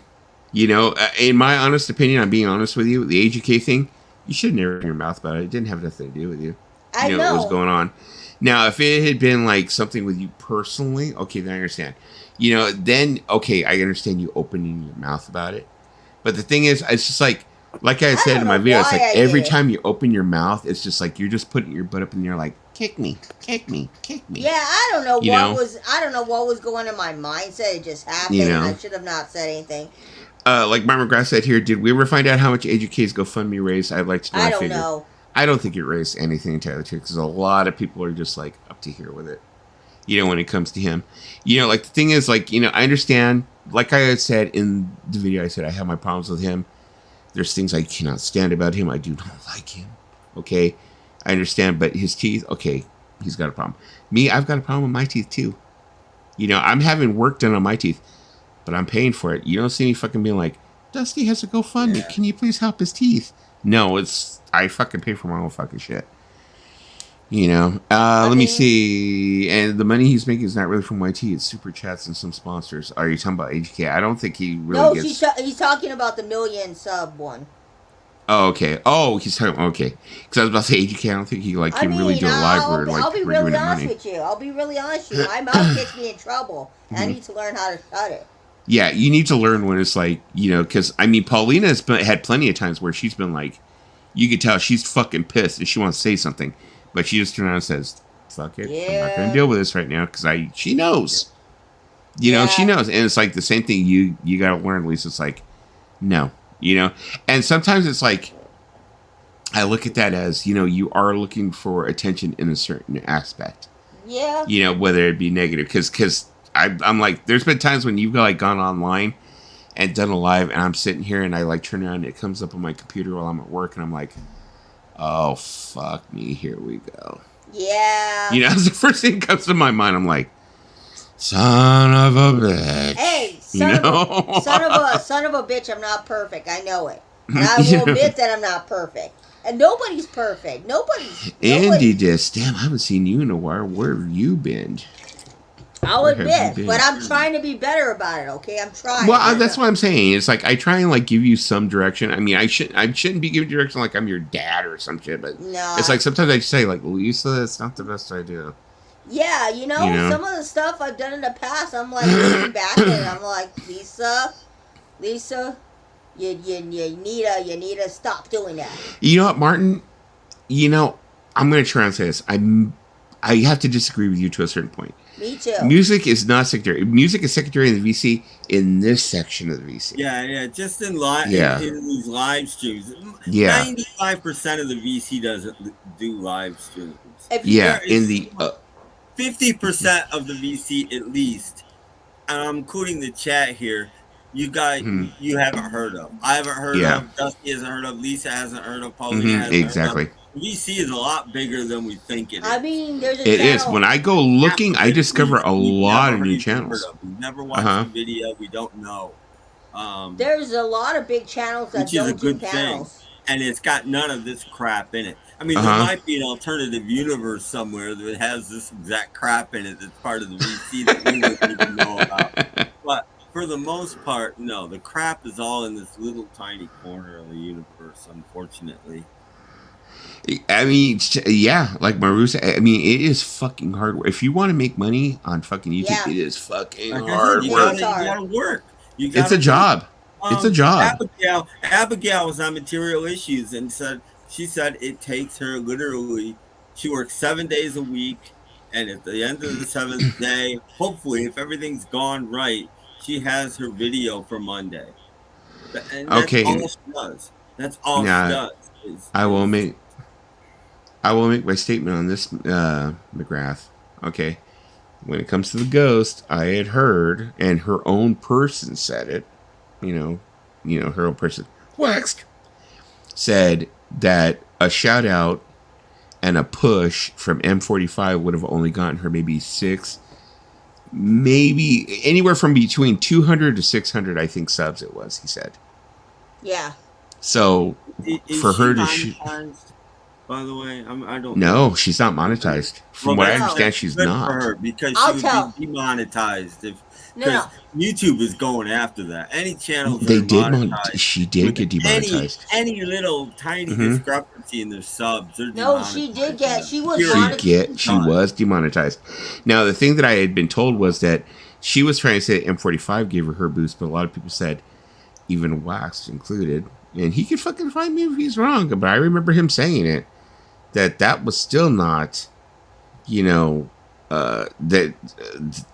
was not enough of a push. Like that many like subs did not come from him.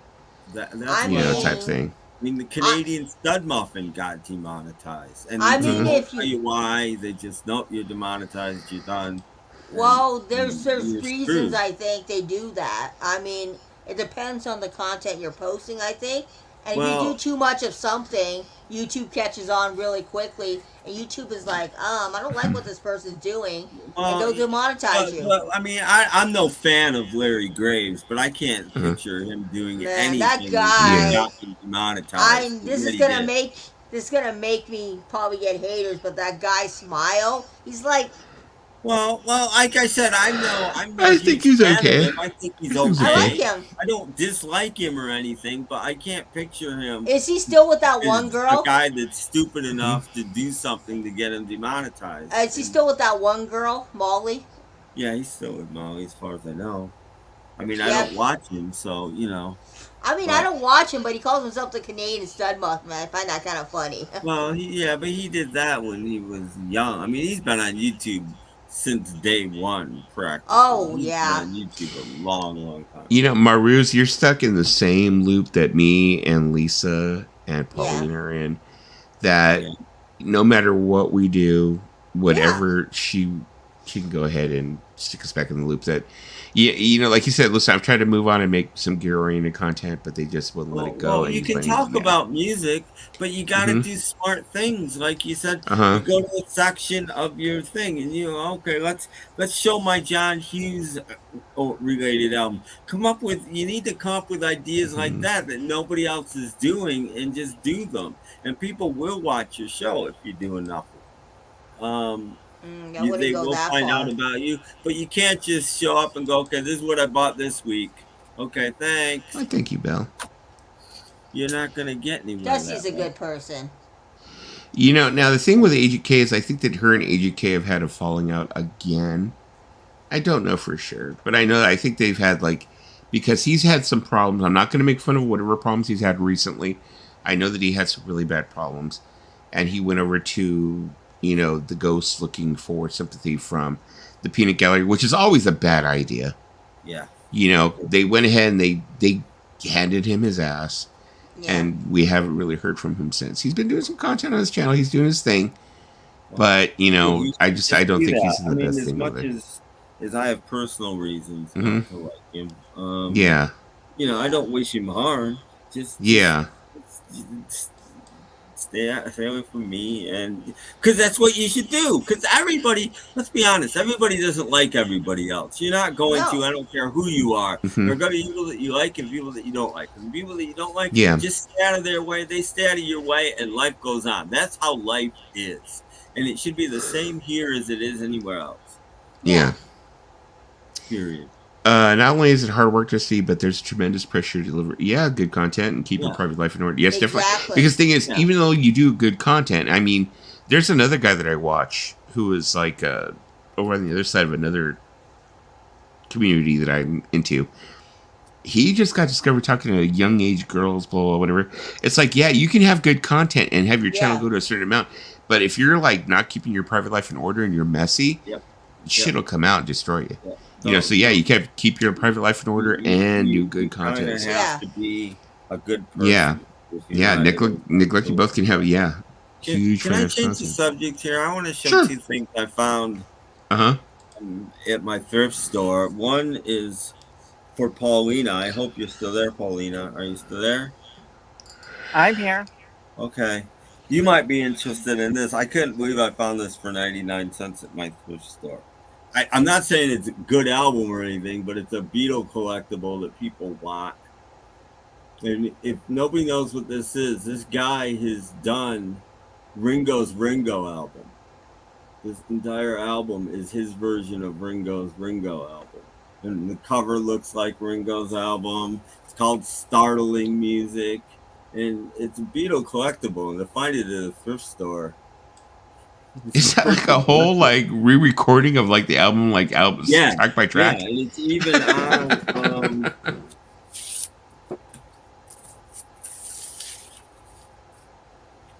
It's on Ringo Records.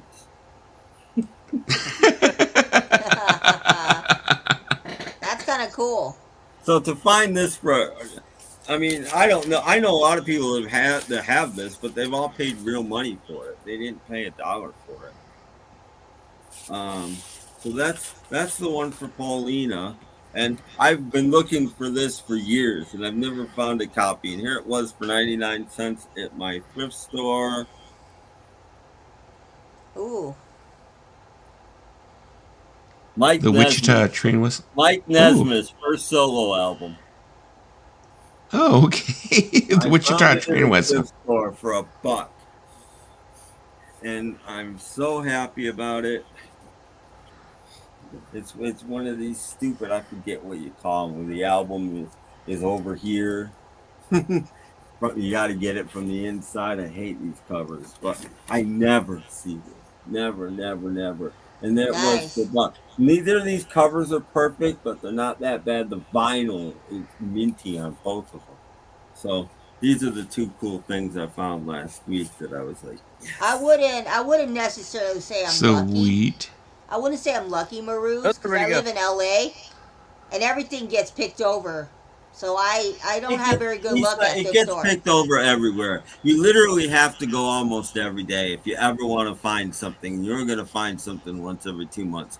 They were putting those records out when I walked in the door. That's the only reason. If I walked in an hour later, they'd have been gone. Well, also my thrift store. Lucky. No, also my thrift store. I don't usually find a lot of good records. There's usually a lot of crap records. You have to go. I don't either. I go like 3 times a month after day. But I mean, if you go once in a while, you're going to be lucky. I told Dusty. I told Dusty about my lucky thrift store. He knows which one it is. You know, it takes persistence. It does. I go there 3 times a month. I'll be right back. You know, I found other things too, but those are the most interesting. I've noticed. I mean, of all the times that I've gone to my thrift store in my area, maybe once within the last 6 years I found something good. Well, you can't go again. You can't go once every 3 months. You know, you're never going to find anything. No. I go 3 times a week, and my thrift store is closed on Sundays. I go every other day, and 95% of the time I find nothing. But because I go every other day, 5% of the time I'll find something. You know, but that's what it takes. And if you just go once in a while, you're not going to find anything unless nobody else goes there. Yeah, I rarely get a chance to go to do any kind of thrift shopping. I was lucky to do that like about a couple of days ago, I think. And when I did, I actually came home with like about 8 new CDs with like a lot of titles that I was actually looking for. Sometimes you get lucky. I need to start doing that more often. Yeah, you do. That's what it takes. And Richie, the first Nesmith album is actually instrumental, which is probably why you've never heard it. But yeah, I'd never owned a copy, and there it was at a thrift store. That's what's weird, you know. There'll be records I've been looking for years. I've gone to record stores for years and years and years looking for these records and never find them. And I walk into my thrift store, and there it'll be. And it's the craziest thing. And it's not just my thrift store. It's not, believe me, my thrift store sucks. If any of you walked into my thrift store, you'd be like, I'm never going back there. That's terrible. But it's all I've got. So I go there and I persevere, and every once in a while you find something. You know, and I found other things too. I'm going to wait till Dusty comes back. I'll show one thing. My jaw dropped. Not because it's great, but to find it in a thrift store, I was just like... I mean, I should probably go more than 3 times in a month, but that's usually how much time... You have to go a lot. You're not going to find any... Yeah, but I'm happy with the stuff I found at thrift stores. Unless you're the only one that ever looks at the stuff, it's going to be gone. Well, my thrift store doesn't get a lot of things. My thrift store that I usually go to is pretty small. Well, so's mine. I go to Goodwill. That's what I go to. I don't even have a Goodwill. I have one Salvation Army, and that's what I go to. I have a Salvation Army. And the thing is, they closed all the other ones around me. So all the adjacent cities that used to have Salvation Armies, they're gone. So all of those people are coming to ours now. So ours is always busy. There's always tons of people because it's the only one. Yeah, out here we have mom and pop ones, we have Savers, we have St. Vincent de Paul. I don't have any of that. I have one Salvation Army. That's it. I don't live in a very big place, but my city's 30,000. The surrounding cities add another 10,000 for each one. There's 3 or 4 of them. So that's like 70,000 people going to this one thrift store if that's where they want to go to a thrift store. It's busy. So, you know.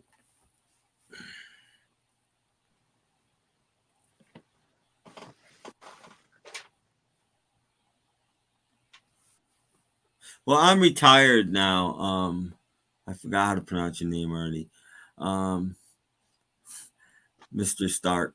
So I go when I'm off running other errands because everything is in one location and it's right on the way. So I mean, I went today just because, you know, and then tomorrow I won't go, and I'll probably go on Friday. But you know, and I'm not saying you should do that. I'm saying that's what it takes to find stuff. And I guarantee I won't find anything on Friday. Maybe I'll find a movie or something. Make sure we get movies in more than anything else. Dusty, I want to show you two other things that I found, just because you don't find these in a thrift store. And I was like flabbergasted. Hey, Richie. I found this. I found a Damn in a thrift store. But not only that, I found this, a sealed John Lee Hooker album at a thrift store. Have you opened it though? No. So I don't know what I'm gonna do with it. I don't know if I will. Or they actually had two copies of this album, one sealed and one not sealed, and I was in a nice mood. So I left the not sealed one for the next guy, and I just took the sealed one. I should have bought them both so I had a play copy, but I didn't. So, well, yeah. I mean, the thing that makes me worry about that is I've seen lots of videos where people turn around and they say, okay, well, I found this record that's been sealed for like the past 30, 40 years, whatever. And they turn around, they open it, and they find out it's warped. I've never had a bad one, ever.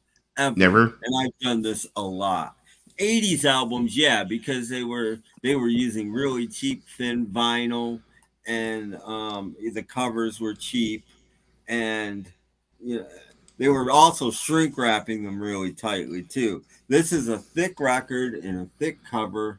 Nothing's gonna happen to it. And it is cut though. But I was just like, 2 John Lee Hooker albums. I was shocked. Yeah, I was looking at when you were saying about the Goodwill finds. I think the last records I found were these 2 records. And I didn't even find these at Goodwill or Salvation Army. I found these at Savers. You know, I don't have a Savers. I don't have a Goodwill or a Savers. Yeah, I have one within 100 miles of me.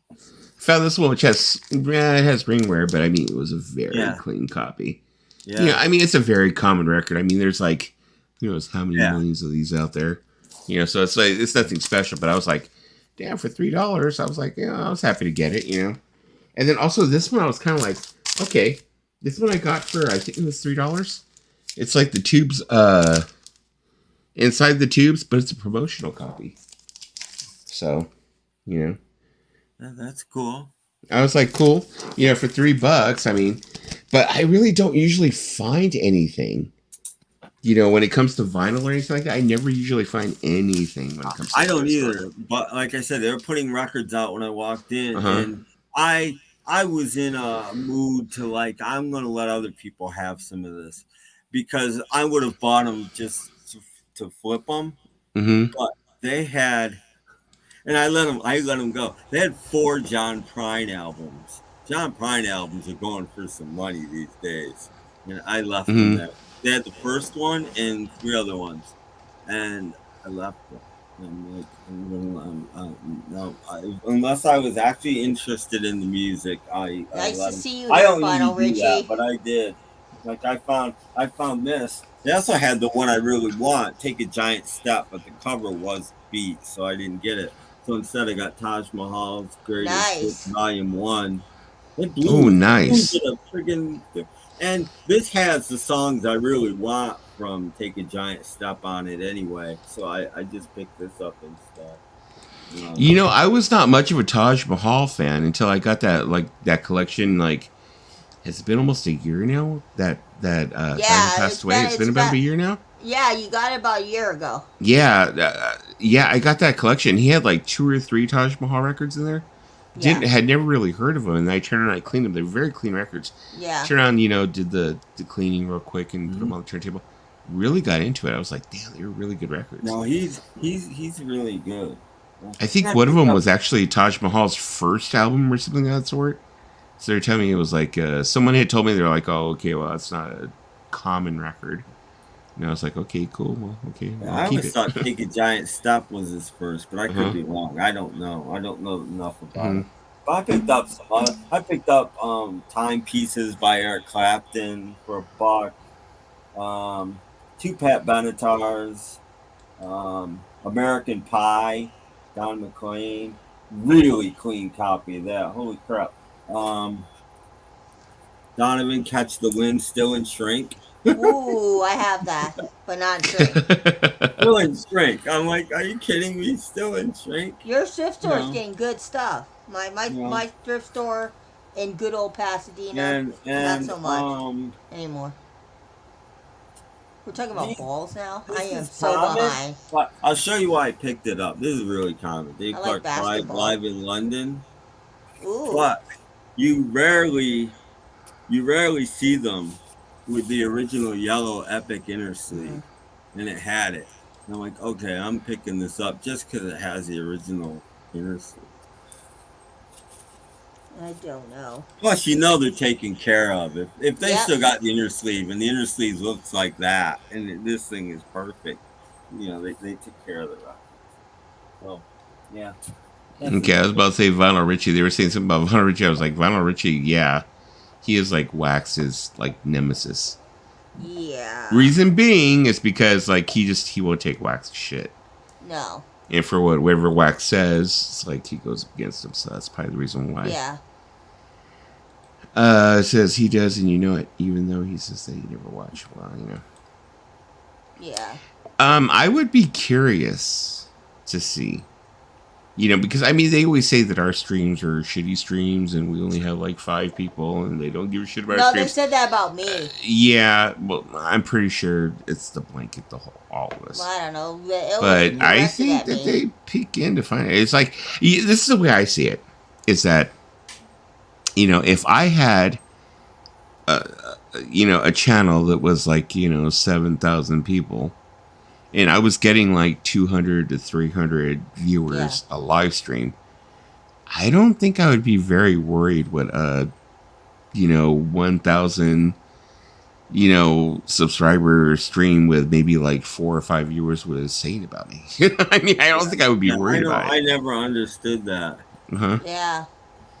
I don't think I would worry about it. I mean, at most, I get like 25. That's what I get at most. So why are you worried about me, man?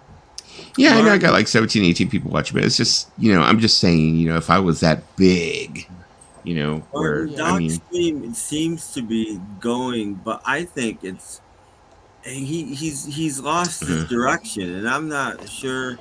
I mean, he's lost most of his guests. I don't know why. People don't show up. I mean, I'm one of the 3 now. I didn't even used to, 6 months ago, I wasn't even doing doc streams.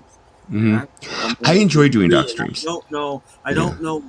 Again, I think it's because the music and stuff that they talk about is just greatest hits, and both Jock and Mayo are constantly like, I only need 5 songs by this band. I only need 3 songs by. People don't want to hear that. They want to learn about music. They don't want to learn that music, this music isn't worth anything to you, so I don't need it. I don't, if you don't like it, just don't talk about it. Why? That's the other thing. Doc lately has been down on everything. Oh, the Mind Game box is a ripoff. Oh, one hand clapping. I'm not bothering with that. It's nothing. Just don't talk about it if you don't. People don't want to hear that, and I hear that kind of thing. I leave. I don't watch videos titled "The Worst 25 Beatles Songs." I have that kind of negativity. I don't. Guilty. And you got to be positive, and you got to have something to say that's positive and not negative. And I really think that's what's happened to Doc's stream. I don't think it's actually anything to do with the people in the chat. I think it's just he's kind of lost his way. He's like Mayo, and I'm not putting Joe down. But I started watching Mayo not because of his Beatle content, really, but you go back and watch his really early videos, and he was a pretty funny guy, and his videos were funny. Yep. They're not funny anymore. No, he complains. And I don't know why that is. He complains a lot. I'm not subscribed to Joe anymore. I haven't been subscribed to him for about 3 or 4 months. You know, and you know, I know you change and you move on and blah blah blah, but sometimes, you know, I don't know. I don't think I've ever been on a Mayo stream, on a Mayo panel. Well, it was the one time when I was helping him with some technical stuff, but I don't think I've ever really been on a stream. I had to go on a stream one time. I went on a Mayo stream one time because Richard Dolan was telling people I was his girlfriend, and I had to go defend myself. You need to talk about interesting things, but not like, negative interesting. You don't like it. You don't like his rants about the paperless statements. I don't really. I went to the doctor today. I don't even comment on that many. I like going on Doc Dawkins' streams. It's just that I think a lot of the times when he's doing his streams, it's usually like either I'm at work, or you know, it's like during the day. So it's like it's hard for me to just be like, to jump on. And I know there's been a lot of times where it's easier for me to comment because I'm like at the computer and I'm doing like, you know, my work on one and I've got him on another and I'm doing whatever I do. So it's easy for me to comment, but not easy for me to jump. I know there's been a lot of times been like, well, does he come up and he throws the link out? And I feel kind of bad that I'm not taking the link. I'm kind of like, I can't right now, you know, type of thing. But when I do have a chance, I jump on the streams. I mean, I like being on the streams. Yeah, you know, Paul will always give me a link too. And Doc's a good guy, but like I said, lately he's been Mr. Negativity, and that's just, you know, I wanted to leave a couple times, to be honest. The only thing I think about Doc is that I'm sick of him. Every team is the same. He's got to bash the Mind Games Cube, and he's got to bash one hand clapping, and I'm sick of it. You know. Okay. I mean, I saying you have to buy this, you know. I mean, the thing is, I like his crowd over there. I mean, I like Robert S. I like, you know, Kendall. I like you. I like, you know, I like everyone who's over there. It's just that sometimes I think that maybe he does get concerned about viewers, and he's like, you can't be concerned about your viewers. And I don't know why, because he's not monetized. Again, if you're not monetized, I don't know why you care about views and all that stuff. Well, YouTube's making you jump through hoops to get monetized now. Yep. You know, I mean, one of the things I could always do if I wanted to on here, but it's like, you know, it's not worth it. Nope. And it's like, I don't want to do the tax work on it. And it's like, why am I going to do it for $3 here, $4 there, $5 there? Is you can do the PayPal thing here. Yeah, the thing about YouTube, they did it a couple years ago. They decided that they could put commercials on your channel even if you weren't monetized. And once they did that, there's no need to have you monetized. If we could put commercials on your channel and we can make all the money, then, you know, we don't need to have you. You know me, I always use premium, so I don't know whether I'm monetized. I don't know. I never see commercials anyway because I have the premium. Commercials all the time. So I mean, I don't know if I've never gone in to see one of my streams afterwards, see a replay to see if, you know, it's monetized or not, because I don't have a way to do it. Some people don't. I don't know if there's commercials on my videos or not. I have no idea. Let's see. I'll go on one of your videos. But I mean, if you end up going to like, you know, the go Ghost, on a real video. Don't go on like a stream or something. You know, like if you go to like the Ghost, you end up having like she has Patreon. You know, she has people that are subbed to her to do the Patreon, you know, every month. And then she has, I don't think she does donos anymore. I think she just does the Patreon. Well, you have no ads, Tim. Okay, well, that's... But I know that a lot of people they're doing the E thing. A lot of people call it e-begging, where you turn and you like put up your like Zelle or you put up your... Well, e-begging. I mean, I don't know if it's e-scamming because it's not like you're really scamming people out of money, but and then people like give you $5. I can see that if you have something to contribute. Like, to be honest, my podcast should be a Patreon thing. Oh, excuse me. And I've started to do it, and I've never. I think I finish, and then I'm not finished, and then I do something else, and I think I'm finished, and I'm not, and I kind of gave up on it, but I should, because there are a couple people that probably would throw a few bucks my way once in a while, because Well, because they listen every week, to be honest, because, you know, they Oh, yeah.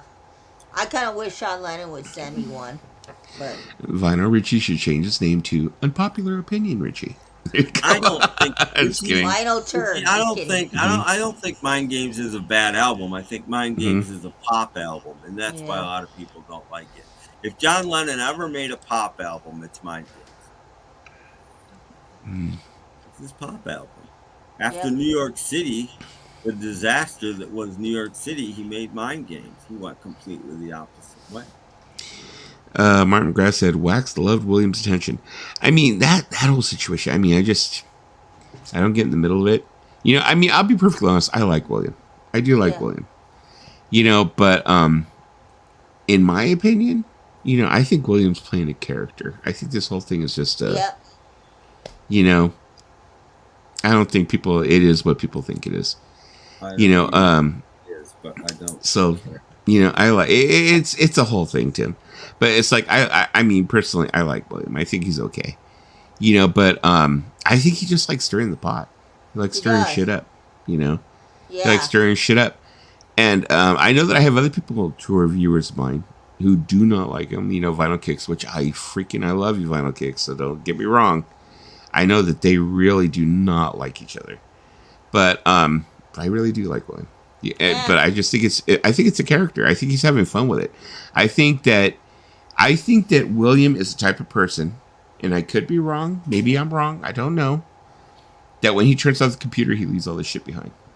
And then when he turns on the computer, it's like, showtime. And then the computer goes off. It's like, okay, time to go back to regular life. That's what I think William is. Well, he instigates. That's how we all should be, to be honest. Yeah, that's what I really think it is. I think William is just like, when it's time to turn it on, it's like, he turns it on, it's time to turn it off. He turns it off. You know, and I think he loves and enjoys fucking with them. You know, I think he does. Vinyl Kick says, Will is tolerable these days. I pity him. No beef on my end.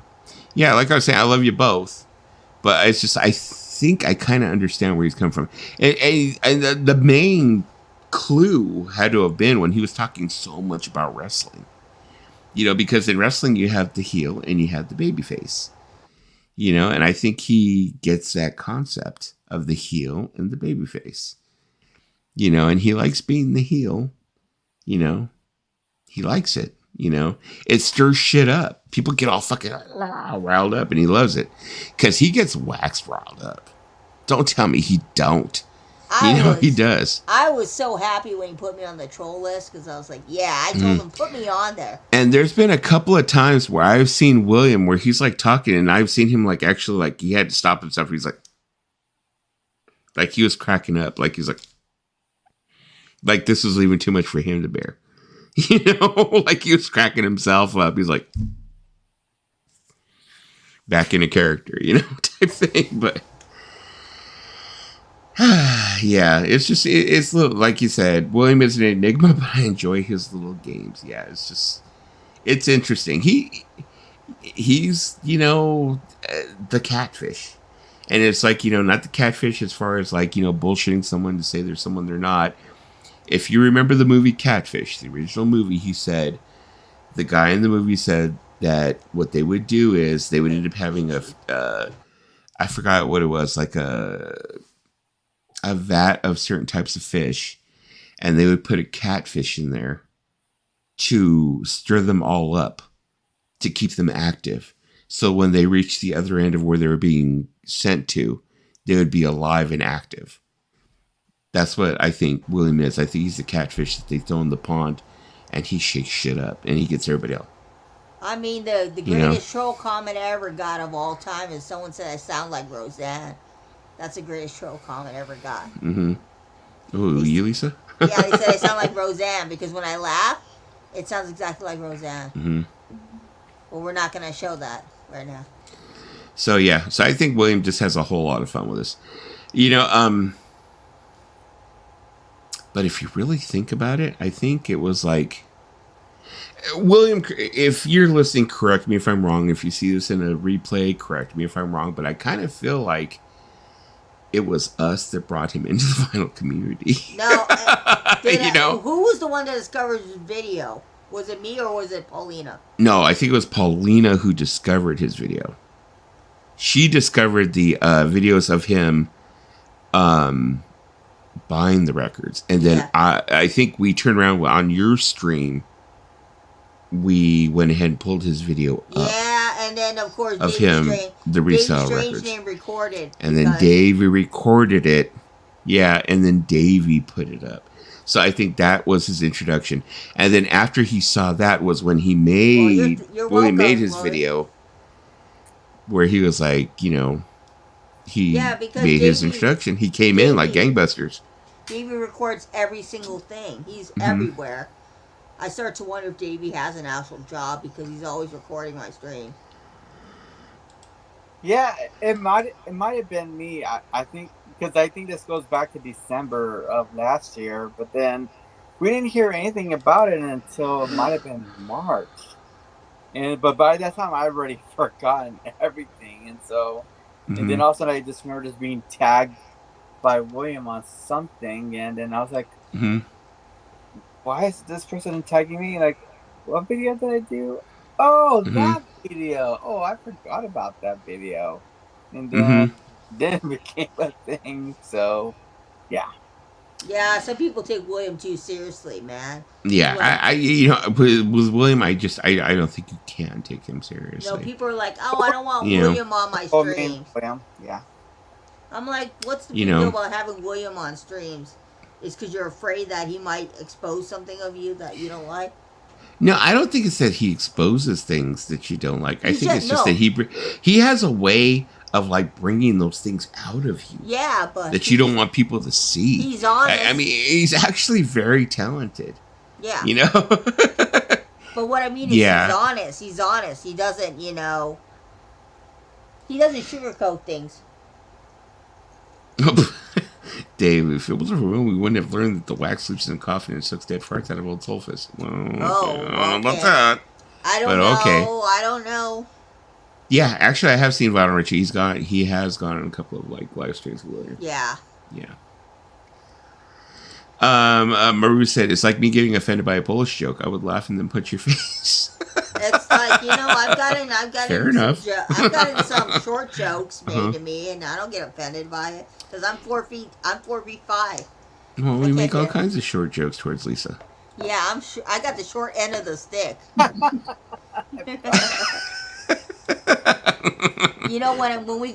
I go to like theme parks, I have to wear the shoes with the bigger heels so I can get in the park, guys. Okay. Hey guys. Hey, that's pretty impressive.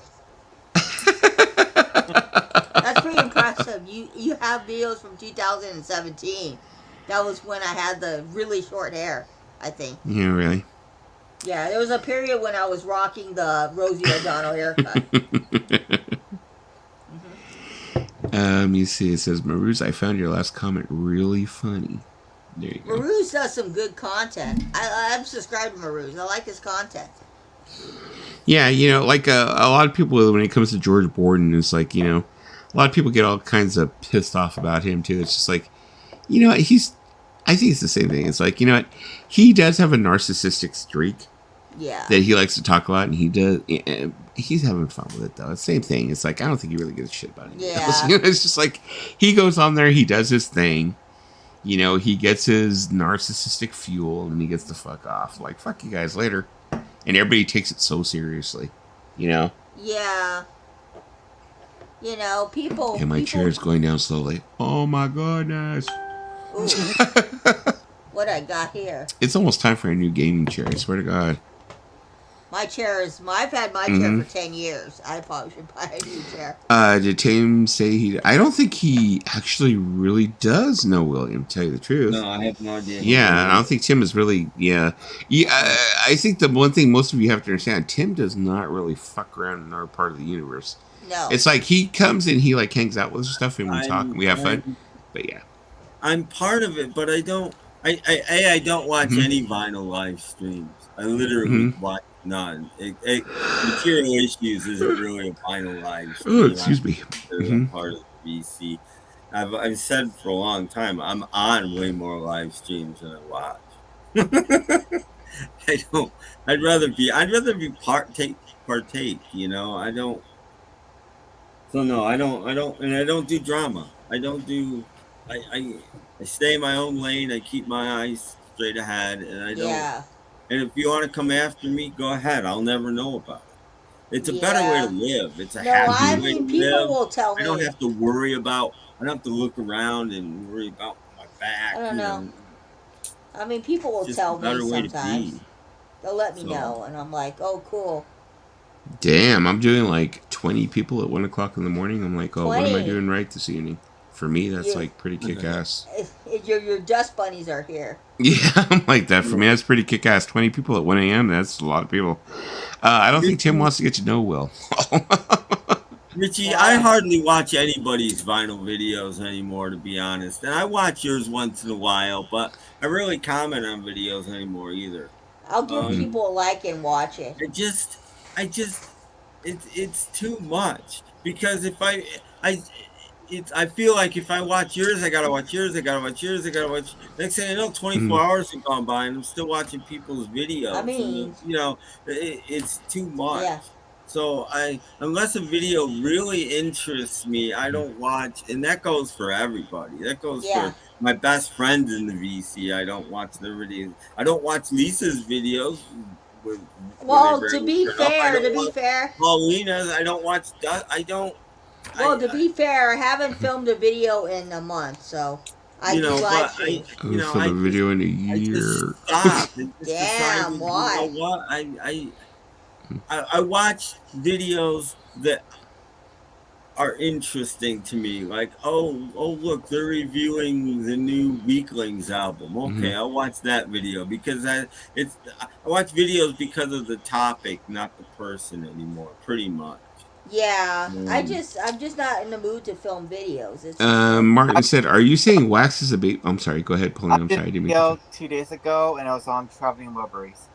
Oh, there. Oh, yep. No, it popped up in my stream, and I didn't watch it. I did watch your video. I don't watch anybody's video. Like I said, I watch this guy, my mate Vince, who's from the UK, and he fixes.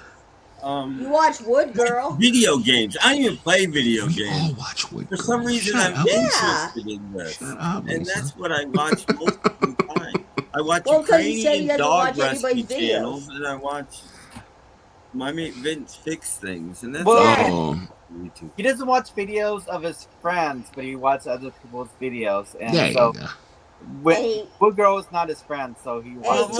No.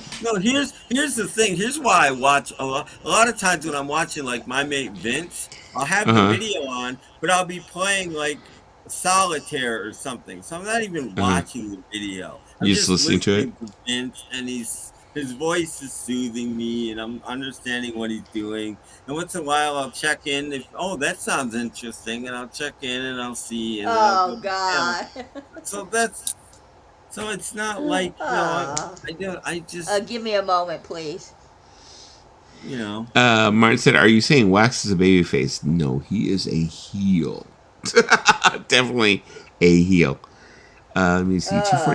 246. What is the weather in Chicago, Belle? I'm curious about that. I watch lives and cook or shower if it's interesting. Yes, it's good. Like it's almost like a podcast type thing. I think most definitely. Lisa's Dusty's Wood Girl. Okay, but she can't build anything though. I can build. She can build something. I can build IKEA furniture. Okay. So, but be perfectly honest. My Wood Girl is Wood Girl. No offense. Well, to be perfectly honest with you, I don't have tools to build it. She's irreplaceable. Irreplaceable. No, he's talking about something else. He's talking about something else. 65 degrees now. He's not talking about Wood Girl. He's talking about Wood. Raining. Started raining about 4 o'clock. Yeah, Wood Girl makes wood. There you go. No, never mind. Vinyl Richie said, I watch cooking videos lately. I've been watching the Young Thug trial and other Fulton County shit show videos. See, that's what I mean, Richie. After I spent like 10 years watching almost nothing but vinyl videos, and you know what? Kind of tired of watching vinyl videos at the moment. You know what? I've also been watching prison videos. People making prison food. You know, during the pandemic, I watched so many vinyl videos. That's why I discovered Lisa and all of these people. I mean, I watched so many vinyl videos because the thing was I had nothing else to do. Yeah. And I had pipelines where I was getting vinyl delivered to the house. Yeah. So I was getting all kinds of records and locked in the house and doing nothing but drinking and watching YouTube, you know, and getting records delivered, whatever the hell else, you know. So it was like, it was pretty ridiculous. So that's when I like actually got into the vinyl community. And then, of course, was the accidental jumping on her stream. And then I got introduced to live streams, which was like the end of it all. Yeah. You know, when I got into it, I was like, geez. One day. Started watching too much. And then I started watching, I forget his name, the guy in Chicago that has a store. And he led me to Shed Flips. And I started watching people that made a living by selling stuff online. And that got me interested in other videos. And I slowly watched less and less and less vinyl videos since. No problem, Marus. I mean, I started watching vinyl videos in 2015. All right. Good night, Richie. Thanks for stopping by, man. Later, Richie. See you later, Rich. I'll watch you. I'll look and watch some of your videos. I promise, Richie. I promise I'll get a Mute Lisa shirt and I'll send it to you, Richie. There you go, Mute Lisa shirt. You know, we should really ask Jen if she can make some shirts because I saw her work. It's top notch. Yeah, I have to talk to her about like the logos and stuff. It's funny because Richie said this Will guy is misunderstood. I think Richie's misunderstood a little too. Oh no, I know where Richie's coming from. Richie's just like he's just no nonsense. I think a lot of people don't. I think a lot of people don't. Richie that's why I said I think he's misunderstood. Richie lived in the hood, so Richie knows what's up. Richie's a good guy. And I think some people. Yeah, Richie lived in the hood. So you know what it is? When it comes to me and Vinyl Richie's, we come from the same neighborhood, basically, just about. So I wouldn't say I'm exactly like Richie, but I know that I have a lot of the same attitude as Richie. It's like we don't take any of this shit seriously. No. It's like this shit is just like it's funny to us, you know. It's like you guys are so wound up about this, but it's like we turn the computer off. It's like. No offense, but like you guys are all fucking gone. You know, it's like, you know, and Richie's got that attitude just like me. I don't know if he's done any lately, but Richie used to do some funny videos too. He does. You know, you can see when he walks onto the screen. One video you know, he did in this pink wig. And he just acted like a normal video. He just did his normal thing. He's wearing this freaking pink wig. Richie, shirts don't go. I forget what it was. And he said it's not good. It's a piece of shit or something. He took an axe to it and he went right to the album. No, I thought Stunty was the nipple man of the VC. No, isn't Stunty the nipple man of the VC? This is the best video ever in the VC. This video right here, where Robert Fitton did a video about Kenny G. That was very funny. Okay, Robert Fitton, very talented. I just watched Robert Fitton video like yesterday or the day before. I never heard of him or anything, and he did something again that interests me. I can't remember what it was, but I watched his video and I thought he's okay. I mean, he's a DJ, and you can tell. You know, I mean, his presentation is very good. That's what you mean. That's what you need to get subs and to make money and all that. You need to. Robert Fitton is a goat. Robert Fitton is a goat. Yeah. I remember one time I was on a stream with him, and I was like, "It's an honor to be on a stream with you." He looked at me like, "What the hell?" Stunty and Richie, exactly. Stunty and Richie are the power nipple couple. There you go. And you know who has the worst nipples in the BC? Spalding. I said it. No, you can cut me out. Okay, Lisa, show your nipples. I'm totally kidding. Don't do that. She's like, okay. Hell like, no. There Hell you no. go. There goes my channel. No, you watch. You're like, why am I getting 100 viewers? Rage K, my favorite thing ever on here generally mean that the teeth, the cowboy hat, and plastic gun. Okay. Oh, are you talking about AGK?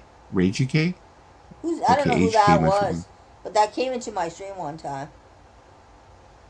Rage K. Okay, I'm lost. Somebody, I have no idea. Maybe somebody doing an impression. I don't know. Mm-hmm. I don't know. Explain to us, Spartan. Like, Martin knows a lot about the VC. A little bit more insight. Parallelogram, Jimmy Nickel. Actually, it is, isn't it? It actually held my attention. It did. That Jimmy Nickel video. Most of his videos are good. Again, professionally done. He has a script. He knows what he's gonna do. He doesn't ever bring his personal life into it. He just he does what he should do, and that's the kind of video you want to do if you want to make money. And there are other ways to make money too, by the way, instead of just relying on YouTube and stuff. You can get a sponsor or something like he does and other people do. You can get people to sponsor you. Either get free stuff or get money. You know what it was is that I remember we have actually I'm sorry, in Mayo and Doc Dawkins there's Jimmy Nickel Wants a Pickle or Jimmy Nickel. Yeah. Okay, I remember I'd seen that, and I remember one time I was like, what the hell is Jimmy Nickel? He started coming around Lisa and Richard's streams. Yep. Okay, but I think it was Lisa who explained to me. He was one of the good trolls that showed up in. Yep. But I think Lisa explained to me. Lisa was the one who told me because I had no idea. She said, Jimmy Nickel was the drummer for the Beatles. Was it you who explained it to me? Yeah, maybe it was you who explained it to me. And I was like, okay. And I just let it go at that. Did get a couple of things wrong. I think we talked about this, but Beatles did not playing with him. He got too nervous and played way too fast, and they couldn't keep up with him. And they're doing this, and they're like, "This is nuts."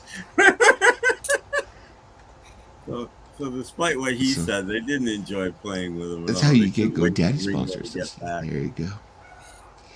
Yeah, but after I saw his video, Parallegram's video, I was like, oh, so that's who the real Jimmy Nickel was. Then I was like, oh, okay, there we go. So now it all makes sense. And there goes Lisa with like 50 of the same. No, because follow Dusty on Dusty Nips on OF. Maru's follow Dusty on Dusty Nips. No, because it posts to all your channels. Follow Dusty on OF at Dusty Nips. No, it posts to follow Dusty on OF at Dusty Nips. Follow Dusty on OF at Dusty Nips. Should I think that you wanted them to follow me on like OnlyFans? Okay. Billy Tone Bobby Whitlock vid is amazing too. Why the hell did it post 3 times? I don't get what's up with my computer. Yeah, I watched my first Beatley Tone video the other day too, just because he talked about the Lennon Uncut magazine, and I wanted to find out if I really wanted that or not. That's why I watch videos these days. It has very little to do these days with the person making the video. I mean, I really like Parallogram's videos. I mean, I know there's where you're like, yeah, fuck you, Dusty. You don't want his videos. But I do like his videos. I fucking hate my computer. Very well done, and something is wrong with my computer. It's posting things 3 times. Tapped into my nipple fetish, Lisa. Huh? Lisa, when are you and Dusty going to collab on it? I'm all, which one is in her phone? I'm just kidding. Pick no one. comment. No, just kidding. No comment. I wish that was real. Look what just came up on my computer screen.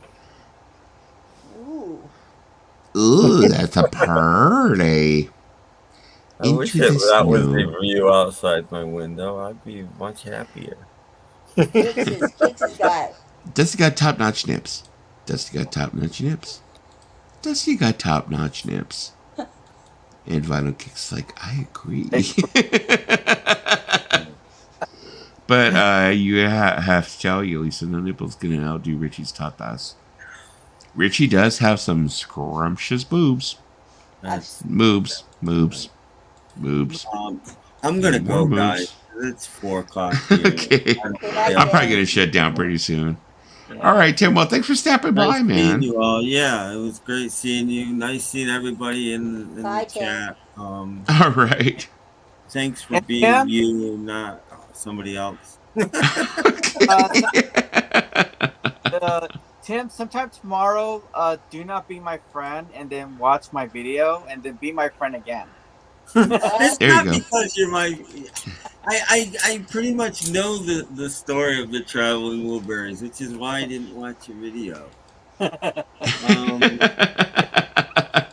I said, I use YouTube as a learning thing. That's why I watch this guy, my mate Vince.